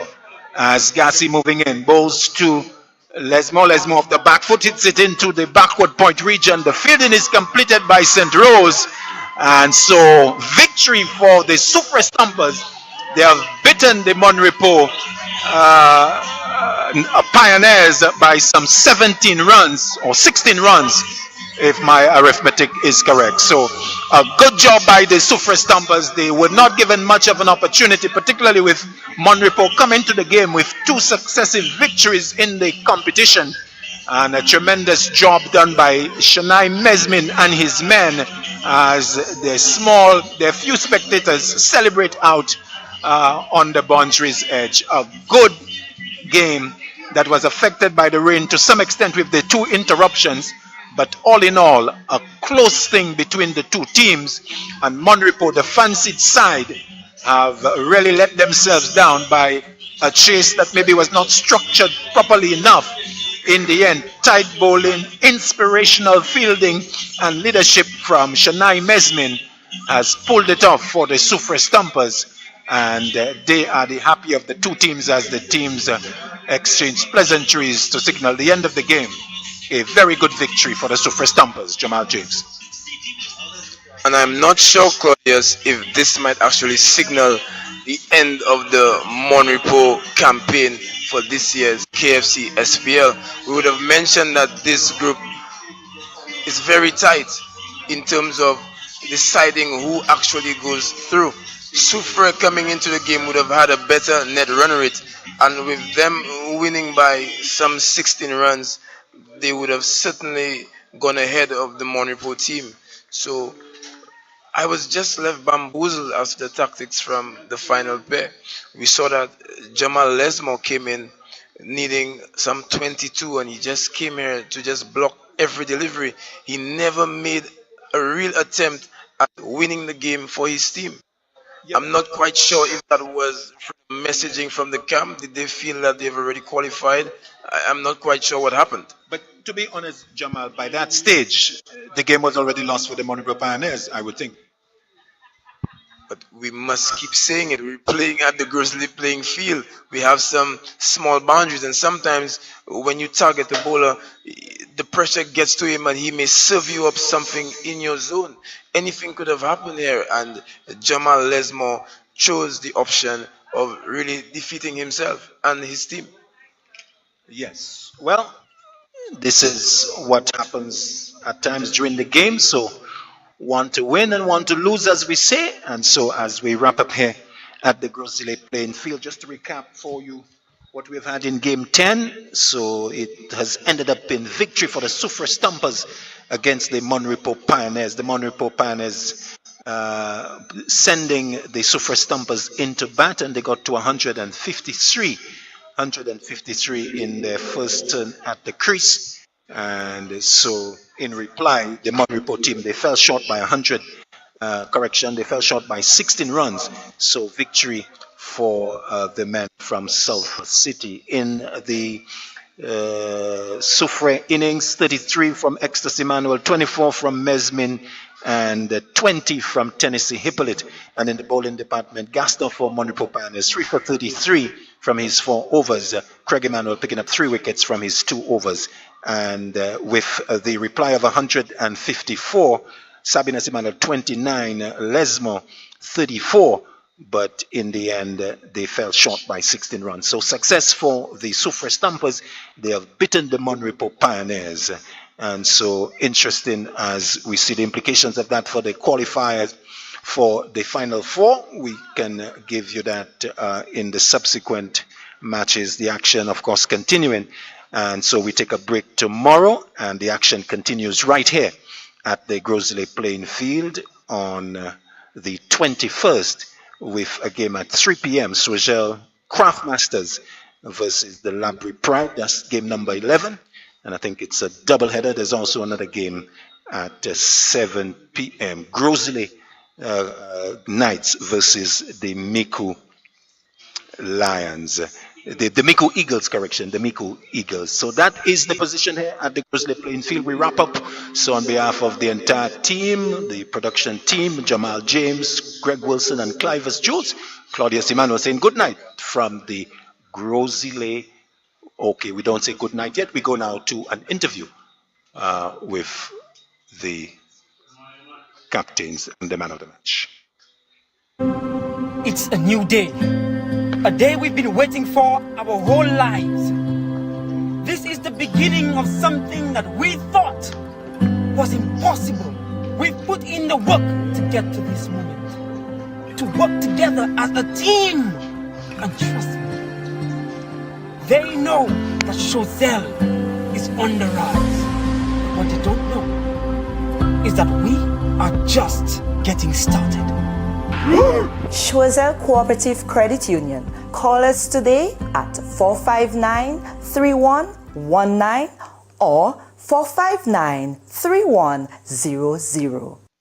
US Polo Association is having a massive sale at both locations at the Castries and Baywalk Mall. 30 to 70% off. That's right, 30 to 70% off. Men's, ladies, and kids apparel. Now is your chance to get your favorite outfits at fantastic savings. 30 to 70% off. And it's all happening at both locations, Castries and the Baywalk Mall. US Polo Association would like to thank our loyal customers for the years of support. Don't forget, 30 to 70% off. Sale starts Wednesday, October 11th.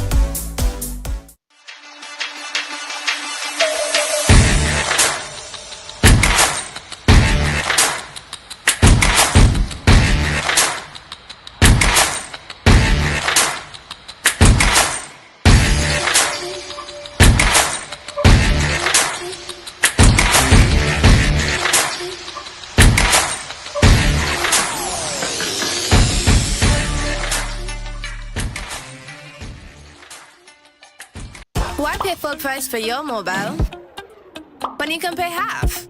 Just bundle your home internet and mobile services with Flow and save 50% on your mobile bill.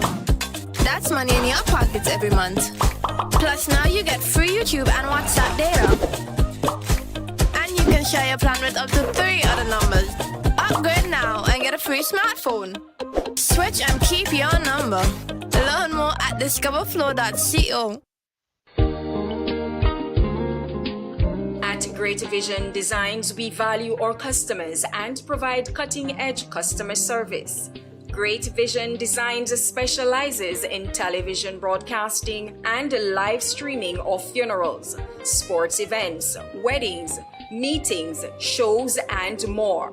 Call us today at 722-6542 or 726-9914 or follow us on Facebook and YouTube.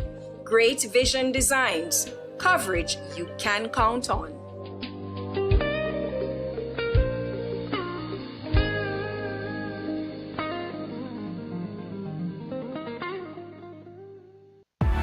This is your giant step. This is your game plan. This is your dream.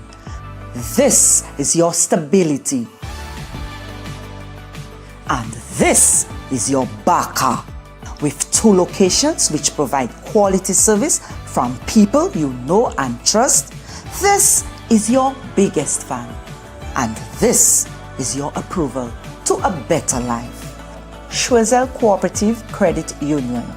Contact us today for loans, savings plans, insurance, FIP, and the convenience of ATM, mobile, and online banking. At Schwezel Cooperative Credit Union, we make lives better. Call us today at 459-3119 or 459-3100. It's a new day. A day we've been waiting for our whole lives. This is the beginning of something that we thought was impossible. We've put in the work to get to this moment. To work together as a team.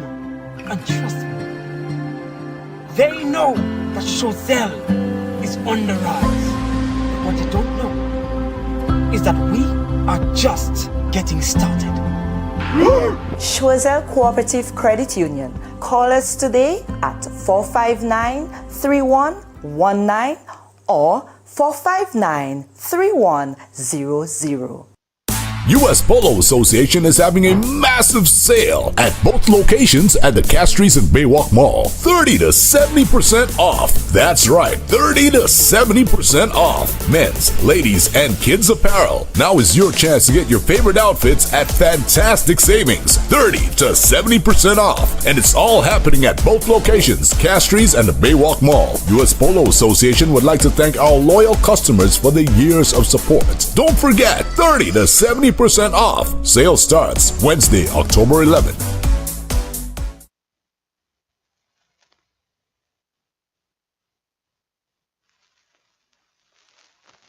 We've just witnessed another exciting encounter between the Soufriere Stumpers and the Repos Pioneers, and the Stumpers winning by some 16 runs. A very exciting encounter. And as we get down to the business end of things, things are starting to heat up in the KFC SPLT20 tournament. So first of all, we'll call on the winning captain in Christian Shalry, sorry, the losing captain in Christian Shalry, to have a few words. Yeah, Christian, 153 seemed a very small score. Where do you think it went wrong? I wouldn't consider it a small score, especially because of the weekend. It wasn't exactly the best. I mean, it played decent enough, but the surrounding area was a bit tough for the bowlers, seen as especially my bowlers were a bit wayward at first. But I think there are no excuses. I feel like we still had ample opportunities to win the game, and there are a few things that we could look back on and come back and try to better. And hopefully in the next game, if we do get another game, we're able to make good on all the promises that we made. Okay, so if you to find yourself in a similar situation in another game, what's the one thing you think you would do differently? Well, the plan would be to not find ourselves in a similar situation, but I think these situations are best played by the individuals in there at the time, the bowlers, and I don't think there's, well, probably targeting a few bowlers up front, not letting it get to a stage where the batsmen had to actually just be going at anything that cost us quite a few wickets, because persons were playing shots that they otherwise wouldn't have, just trying to reach the target. In the end, we almost got bowled out because of that. So probably targeting a few bowlers early up, that might be something that we could look forward to. But again, the plan is to not get ourselves in a situation like that again.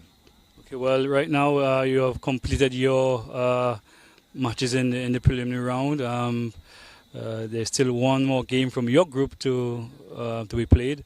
I think your chances are still good. And do you see yourself going through the next round? Yeah, we do. I think we played good cricket up until here. We're really just depending on the last game to see, well, to know what exactly the result is going to be. But I think, again, we played decent cricket coming into this game, so I feel we should be good to qualify. Okay, well, thanks for entertaining us here tonight, and all the best if you go through. Thank you. Yeah, that was the captain of the losing team from Monroe Pioneers, Christian Shalry. And I'll now ask Chennai Mesmin, the victorious captain, all smiles, to join us. Well, coming all the way from Soufriere, Chennai, I'm sure that you were confident of a victory today. What are your thoughts on this amazing victory? I mean, coming out today, we were pretty confident. We know we had to win. I got the boys fired up. Batting first, we were looking to score excess of 160 plus. We fell short of that. And then coming on the field with the energy, the vibes, the boys kept it up, and we came out victorious. Well, one of the things we saw in the inning was Clemson Rose bowling the stellar spell. He picked up 3 for 19, and I think this is what really turned the game on its head. Yeah, that was a crucial spell from Clem. I mean, kudos to him. He always comes from when asked to put in the work, and then we're looking for continued work from him moving into the next round of the competition. Well, there's still, as we said to Christian, there's still one more game to play. So both yourself and Christian will be glued to the action, making sure that the victory goes, whatever happens, it goes your way. So what are your thoughts going forward? Because I think that you stand a very good chance of going through to the next round. I mean, it just makes the tournament more interesting in my perspective, and that's what SPL is about, being out for so long. I mean, I'm happy the tournament is staying out, so I'm thinking we're going to go through. I have no doubt we're going to go through, but just to keep the tournament entertaining for the spectators, I think that's a good thing. And I know for you, it's a very joyous moment, because at the last moment you had to get a team together, and working behind the scenes, you and your manager Kiefer Prosper, you all had a lot of stuff to do. So I'm sure you're feeling very, very happy at this point. Yeah, the manager is pleased at the back here. I'm pleased too with the performance. We're just looking to keep the momentum, like I say. Once we go through, we're going to put on a show for the people. Well, once again, I want to say thanks for entertaining us here tonight, and I wish you all the best going forward. Thanks. Cheers. Well, and for our man of the match, I don't think we had any difficulty in deciding who was the man of the match. It was the individual who had this spell of 3 for 19 and really turned the game on its head. It's no other than Clem St. Rose.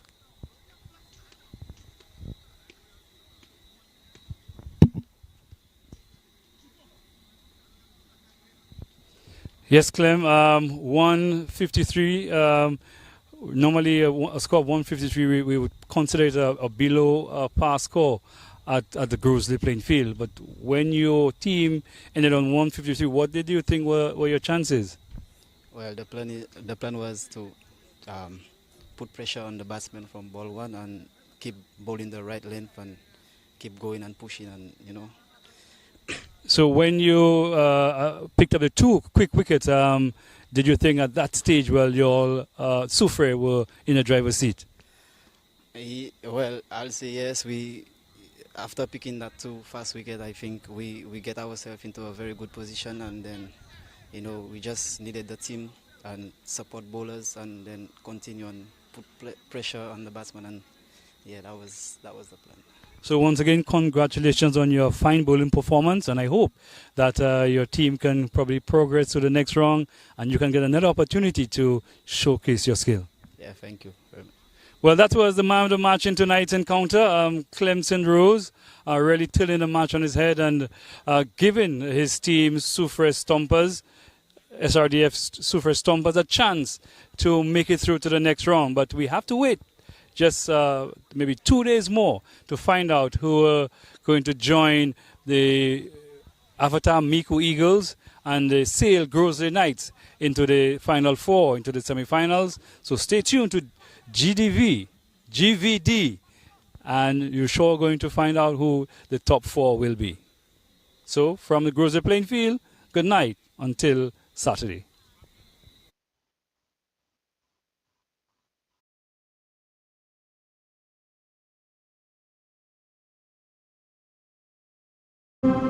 It's a new day. A day we've been waiting for our whole lives. This is the beginning of something that we thought was impossible. We've put in the work to get to this moment. To work together as a team. And trust me, they know that Chosel is on the rise. What they don't know is that we are just getting started. Chosel Cooperative Credit Union. Call us today at 459-3119 or 459-3100. US Polo Association is having a massive sale at both locations at the Castries and Baywalk Mall. 30 to 70% off. That's right, 30 to 70% off. Men's, ladies, and kids apparel. Now is your chance to get your favorite outfits at fantastic savings. 30 to 70% off. And it's all happening at both locations, Castries and the Baywalk Mall. US Polo Association would like to thank our loyal customers for the years of support. Don't forget, 30 to 70% off. Sale starts Wednesday, October 11th.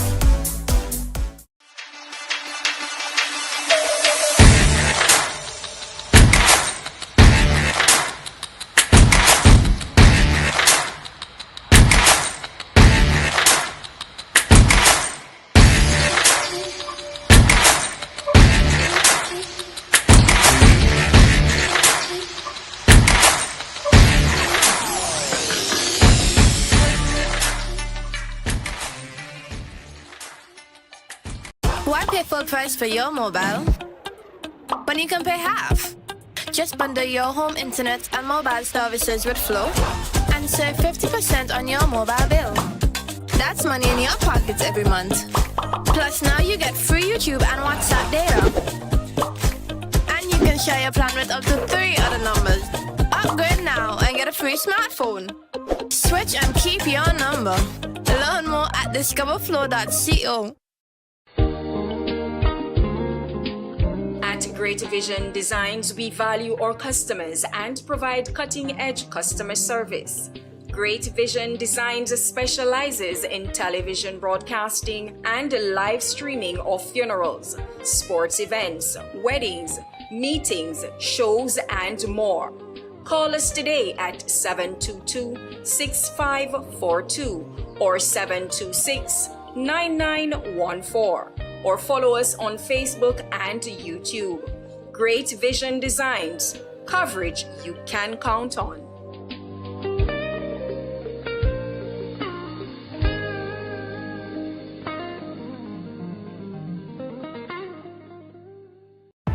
This is your giant step.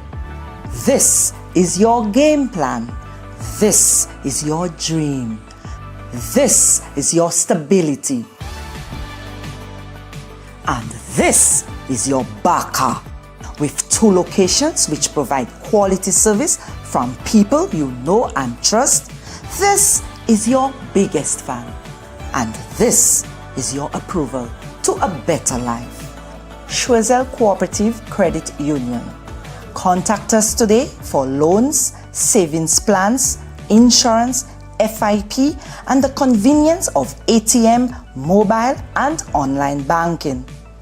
At Chosel Cooperative Credit Union, we make lives better. Call us today at 459-3119 or 459-3100.